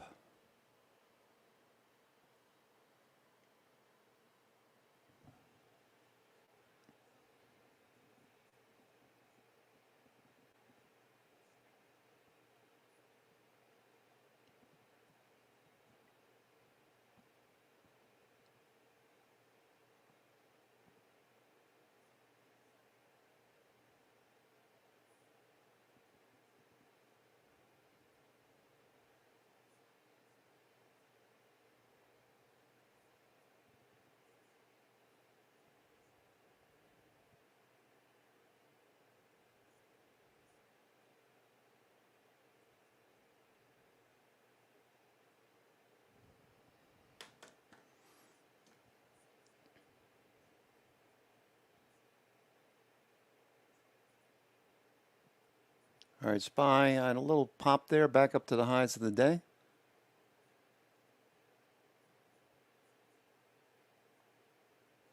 End of the week.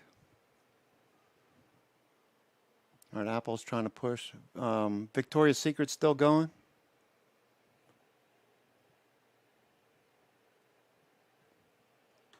Victoria's Secret, VSCO.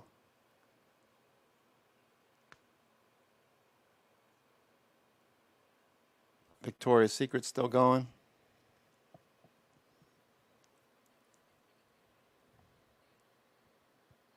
All right, VIX bouncing.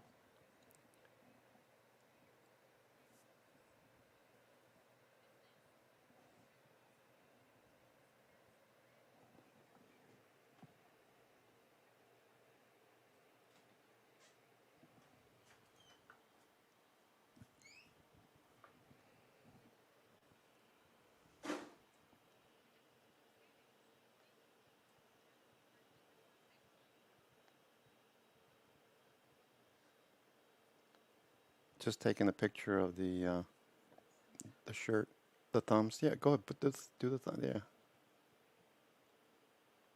that's cool.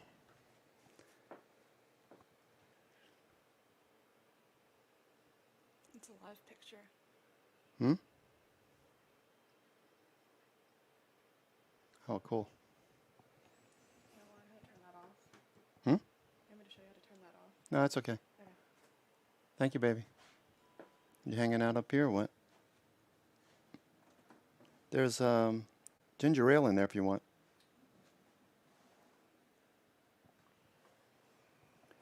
Okay, SPY continuation. VIX, look for it to roll over here, VIX. Looking for VIX to roll over.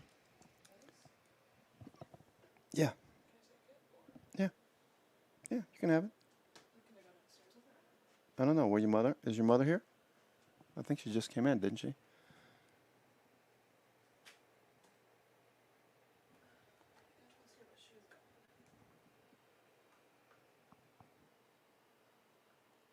She left? Oh, okay. Yeah, well, have that ginger ale if you want.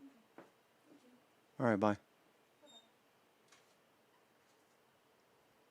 All right, all right, looking for SPY to continue higher. If VIX can manage to push a bit, take out the low.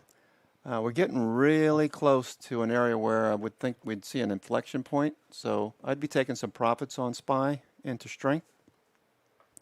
If you have a position, SPY is starting to go here. All right, SPY starting to go. Pushing higher. All right, it's going into the 2 o'clock hour. We might be able to follow through on this. All right, looks good. VIX rolling over. The FANG stocks are mixed. Apple's looking the best for now. Apple's looking the best. What's NVIDIA doing? AMD, flat, but nice bounce today. AMD. NVIDIA pushing higher. All right, so the FANG stocks, NVIDIA and Apple look the best.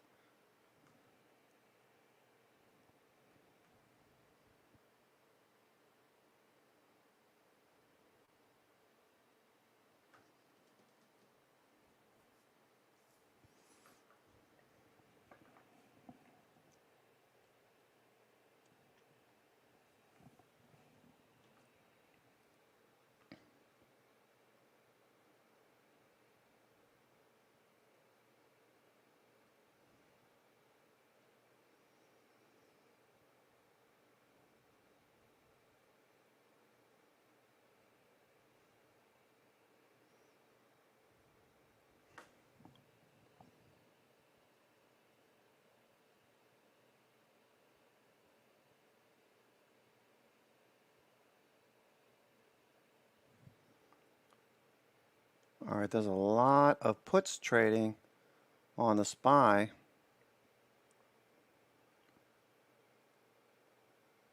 All right, looks like hedges. No? Looks like hedges. What do you think? Lee Star, what do you think? Looks like hedges.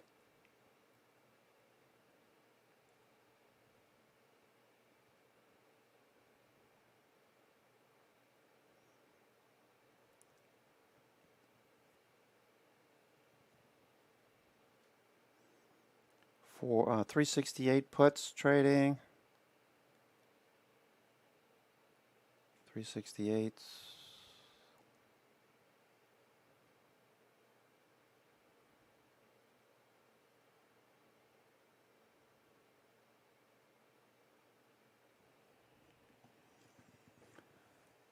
All right, SPY at the highs.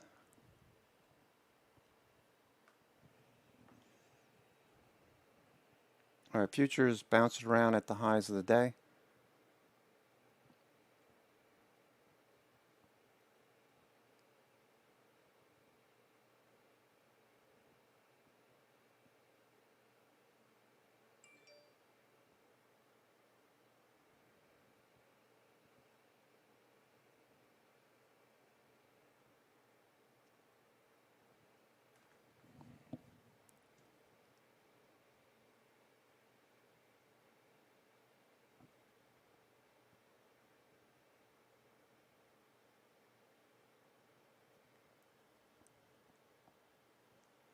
COI and Coinbase, Barron's article being circulated now. Barron's reporting that Intel disclosed a stake in Coinbase on Friday. That's India November Tango Charlie.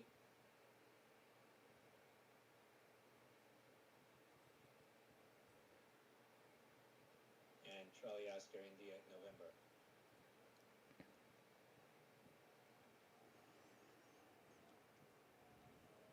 All right, watching VIX. Still holding down here at the lows. Got a lot of SPY puts trading.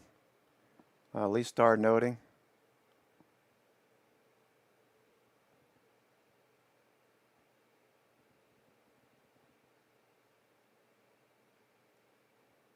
Yeah, true.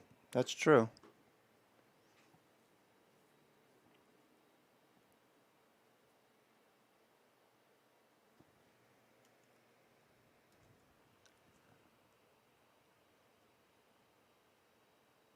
CDC panel votes to recommend third shot in immune-compromised.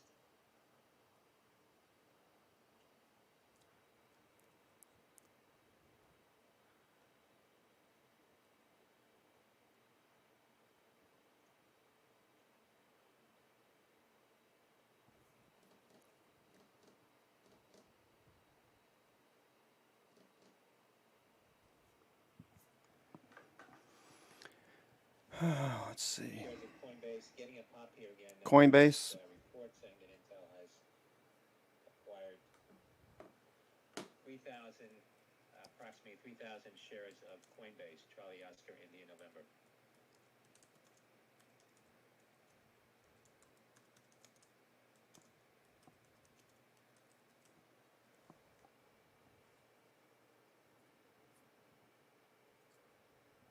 Coinbase, 3,000 shares. Intel acquiring 3,000 shares of Coinbase.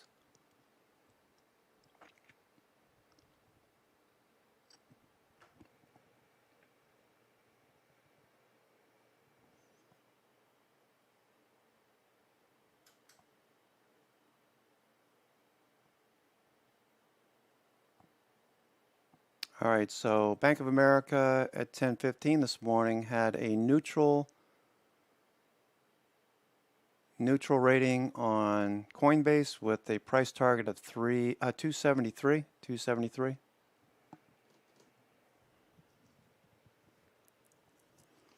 Intel, from what Charlie was just saying, Intel acquiring 3,000 shares of Coinbase.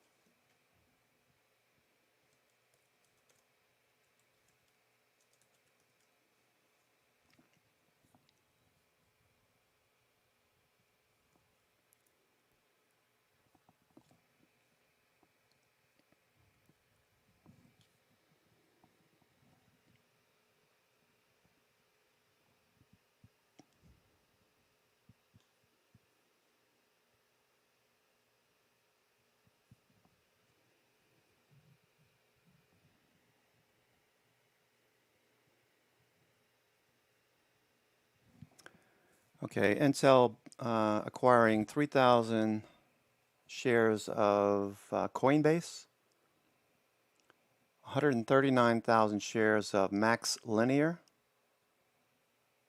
5,697,000 shares of McAfee, and Shift4 Payments, 27,761 shares. Intel.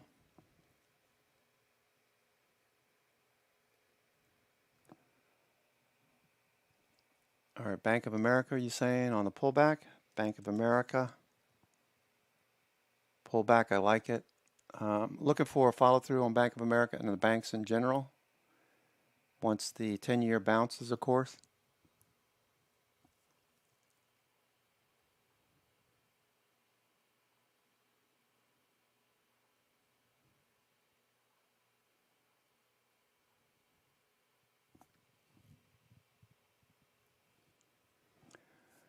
All right, so S&P, not much going on here. It's still kind of quiet. Quiet on end of day. All right, VIX. All right, VSCO, Victoria's Secret, still going. Nice little move there. $2 on Victoria's Secret.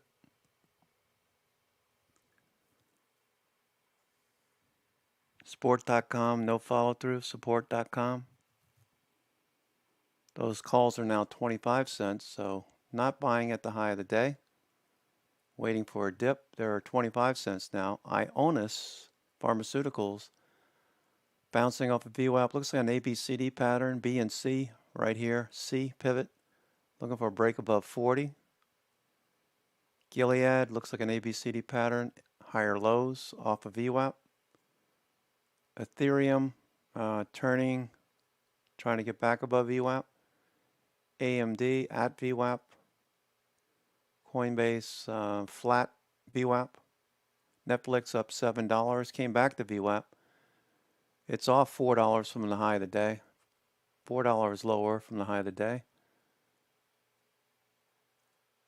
Snowflake looking for it to push back up to the highs. Nvidia as well. Chewy had a nice gain this morning, gave back about $1. It's off $2 from the high of the day right now. Chewy. I'm looking at it as a swing though. All right, so watching SPY.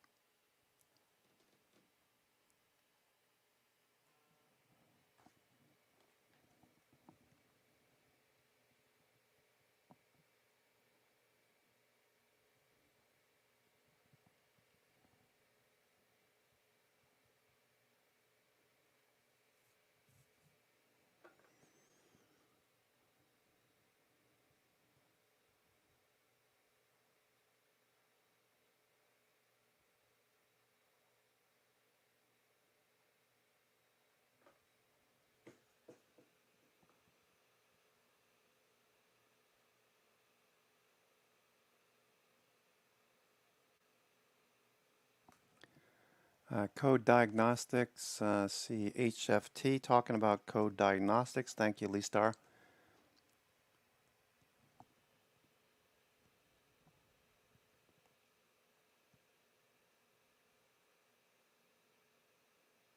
Code Diagnostics report yesterday. 100% year over year, 6-month growth, 44% net income margin pre-tax.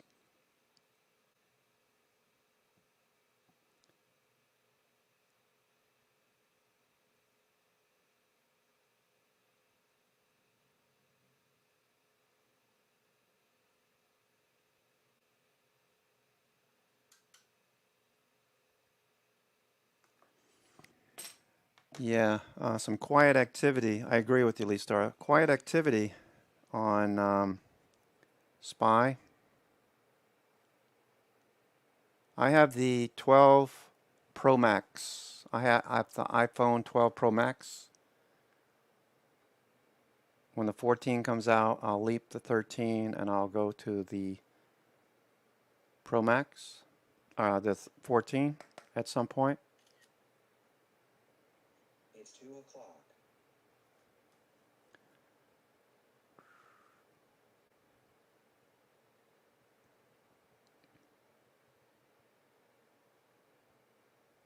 NSC, Norfolk Southern, to reopen Pennsylvania Intermodal Facility, November Sandy Charlie.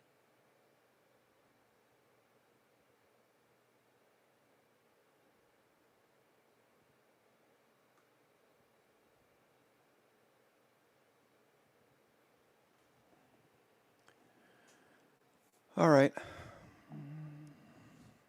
We've been down here for so long.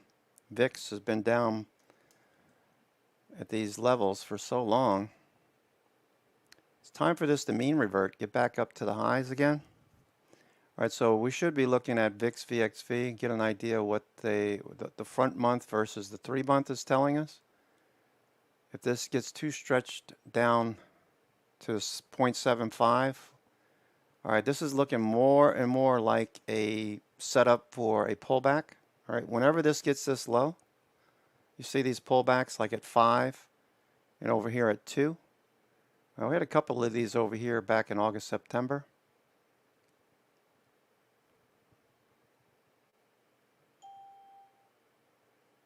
August, September of last year. That's where we had a little bit of a consolidation with all the FANG stocks. They finally broke out.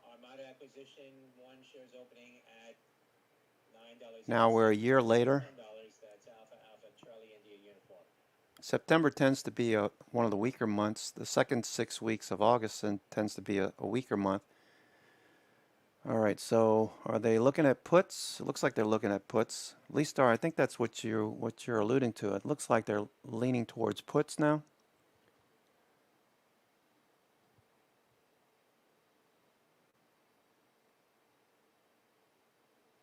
I would look at the 30 August 30th.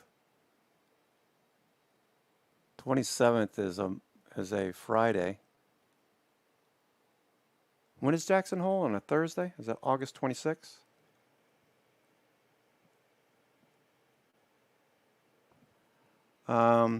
I'm sorry, I didn't see your question there.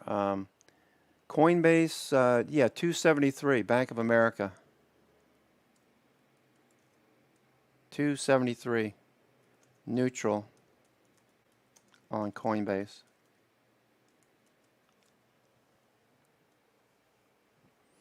Price target 273. All right, so the front month is way underperforming the 3-month. We know that September tends to be one of the weaker months of the year. So this is looking more and more like an area you want to think about hedging. A lot of inflows coming into the market. So you got the caveat of, do I wait to buy longs maybe after the next 2 weeks into the first 2 weeks of September, kind of get an idea if we're going to have a pullback. This looks like hedging makes sense. That's what I make of this when it's in the red zone, especially this deep. All right, what's the low of the day? The low was 0.758. All right, so this last time it was 0.75 right here. About the same thing, 0.758. That led to a 2-week, 3-week pullback. 3-week pullback to the 50-day. We're extended. I don't know. Up to you guys. What do you think? Yep, C pivot on AMD. Yeah, it looks good. AMD looks good. Yeah, I like it. I agree with you, Andrew. You're welcome, Dollar. All right, so this is telling me to look for a pullback.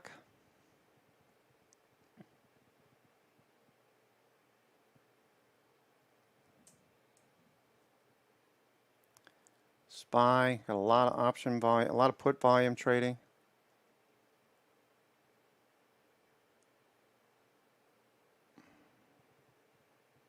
It's only one chart. That's the only thing. It's only one chart. Only one chart. All right, but this is telling you to be cautious that we could see these hedges turn into a profitable trade.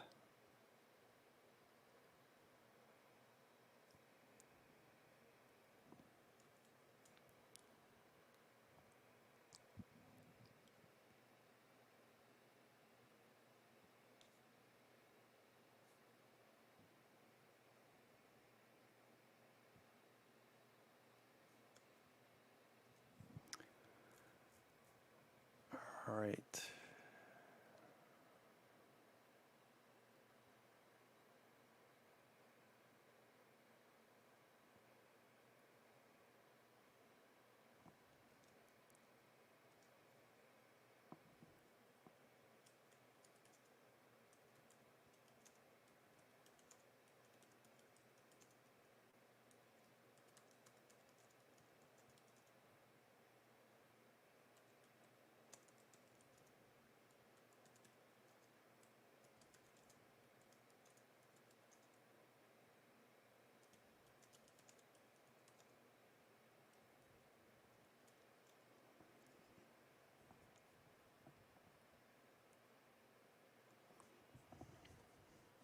Lee Star, can you post in the trading room that puts?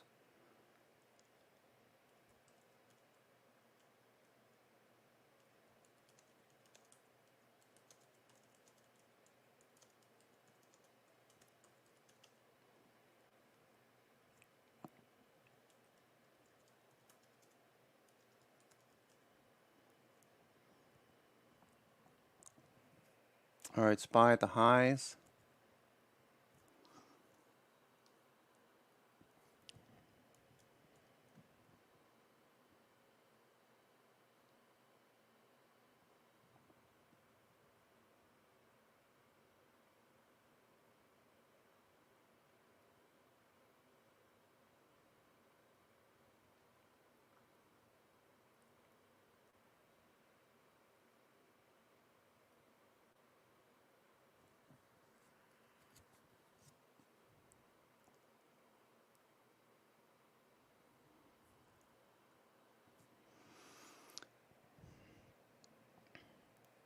All right, what is it? 42, what was it? 4,200, 4,250 up to 4,500 is the range.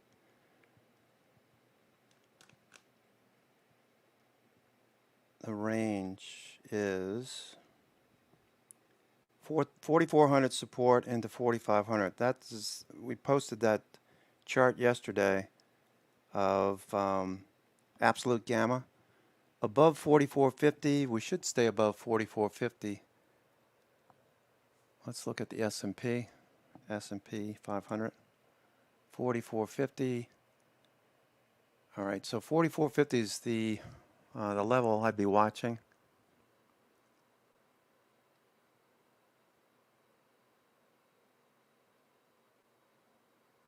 Oh, the puts are pretty cheap.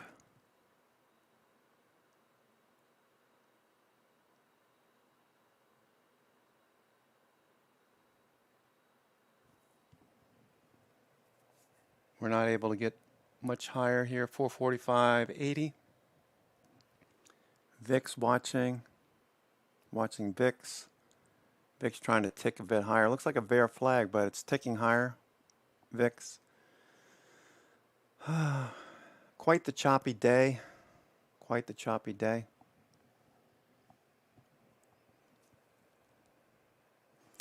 You know, everything is pointing to a cruise higher, but yet there's the risk that markets could pull back, so hedging makes sense.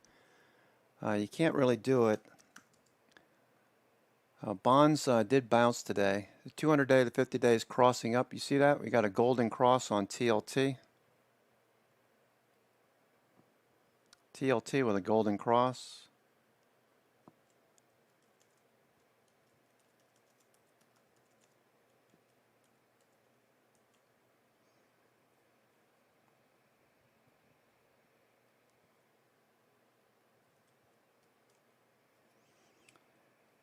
TLT with a golden cross. Thank you, Lee Star.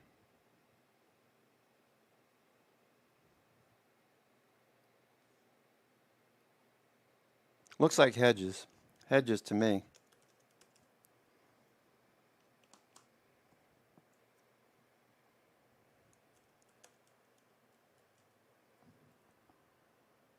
Price action. Look at Apple. Apple pushing.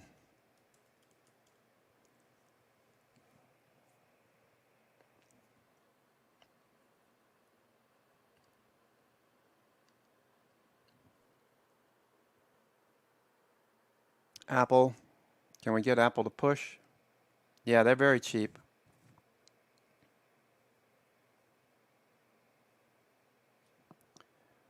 $4,400 to $4,500.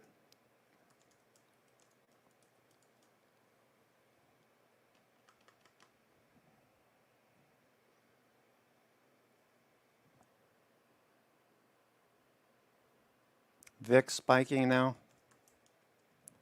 VIX popping a little bit. A little bit. Still at the lows.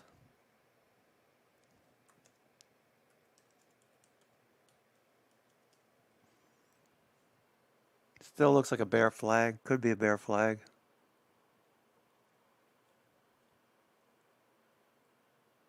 Ethereum, AMD, Coinbase, Netflix.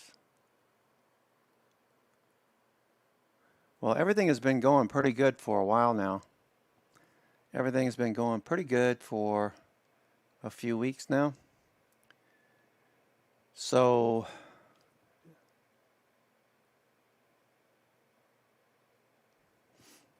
you know, we broke out of this range 3 weeks ago, 2 weeks ago. Broke out of this range that we've been in for 14, 15 weeks. Number of stocks trading above the 50-day continues to ramp a bit higher. We're not overbought yet, so maybe in the next couple of weeks this gets up into the 85s, 80 to 85 zone. That's what I would think. And that kind of ties in with the third line here. The third line here where we see August 16th, that flips next week to a negative return. That's after all the earnings are out. So after everyone's run the markets higher with good earnings, you get a little bit of a pullback, a negative return in those 6 weeks. So I'm thinking maybe we cruise a little bit higher and we get a delay on this. Maybe we extend the first 6 weeks out another 2 weeks because we have the unknown in Jackson Hole. So maybe that plays out. So instead of being August 16th, we get it out to, say, August 27th, the Friday 2 weeks from now. So maybe we get the rest of August, and then September we get some sort of pullback. That's what VIX VXV is suggesting. You follow? I think that's what we're looking at. All right, so I'm anticipating that we're going to get some, fade. We're in a bullish trend. We know that 4,400 S&P 4,400 is the lower part of the range, and 4,500 is the top of the range, or look at this grind higher. 4,450 to 4,500. That's where the call wall sits now. It resides up there at 4,500. So whenever I'm ambivalent about what I'm seeing, I usually don't do anything. I usually will just sit tight, wait for more information, wait for more data points. Apple still grinding a bit higher. VIX still really low. 1410 was the low of the year. 1410 was the low of the year.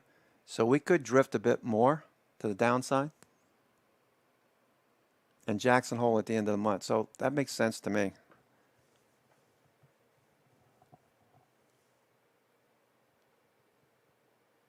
Humana, Rosanna Dana, Humana. All right, so this looks like a broadening pattern. Okay, so Humana. Let me go to the healthcare sector. It's in here.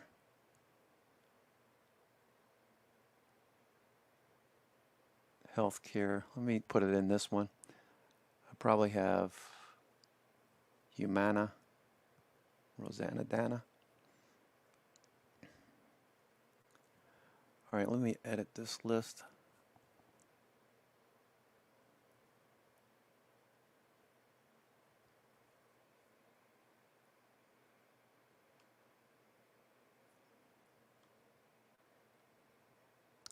All right, let me look at Humana, Rosanna Dana.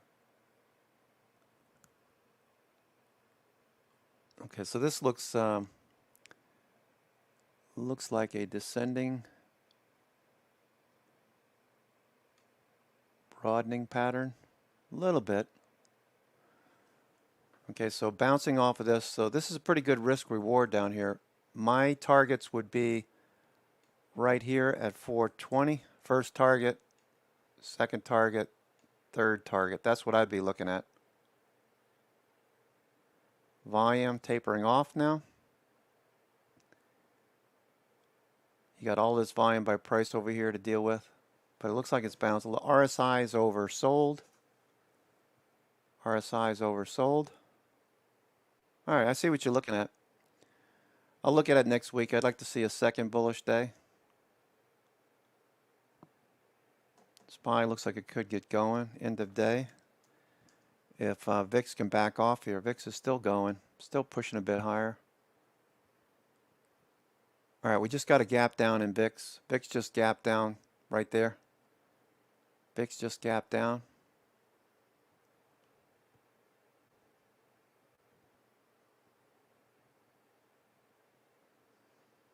All right, look for this.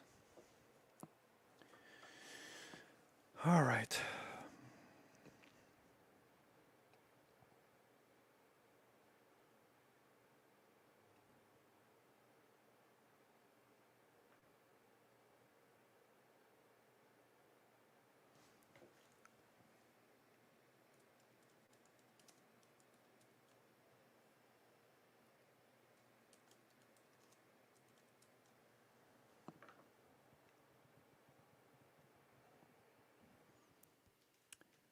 All right, Apple looks like it wants to push a bit higher.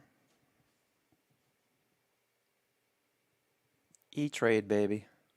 Remember that? Remember that commercial? that was that was some funny times back then. When E-Trade was, what was E-Trade charging per trade? It was like $9.95 or something like that, or $13.95 for 100 shares, something like that.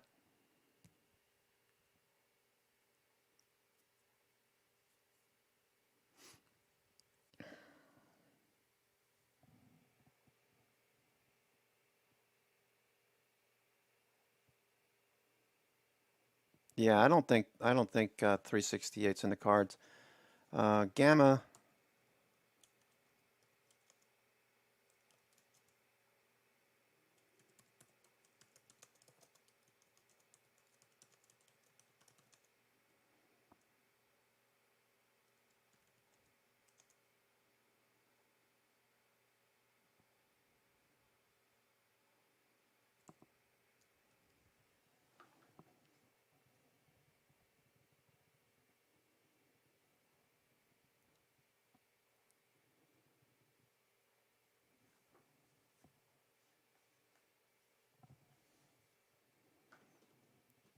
yep, 447s, 445s.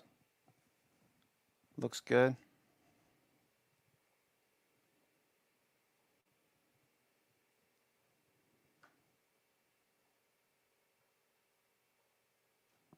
Uh, 457.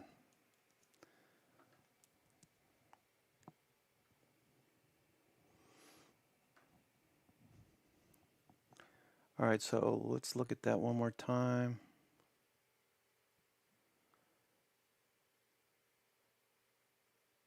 All right, that's the older one. That's the older one.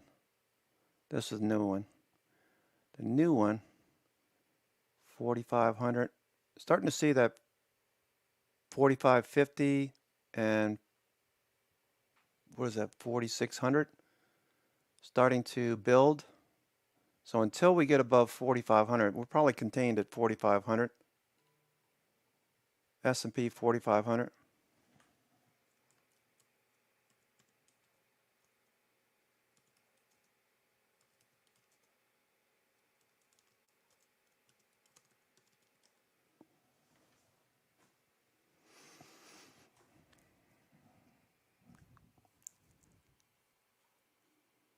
Snowflake squeeze, snow squeeze.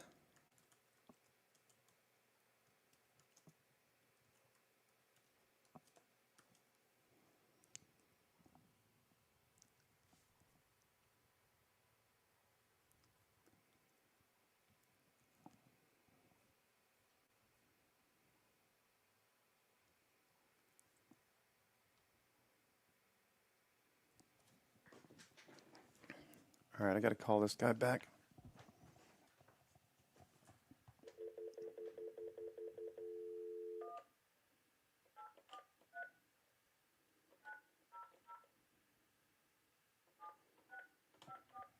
I'm going to put you on hold for a second, or mute.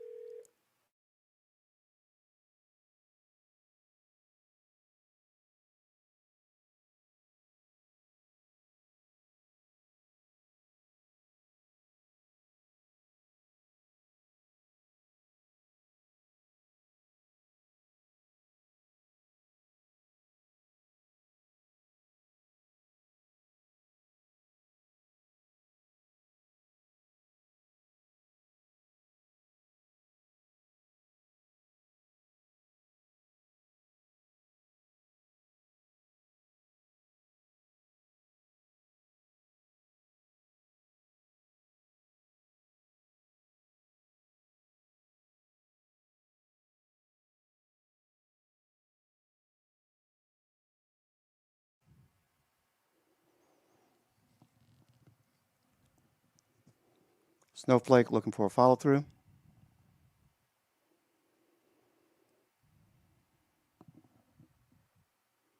Spine the Q's flat.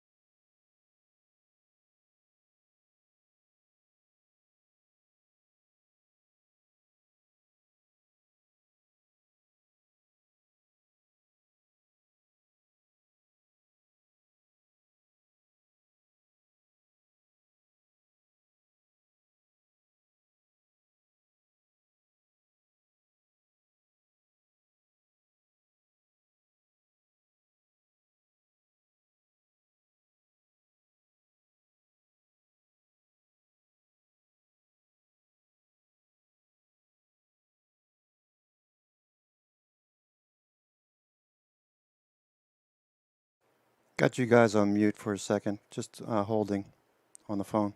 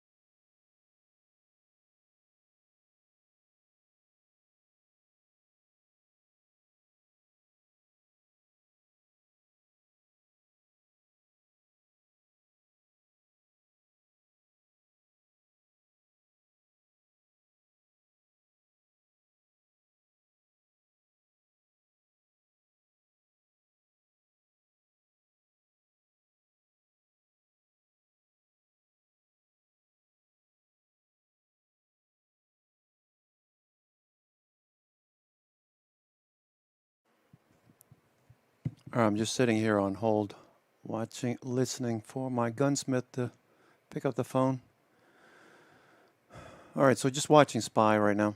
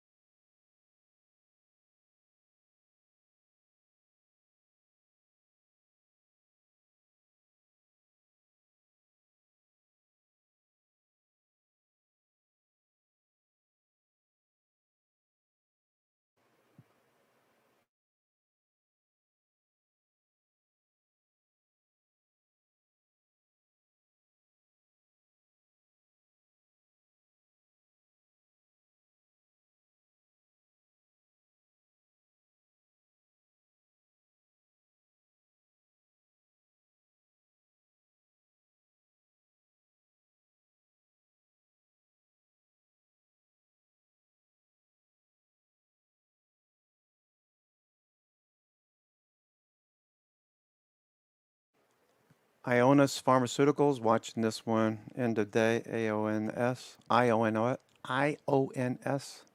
can't say that, IONS. Looking for a follow through there.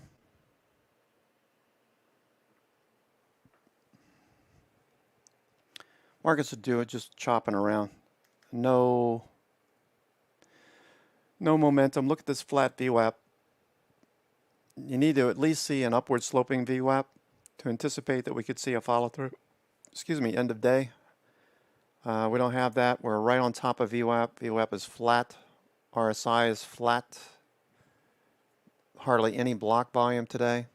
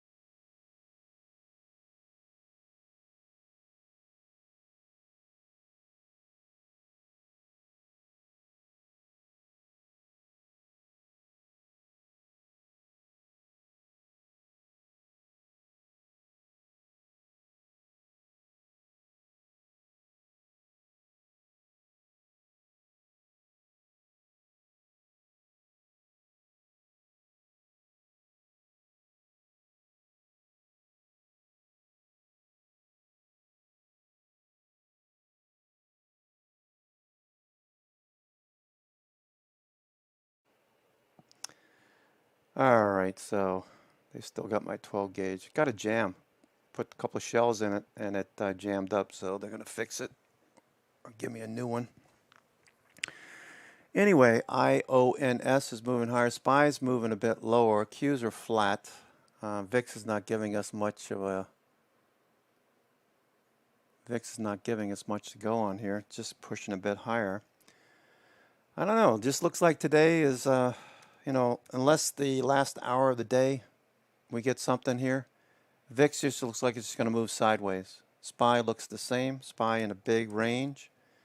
Okay, we made it all the way back up almost to the high of the day. We're flat at VWAP again. Like I said, if you pay attention to VWAP, it tells you what to expect during the day. So you're not over trading. You're not over trading. Whenever you watch VWAP, if it's flat, that's telling you the most you can expect is the lows and the highs of the range. It's a Friday. There's nothing going on. There's hardly any blocks have traded today. The largest block was 759,000 at 445.44. And we're just above that right here. And that was at the ask, or excuse me, at the bid. All of the blocks today have been at the bid except for two. One at 445.59 and one at 445.47. Significance there is that you know, not much of a range. What I'm seeing on the blocks is telling me range bound. Not to expect much more. There goes Victoria's Secret again, popping again. Victoria's Secret. Okay.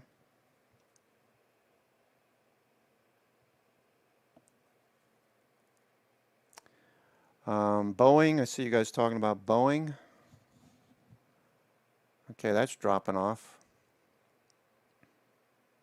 Going in the wrong direction. If you look at the 5 minute, if you look at the daily, we're just sitting on top of the moving averages. Look at the 50-day, just flat, flat, flat, flat.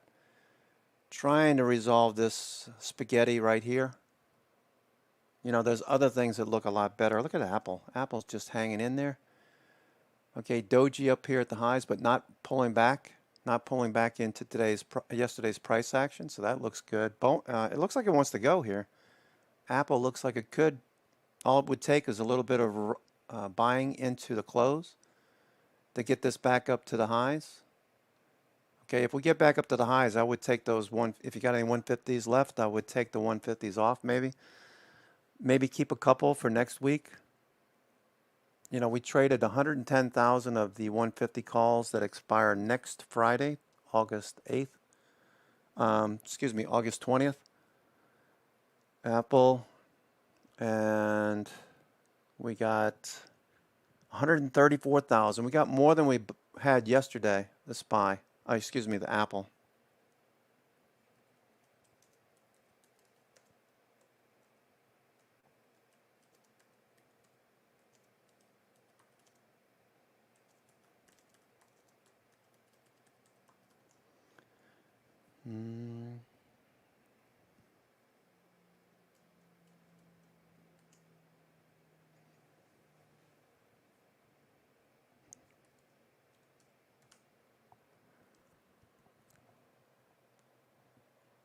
All right, so SPY in the queues, no follow through. VIX is moving off the lows. VIX moving off the lows, so that makes sense to me. VIX, how much lower can we get on VIX without getting some sort of bounce? 1410 was the low of the year. That's only a point below. So the odds are, looks like they're going to push this a bit higher. Amazon pulling back. All right, so the FANG stocks are not following through. Victoria's Secret looking really good. That continues to push. All right, so we bottomed right here at 71, right at VWAP. We're up 3 points, 4 points there. Pretty nice run. Coinbase is hanging in there. They're near the highs. AMD had a nice bounce today. Looking for a follow through next week. Ethereum, just off the highs of 31 and change.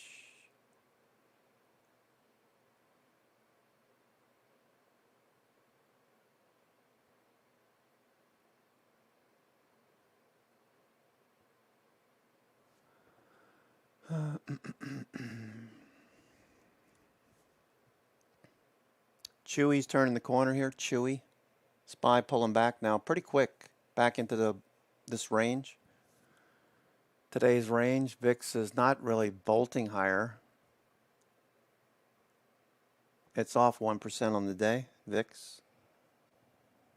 Been off a lot this week, the VIX. It's got to be more than 5% for the week. VIX for the week. Got to be more than 5%, you would think, right?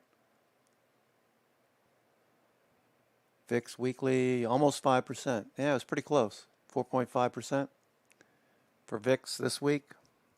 Off 4.5%. All right, so 2020, we saw that low at 1210.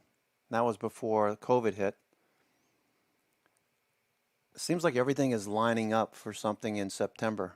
That's what it looks like to me. We're stretched way down here. We really haven't been up near the 30s at all, the 27s. We hit 20 a couple of weeks ago on June 17th. That day they were selling, July 19th. They were selling a lot of premium. Dealers were selling a lot of, market makers were selling a lot of premium up there. You know, capturing that elevated premium. Right now we're at the lows. It's just the opposite. Premium's getting pretty cheap.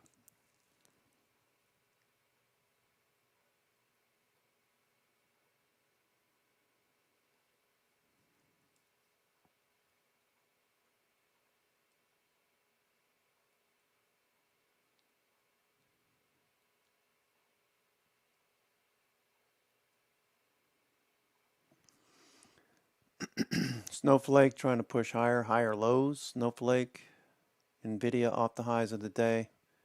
Looks like traders are taking profits off the table. A lot of these stocks have pushed higher during the week, and it looks like end of the week profit taking. That's what it looks like to me. But nothing really that concerning. We've got 4,400 to 4,500 is the range. S&P range 4,400 to 4,500. 4,450. We moved above 4,400. All right, we got a low tick alert.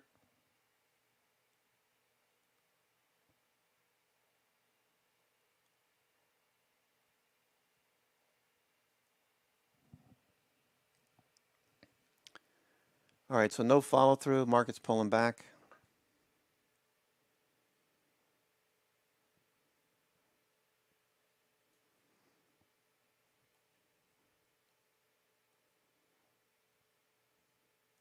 Freeport-McMoRan at the lows of the day, near the lows of the day. Roku looking for the bounce, off $9.50.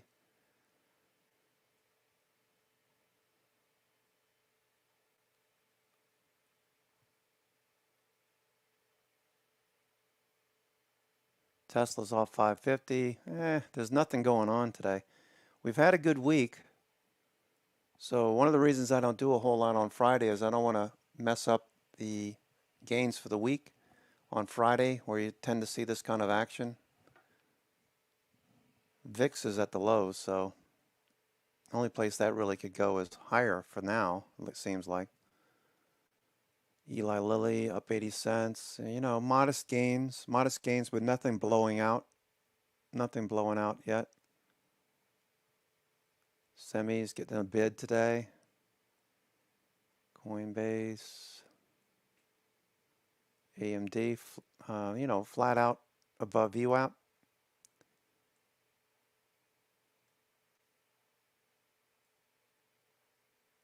Yeah, there's really nothing going on, folks. I don't see anything.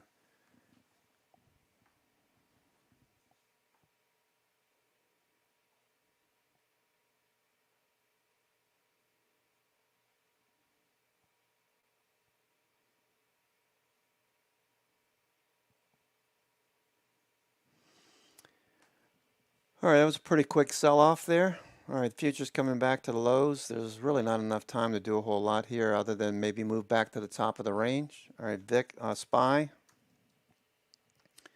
All right, look at VWAP. Look at VWAP. Okay, flat VWAP back to the lower part of the range today. That's yesterday's close right there, that horizontal. Starting to bounce. Did they get everybody short just now? Did they get everybody short?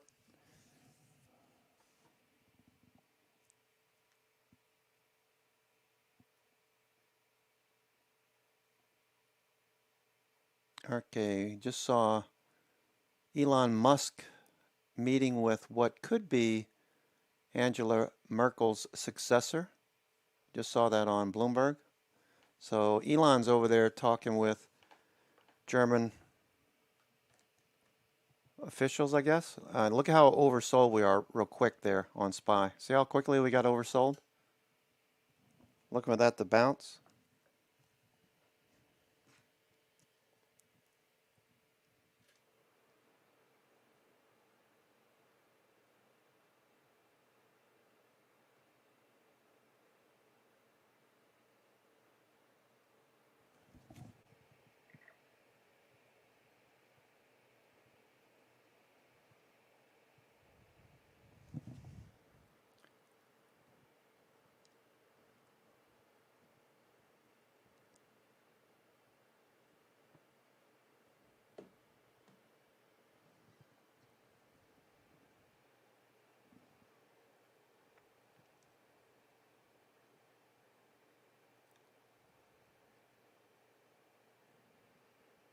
All right, got a nice little bounce here in SPY, oversold real quick. We're bouncing in the other direction. Get everybody short, turn it around. See this range, flat VWAP, pretty obvious. Unless you're uninitiated and you don't pay attention to VWAP, in which case, you know, you don't you're missing a big picture here. A big part of the picture, I should say. All right, VIX, let's see what VIX is doing.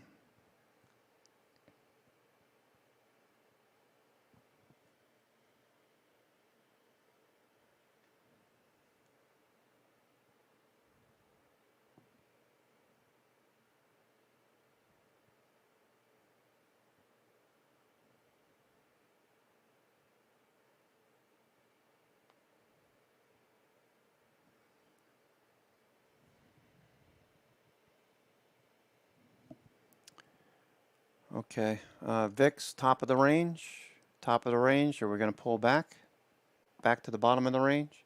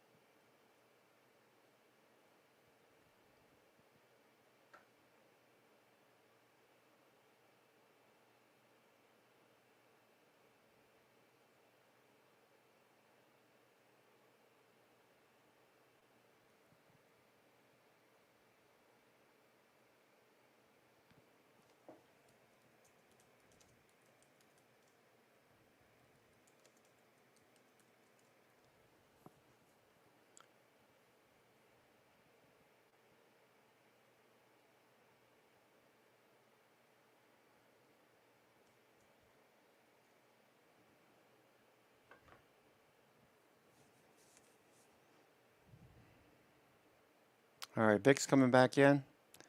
All right, so did they get everybody short just now?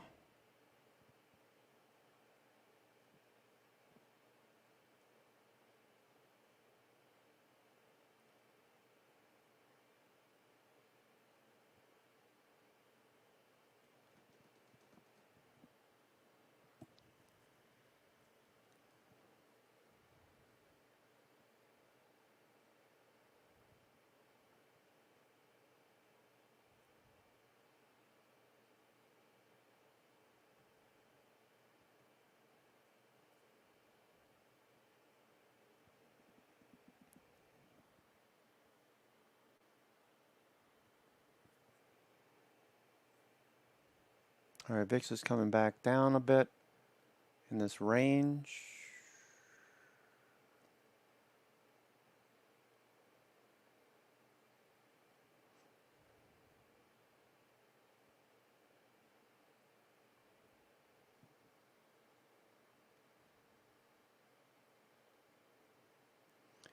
Not anticipating much today.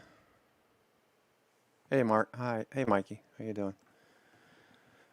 Oh, boy. So it's kind of slow, right? It's hot as hell outside. Otherwise, I go play a game, play quick 9. Guys outside look like they're sweating their butts off on the golf course.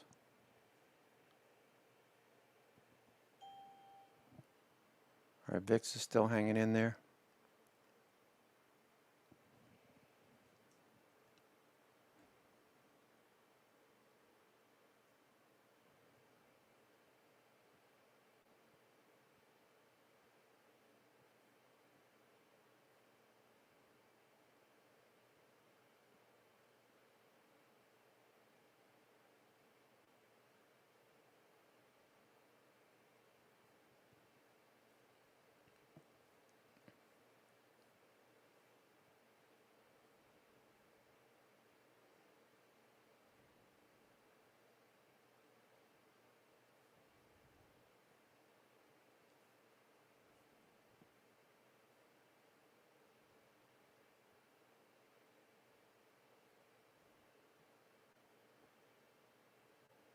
All right, VIX still hanging in there, so I don't know. My feeling is that VIX could get back up into the 16s, 17, 18s next week. We know that Monday volatility will probably pick up. That makes so much sense to me when you think about VIX being at the lows today. We've got 20% of S&P and the Qs expiring today, options. So those hedges will no longer be needed by dealers and market makers on Monday. We're at the lows with VIX. We're just a point off of the yearly lows. 2020 was in the 12s, but we could move lower. But I don't know. Going into the second half of August, I'm thinking that the odds are we pick up a little volatility. Maybe this starts to climb a bit more next week. So I wouldn't be surprised to see VIX calls or VXX calls trading. We are in a range until we're not, though. We're in a range on VIX. All right.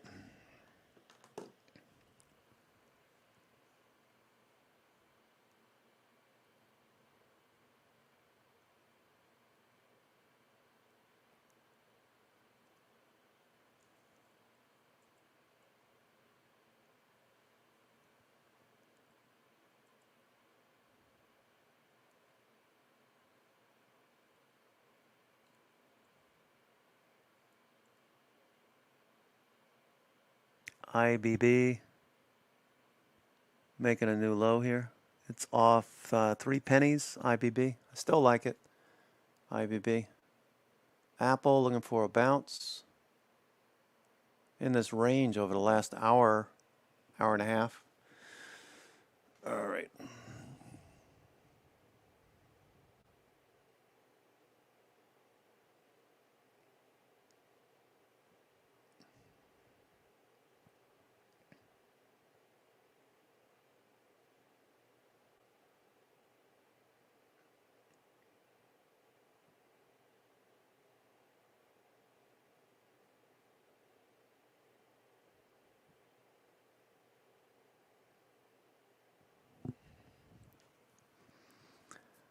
All right, VIX. Wow, I could fall asleep right here on my keyboard. This is just like so boring. Yeah, what are you gonna do? All right, so what are you gonna do when they come for you? Bad boys.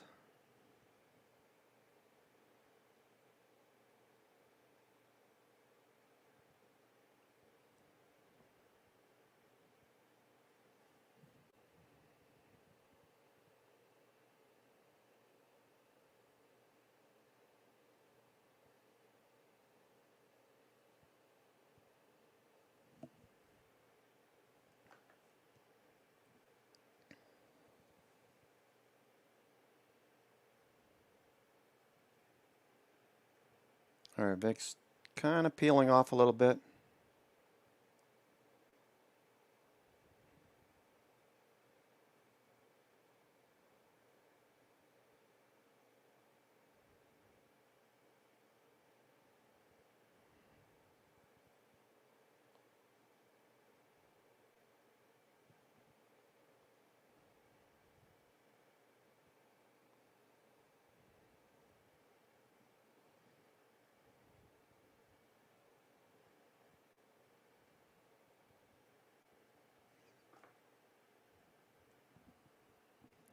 Stalemate. Bulls and bears at a stalemate. I don't see any reason to get. Okay, we just got a 1.2 million share block here at 445.28. 445.28. Just got a million share block. 1 million shares trading here. SPY, 1 million shares trading here.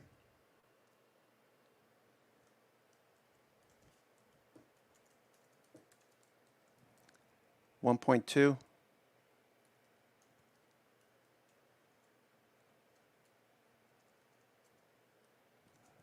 Ooh, 445.28. 44.28. Bullish above.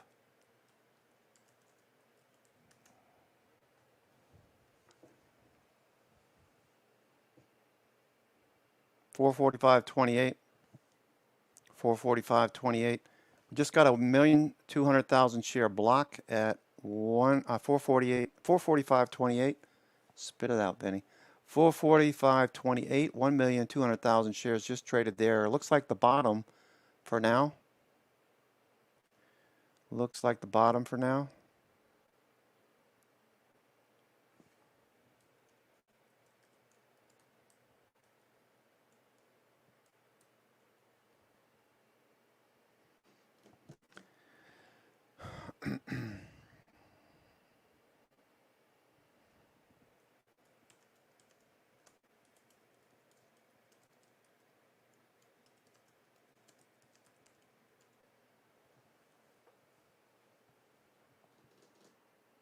All right, watch Apple here. Watch Apple.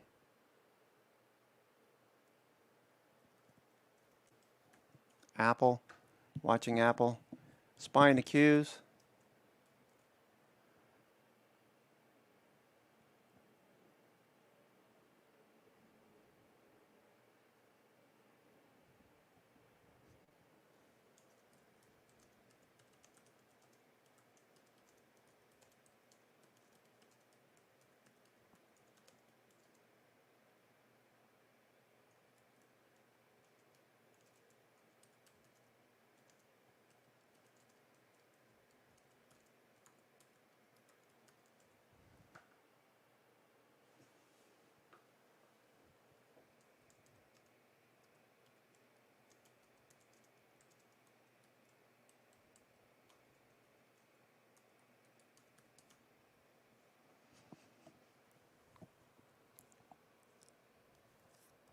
Yeah, I can't see them taper. Not yet.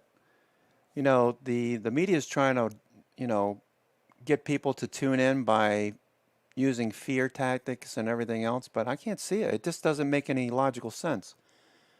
You want to kill the economy right when they're trying to keep the status quo? Yeah, you're right. You're right, Robert. Good day to leave early. Take care.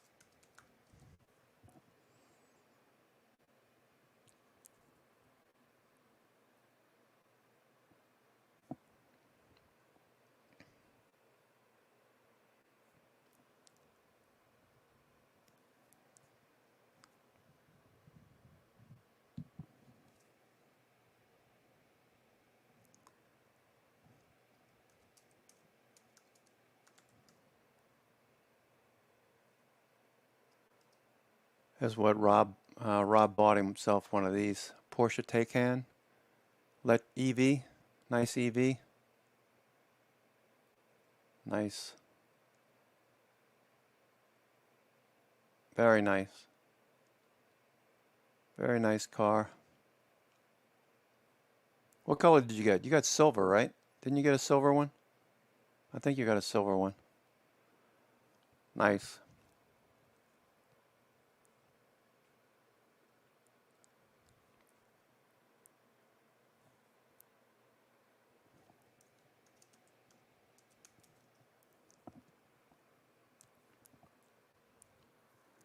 Here goes Apple. Apple. Here goes Apple. Apple, go. Let's see if Apple can get going here. If we get back up to the highs, that's your second opportunity or third opportunity to sell some into strength of those 150 calls for next Friday. Be interesting to see if we're above 150 next week. We gap above 150 and just keep going. Apple, we're showing today's calls, or excuse me, the 150 calls that traded today, 167,000.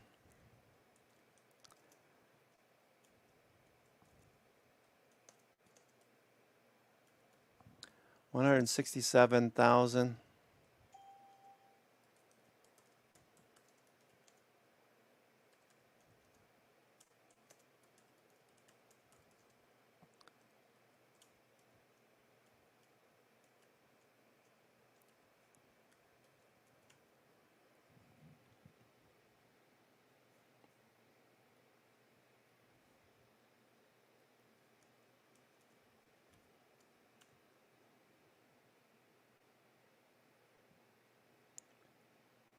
Power hour. All right, it's power hour. Let's do this. Let's boom this.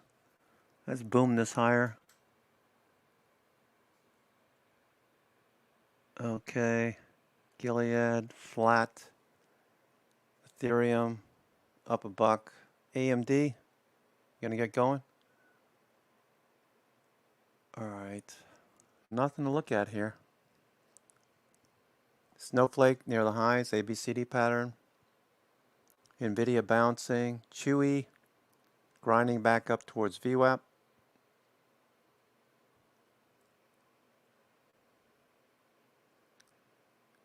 Victoria's Secret going again, VSCO.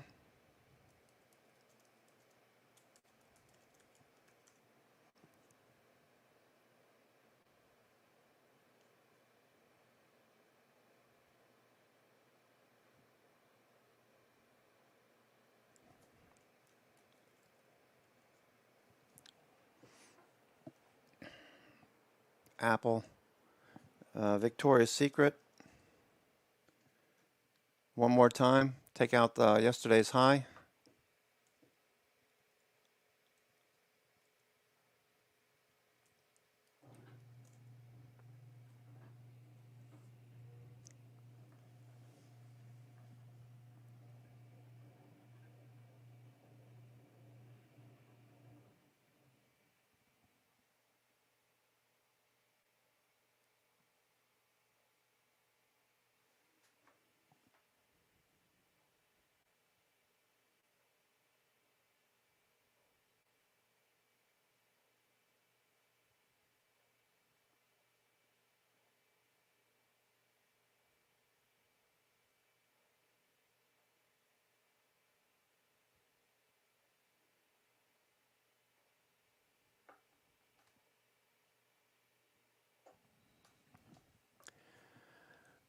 Okay.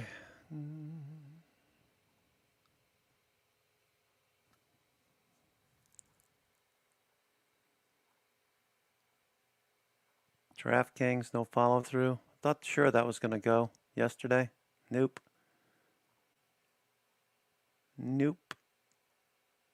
All right, so can we get something going here? I'm bored. All right, support.com starting to turn. Novavax. Novavax, NVAX. New high of the day. We thought we could see 250 by the end of the week. We're stretching a little bit, 255. That looks good. Off the 50-day to start the week. Off the 50-day. This was a good. By the time Frank mentioned it, I think it was at 200. Got more than 55 points. And if you took the options, you're doing really well. Look at the volume.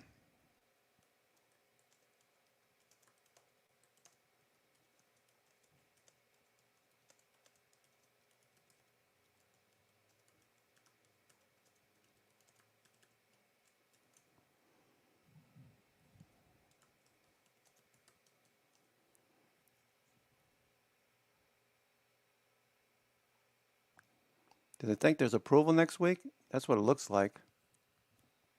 Novavax. Nice move on Novavax. All right.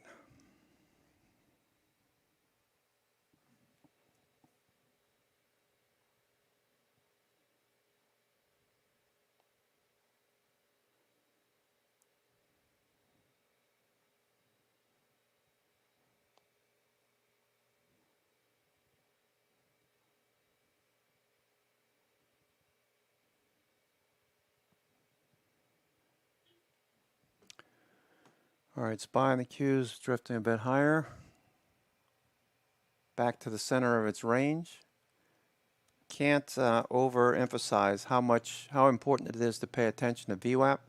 If you were thinking about, now this is obviously hindsight, but we see this every single day. Whenever you see a flat VWAP, okay, always expect the unexpected, but generally speaking, you look for the highs of the range, the lows of the range. It just keeps chopping around. Right now we're right back to VWAP, and SPY is starting to go now. So if anyone got frustrated and took their SPY calls off, and they wind up running this higher, a lot of people are going to be upset.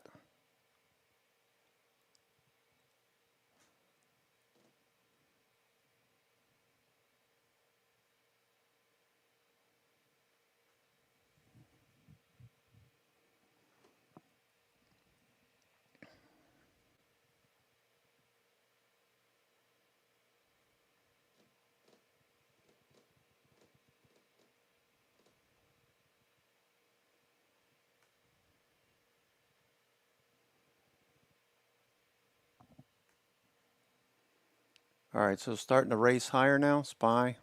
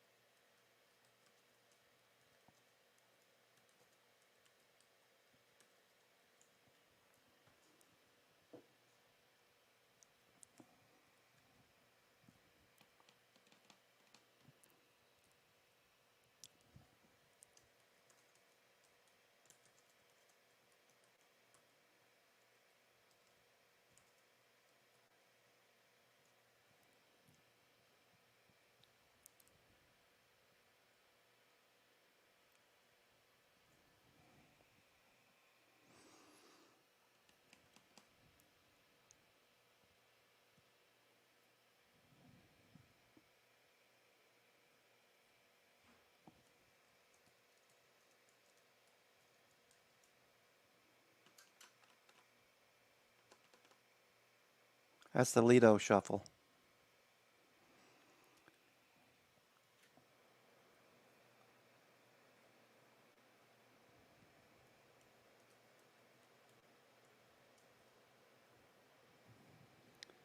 Lido shuffle, Boss Skaggs.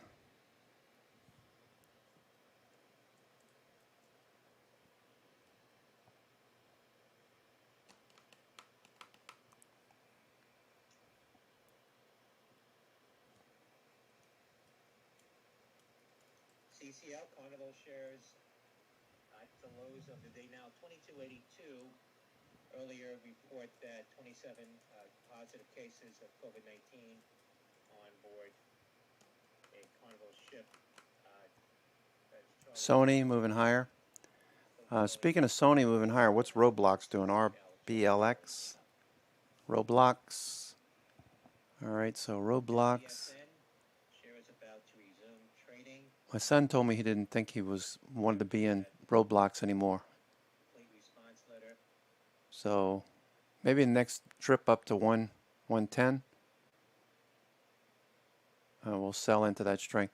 He's kind of funny. He said, when we got in, Papa, 2 weeks later we were at 110. We should have sold there, or whatever he was saying, 100. He says he's not interested now. So he's a fickle trader when it comes to profits and losses. He wants to take the profits and he wants to sit around and wait for something else to look good so he can make a quick gain in 2 weeks. I thought that was pretty funny. I was like, what? I said, yeah, it ran up. We got in at 76 and 78 and then it ran up. I think he said to 100 in a couple of weeks. That was the time, to take profits. He's 11 years old and he gets this. Too funny. Very sharply down to 70 cents.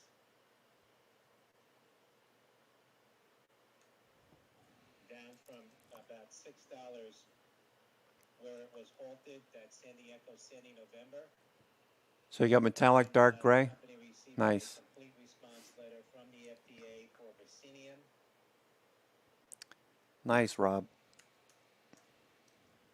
That's for their bladder cancer treatment. That's Sandy Echo Sandy November, now at 86 cents.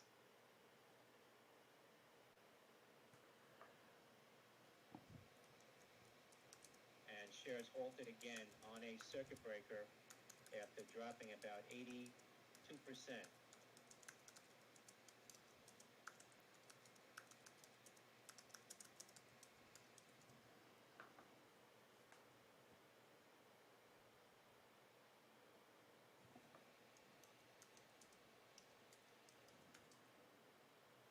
Yeah, it's pretty funny. I mean, the torque on those freaking EVs, especially the Porsche Taycan. Leave all of your pocket change, your wallet, your phone, and everything else in the car. They're really fast, I remember when Tesla first came out, I saw my first Tesla S. I'm saying, man, they're so quiet.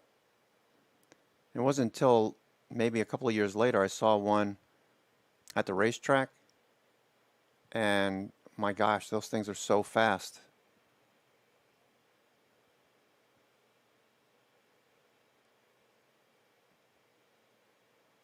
Yeah, he'll be good. He'll be good. I'd like to get into read Jeff Cooper's book, Hit and Run Trading. That's a good book. If you've never read it, if you've never read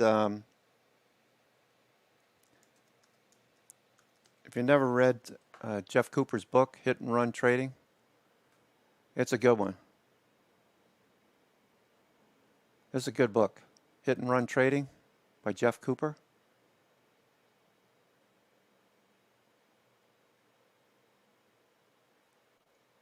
Pick up a copy. HOOD, Robinhood, more call activity now, and Hotel Oscar Delta. Hood, Robinhood. $50 call sweep now on Robinhood. All right, so got a nice spin here, higher on Robinhood. Nice. As more days go by, we get more. Okay, here goes AMD. AMD about to go. AMD's about to go.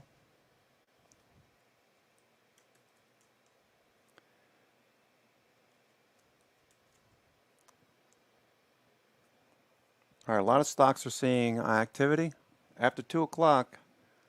We look for activity after 2 o'clock. Today it's after 3 o'clock. That's okay. AMD looks good. Looks like it's going to go. Here's A, here's B, C, D. Looking for a follow through. AMD looks good. All right, stocks are showing some activity. All right, so a little bit more interesting end of day. Netflix up 7, sorry. SOX, the SOXL semiconductor 3-time. It's back above VWAP right here. Snowflake, just off the high of the day. NVIDIA, looking for a pop. Chewy around in the corner, Chewy.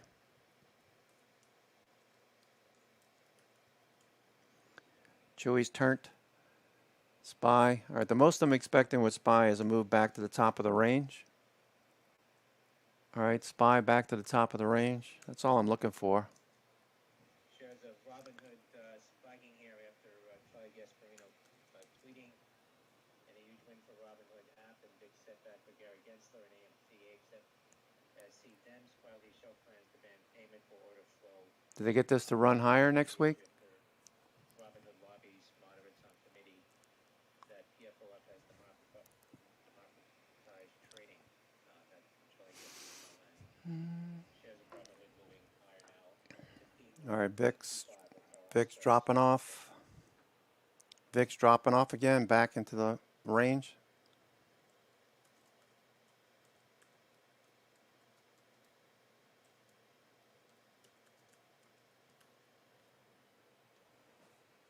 SPY popping off, going for the highs. S&P 500 futures stalling here a little bit. Stalling here a bit. SPY.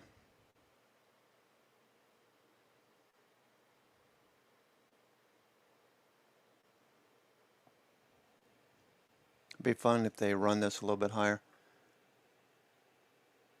All right, Bloomberg, they're talking about VIX, a steepening VIX curve. Steepening VIX curve. All right, so they basically have the flipped version of VIX, like I show you, the green. Bloomberg, their charts pretty much show you the same thing. All right, VIX. So when it's green, we were looking for higher highs and higher lows. All right, we've had that all this week. Green, higher highs, higher lows. Where she stops, nobody knows. So that's what Bloomberg has just showed on the screen. So they flipped the VIX too, so that makes sense. SPY, all right, stalling right in the middle of the range. So if you're hoping for a breakout, odds are 50-50 really. Nice. I like the highs and the lows when you get flat VWAP. Trading from the highs and the lows. But in the middle of the range here, I don't know how much more we've got we had that one block at 445.28. 445.28. We had a 1,200,000 share block, followed up by another block right behind it, 502,000 at 445.13. Those are all at the bid as we rise. Chewy's starting to go a bit more. VIX is dropping off some more. VIX is trying to drop off more. Apple looked like it was going to break out. Didn't do so. Did not do so. Chewy grinding a bit more. Tesla, a little bit at the end of the day. Looks like Tesla's pushing. Blockchain stocks, looks like we'll have to wait until next week for blockchain and Bitcoin stocks. Coinbase had a decent day today. Intel buying 4,000 shares of Coinbase.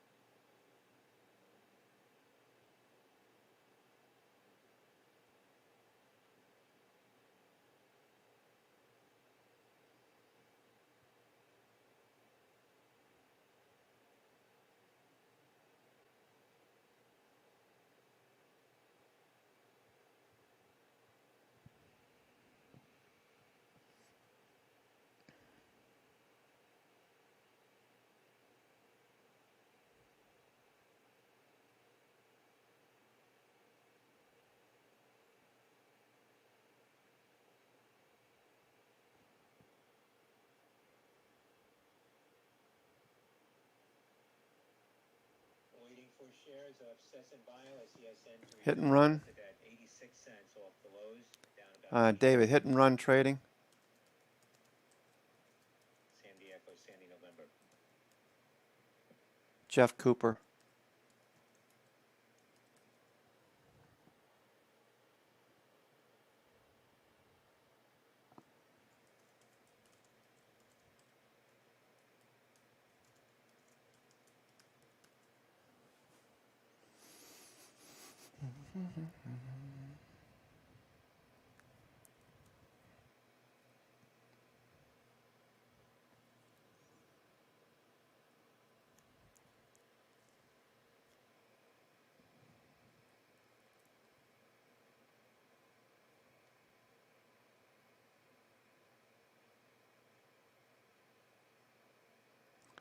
All right, just watching SPY trying to sprint into the close, maybe.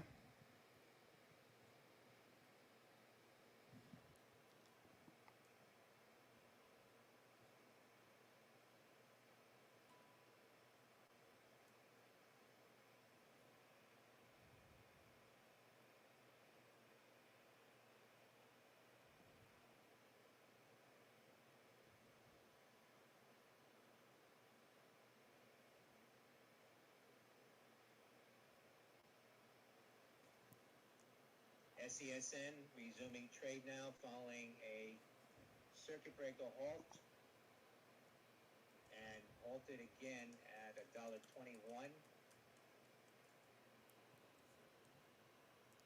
on another circuit breaker. All right, SPY looking for a follow through here. All right, can we run this into the close? We got plenty of time left. We got 40 minutes.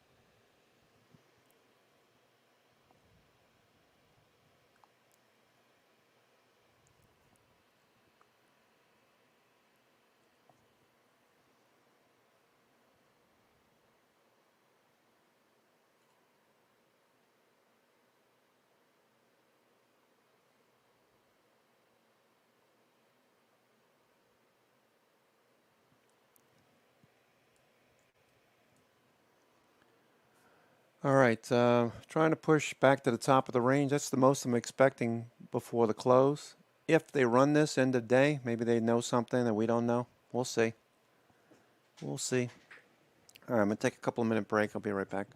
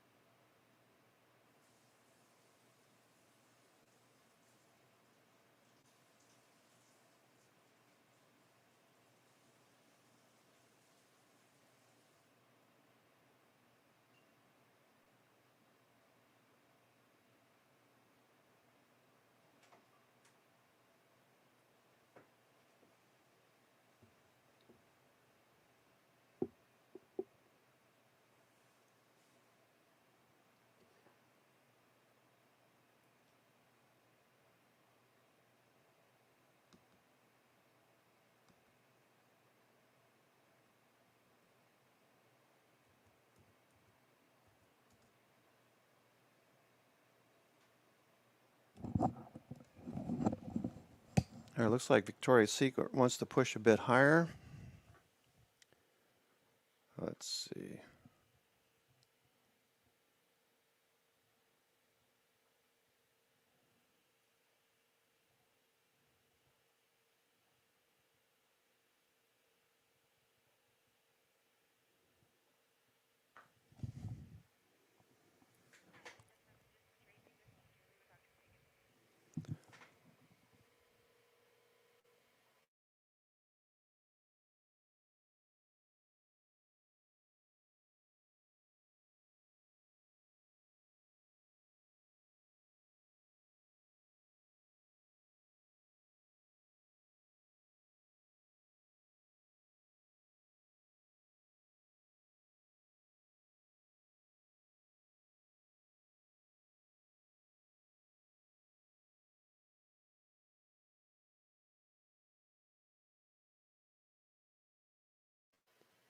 Victoria's Secret pushing a bit higher.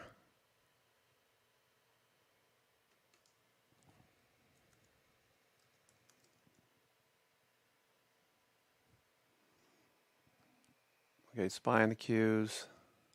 All right, just sitting here.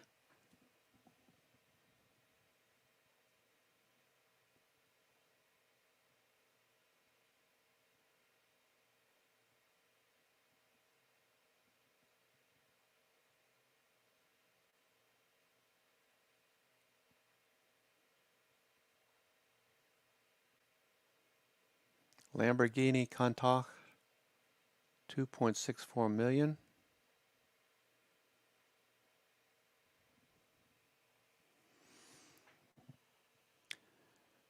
Let's see. Markets are just chopping around. Chopping around. Just keeps chopping. Chopping around.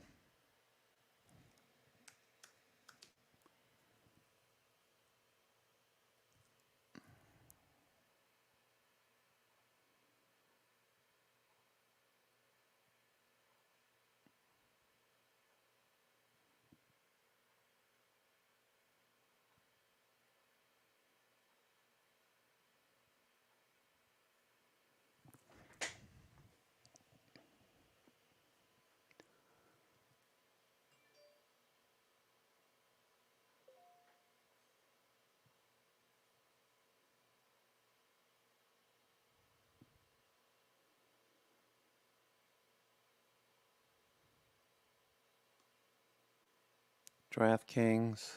There's not a whole lot going on right now. All right, so still flat VWAP, even though we got a little excited there. I thought might see a follow through. Nope.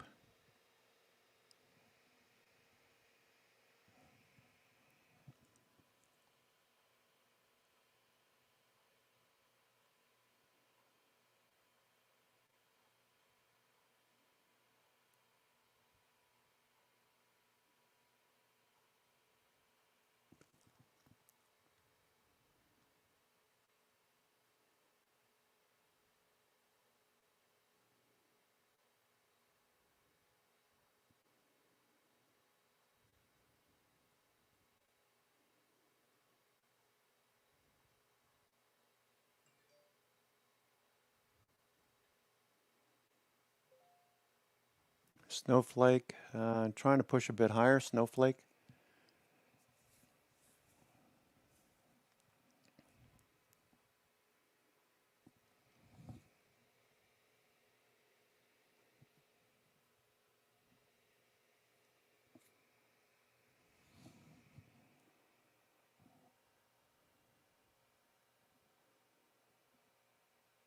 Our Qs are hanging on a little bit better. SPY just chopping around. All right. ARKK coming off the lows.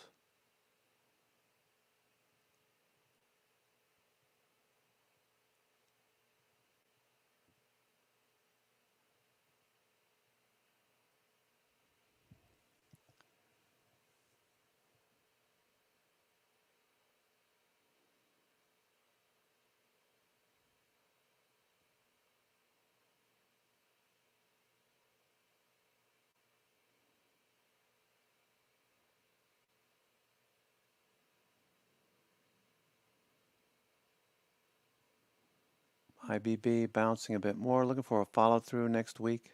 The biotechs, SPY sputtering into the close, just sideways, no follow through.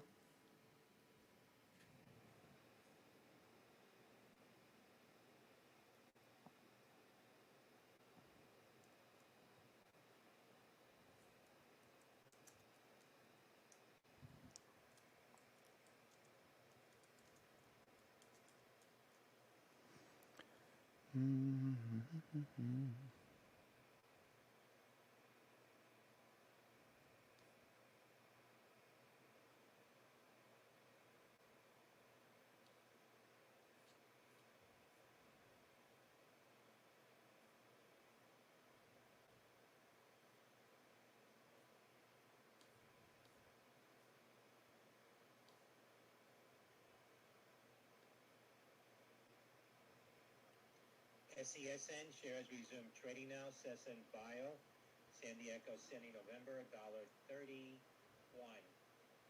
after resuming. And now moving back above $1.40. Fell from around $6 down to 70 cents after low on that complete response letter from the FDA.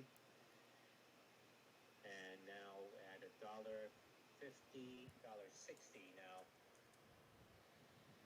San Diego City, November, $1.60.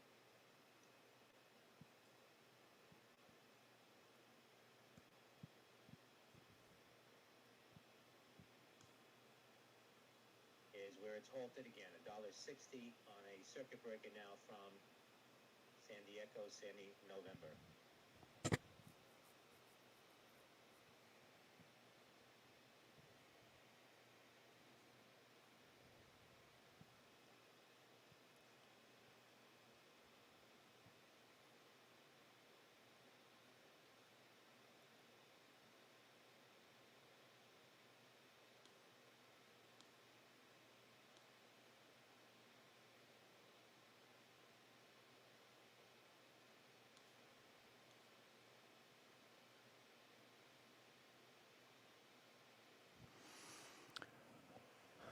All right. We're pushing back down in the lower part of the range, no follow through.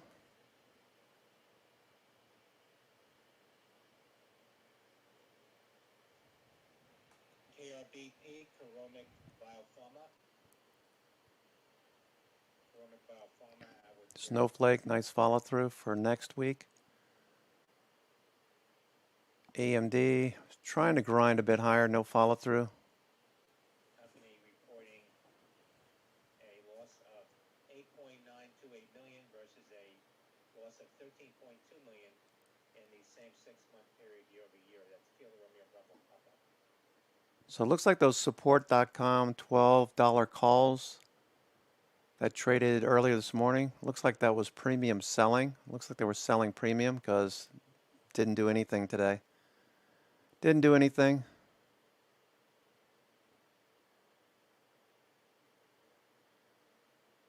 IBB down 11 cents. Looks like people are just taking profits the last 30 minutes of the trading day. That's all I'm seeing. Airbnb pushing a bit higher. Airbnb off the highs of the session. Airbnb. Market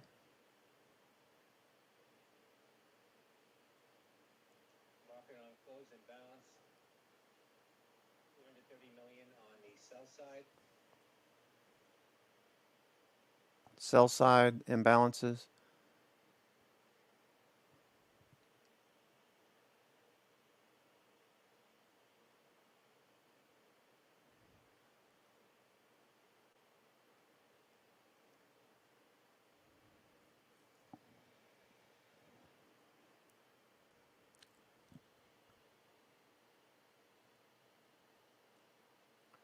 Snowflake trying to go for the high of the day.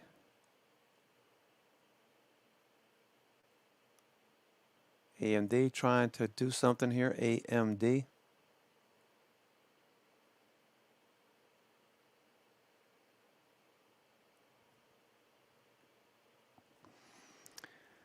All right, so you can see this range, flat VWAP, no follow through. VIX in a range as well. Back to the top of the range. They're just chopping up the IV. You've got options expiring the Qs. 20% of the options for the Qs expire today. And the SPY.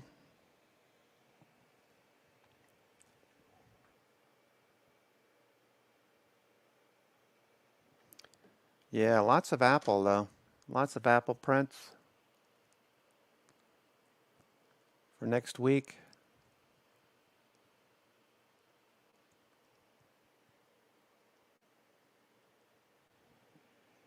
With 25 minutes to go. Regular session. There we go. Look at us bouncing in the other direction now. Watch the VIX drop off here. Watch for the VIX to drop off. SPY is popping in the other direction now. SPY.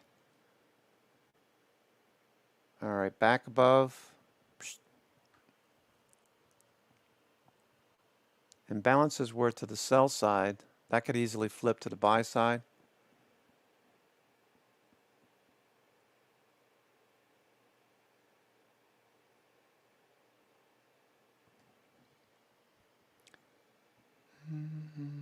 Qs look like they could push higher here. Watch the Apple. Lots of blocks today on Apple. 178,000 contracts trading today. Does somebody know something? Looks pretty good here.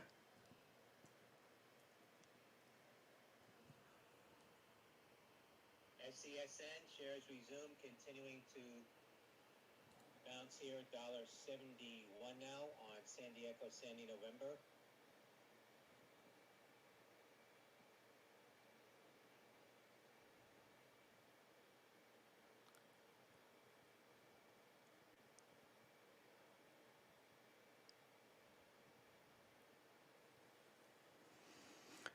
All right.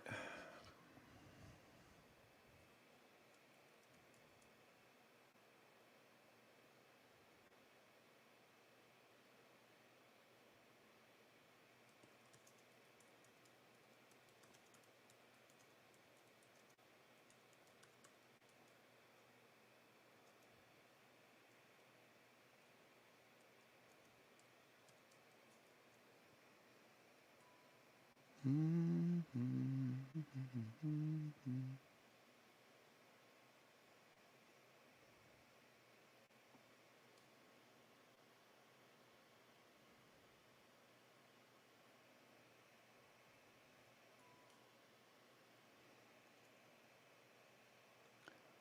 All right.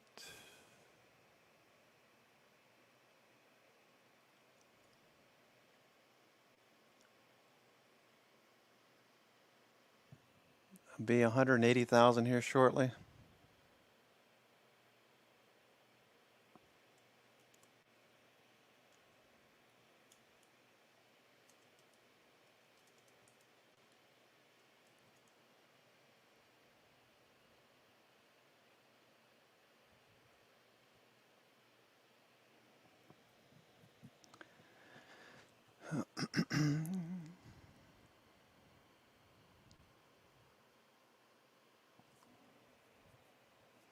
Can they run this into the close? We can get a couple of handles, 5 or 10 handles very easily in 20 minutes. That'd be nice.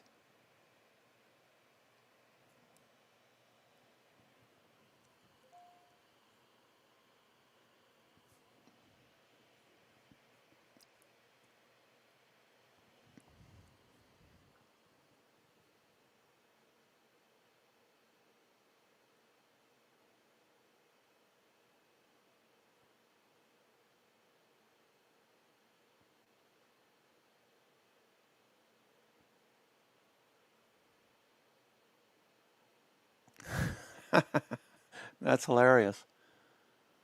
That's pretty funny, Jennifer.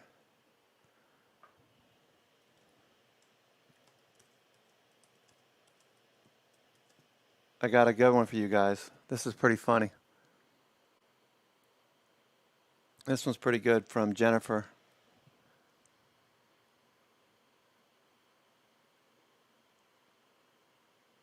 This is a pretty good one.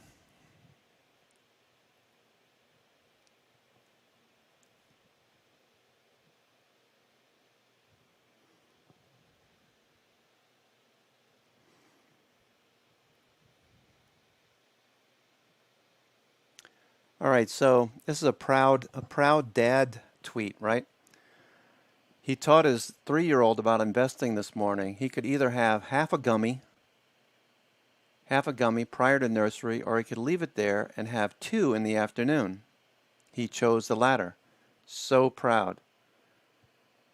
Caveat, I ate both of them once he left, though, because hashtag volatility.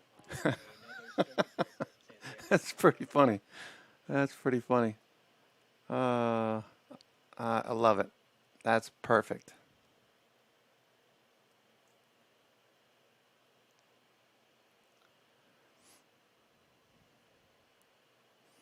That's pretty funny.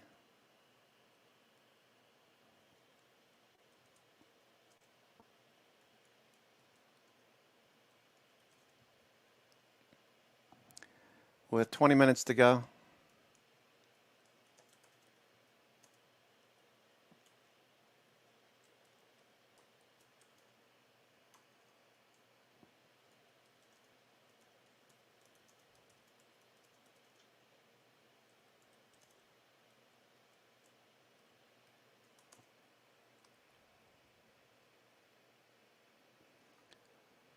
That's hilarious. I like that. That's good.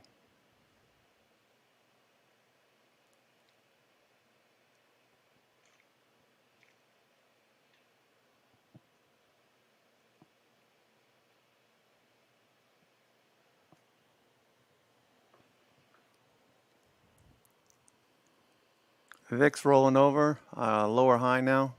Can we get a run? Chewy's about to pop back above VWAP. It's up $1. It was up $1, what, 60 earlier?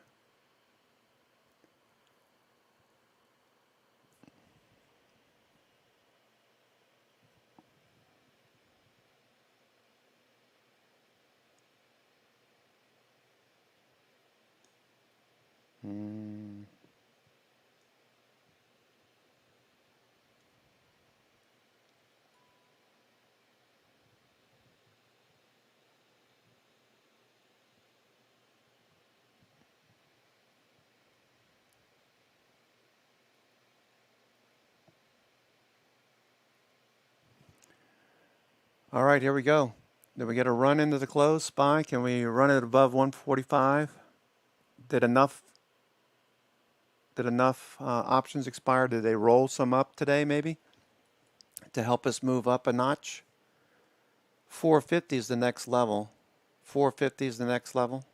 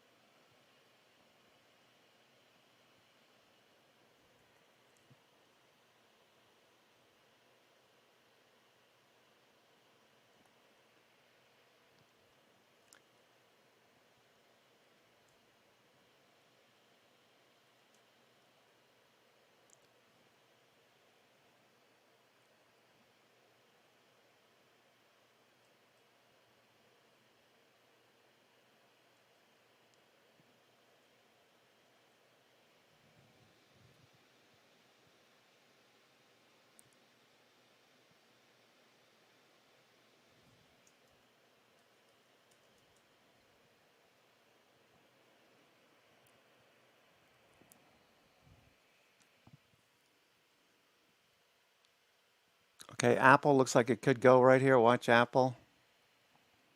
End of day. SPY. Nope. It's going to stay within 440, 445.85.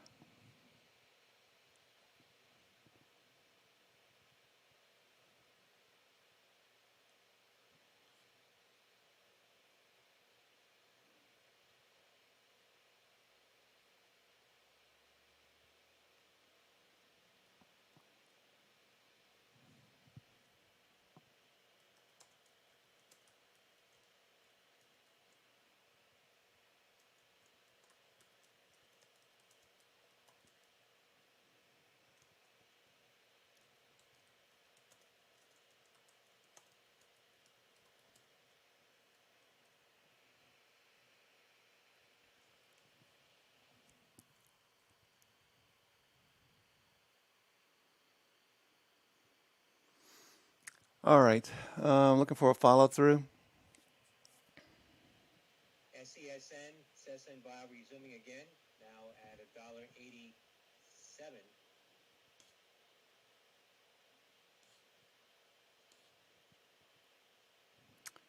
All right. We're going to run this. We're going to run it. We got 15 minutes to run it. 15 minutes to run this.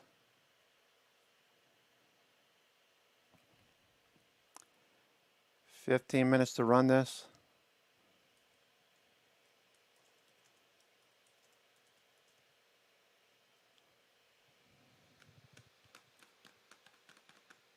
AMD. ABC. Easy as 1, 2, 3.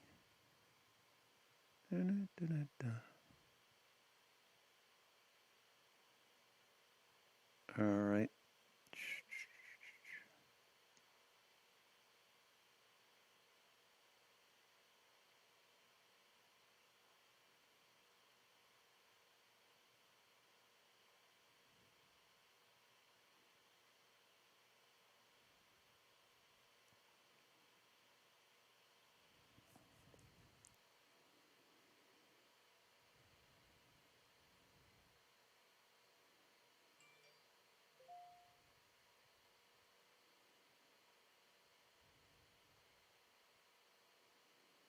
Freeport McMoran, no follow through.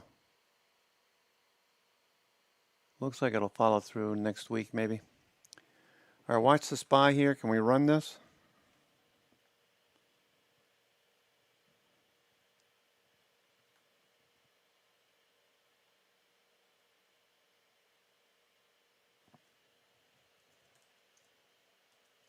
Cessna Bio, SCSN shares back over $2 now. Continuing to move off the 70-cent low. San Diego, semi-November.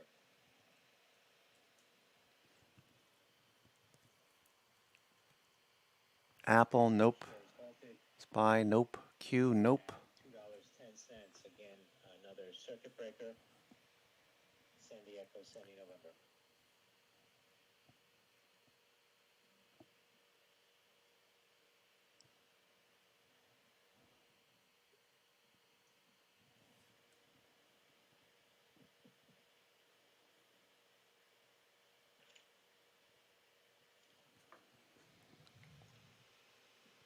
Wow. Wow, wow, wow. That's nice. Apple.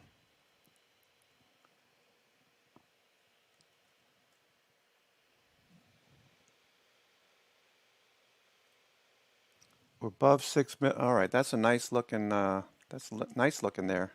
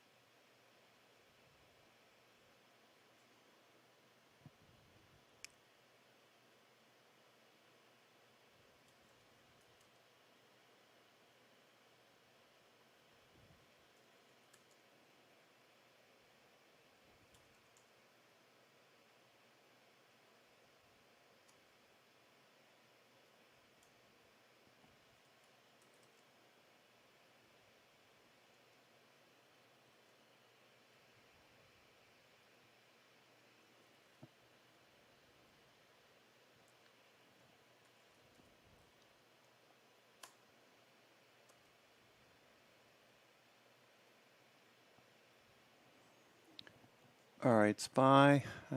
Trying to do something. 10 minutes to go. VIX coming back. 10 minutes to go.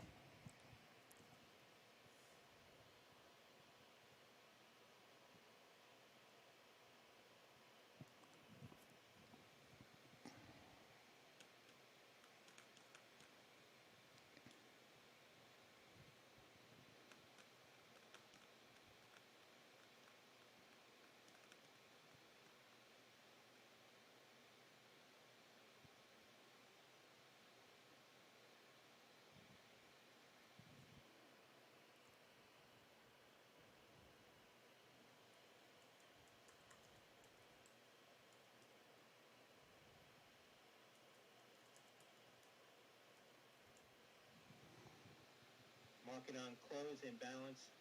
Now $1.5 billion on the buy side.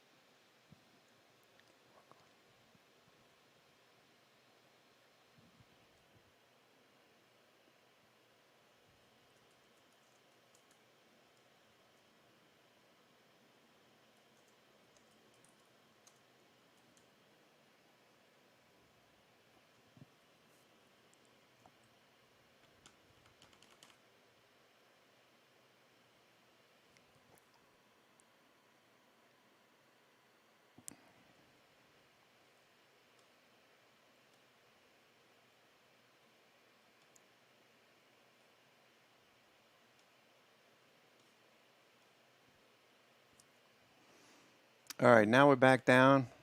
All right, so they're just chopping this up. Was hopeful that maybe they could run it into the close. Apple, we got two Apple blocks posted in the trading room thanks to David for that heads up. 2 blocks of Apple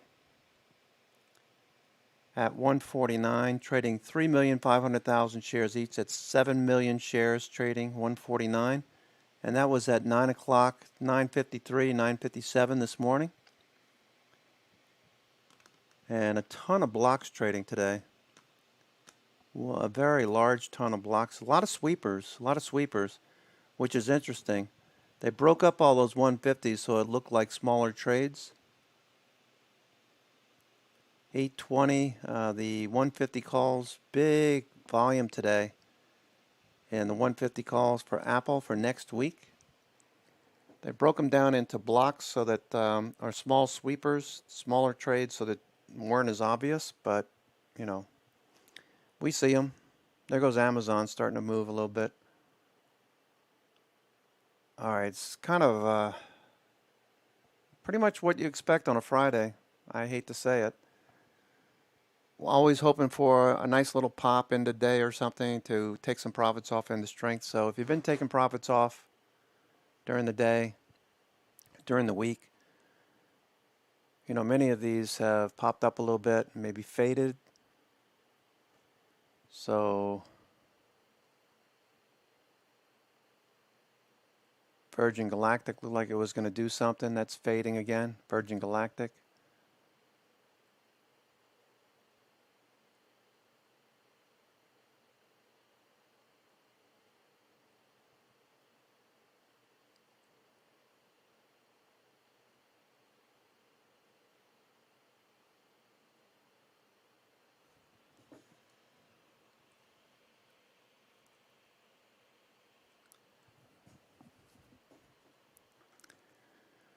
All right.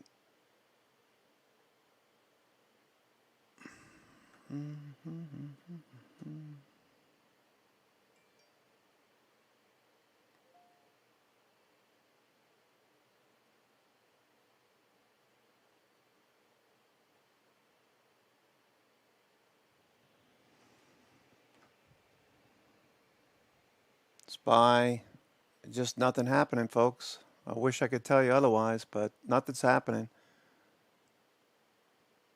Until we see a trend next week, it's really hard to say what they're up to. All right, Berkshire coming right back down to Monday's close.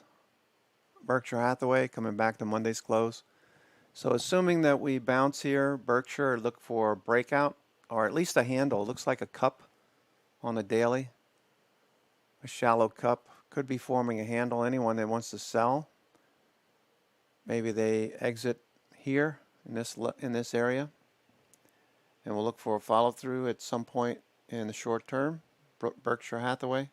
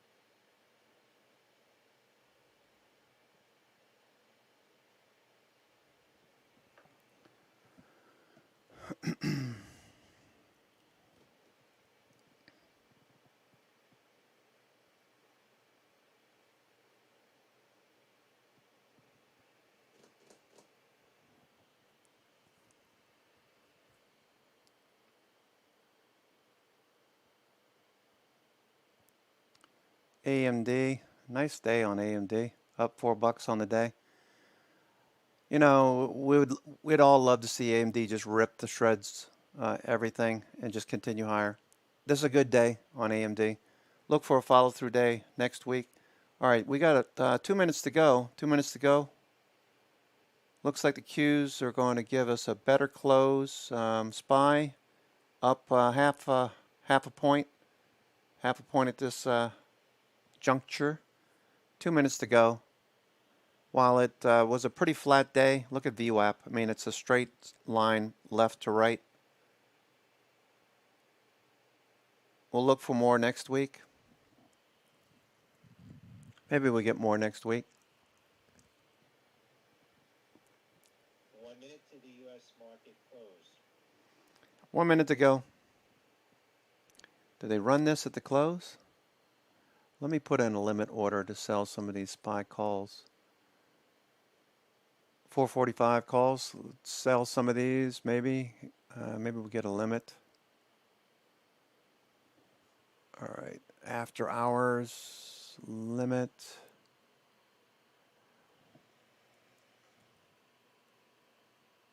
All right.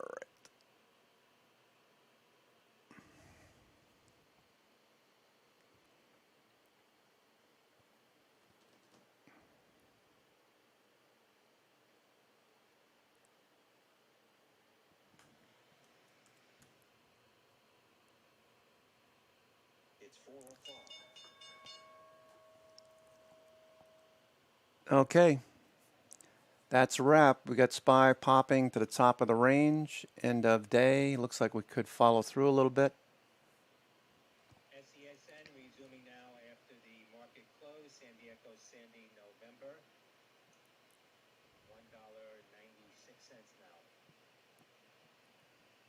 GBR New Concept Energy reporting a penny. All right, folks. I hope you had a good day. Qs ended pretty good too. Almost took out the high of the day, the Qs. I had a good week. Today was kind of boring, I know. I didn't want to force any trades. I know that you're appreciative of everything that everyone in the trading room does, along with myself. We don't generally trade a lot on a Friday. You know, swing trades are a different story. We'll see some of these swing trades work, like Ionis Pharmaceuticals. Some of the names that were mentioned in the trading room, a lot of those look good. AMD looks good for a swing next week. I'm looking for Coin and the semiconductors to move higher. SOXL, SMH, some of the semis look good. NVIDIA, looking for follow through next week. Chewy's probably going to keep going, swing that one. IBB bouncing, that'll probably do well with the semiconductors. Berkshire, I'm pretty happy that Berkshire will probably follow through. DraftKings, looking for that to get some buyers to follow up into next week. Clover Health, Airbnb, Freeport McMoran, Southern Copper, looking for all those to follow through next week. Materials, the banks. Had a pretty decent follow through. Let's see what breadth looked like by the end of the day. Okay. So we clearly have more new highs than new lows. 163 stocks made new highs today. It's a 137% increase over Thursday's price action, even though it didn't feel like it. A lot of stocks did move higher.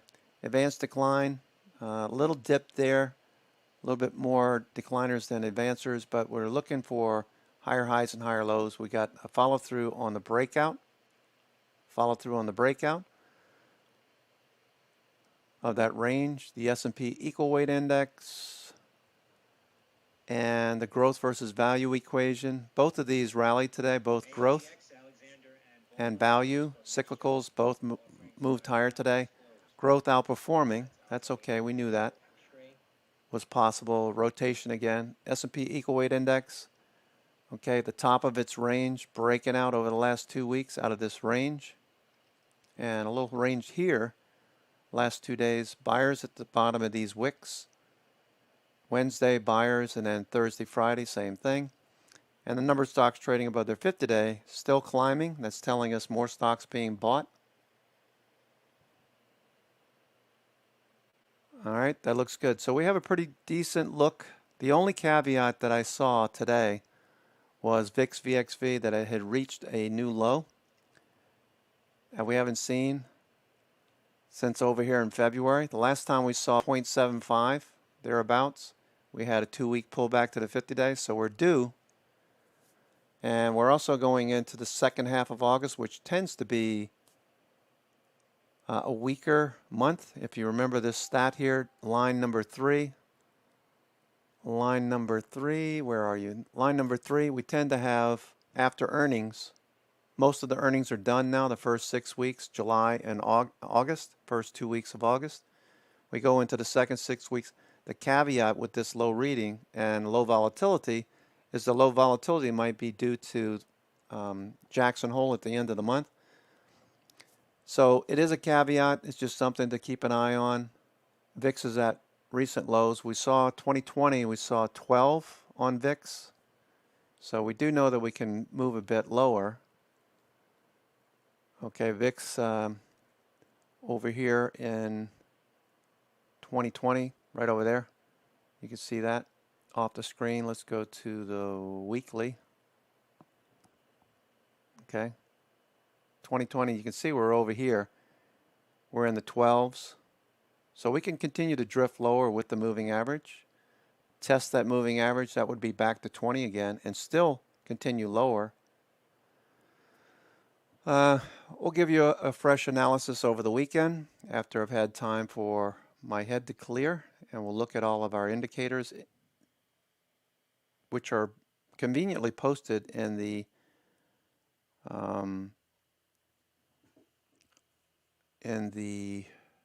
Slack channel titled Scans Temporary. All the links of the stocks, the charts that I look at over the weekend are in the Slack channel titled Scans Temporary. You can check those out. So I'll basically go over those this weekend and cover everything for the next week in the weekend video. That'll come out around 2 o'clock on Sunday. Have a great weekend, everyone. Thanks for all of the trading setups and comments in the trading room. Always appreciated the teamwork, options, stocks, setups, commentary, observations. Always appreciated in the trading room. Have a great weekend, everyone. This is your host, Cousin Vinny, coming to you from theclosingprint.com. Remember, you should always trade with a plan. You should always trade with a plan. You can lose money in the markets if you don't have a strategy. You're just throwing money at the markets. You got a 50-50 probability of winning or losing. You want the odds in your favor. You want to be able to beat the house. In order to beat the house, you need to have a strategy. That's what we talk about every single day of the week and on the weekends. So make sure you have a strategy. This is your host, Cousin Vinny, coming to you from theclosingprint.com. This fine Friday the 13th, I just noticed, was Friday the 13th. Duh.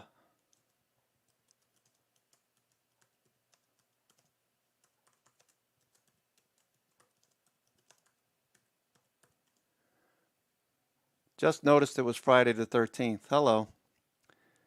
Yeah, you know, I get so involved in the markets I don't pay attention sometimes to the obvious. Wow. All right, folks. Take care. We'll talk to you soon. Ciao.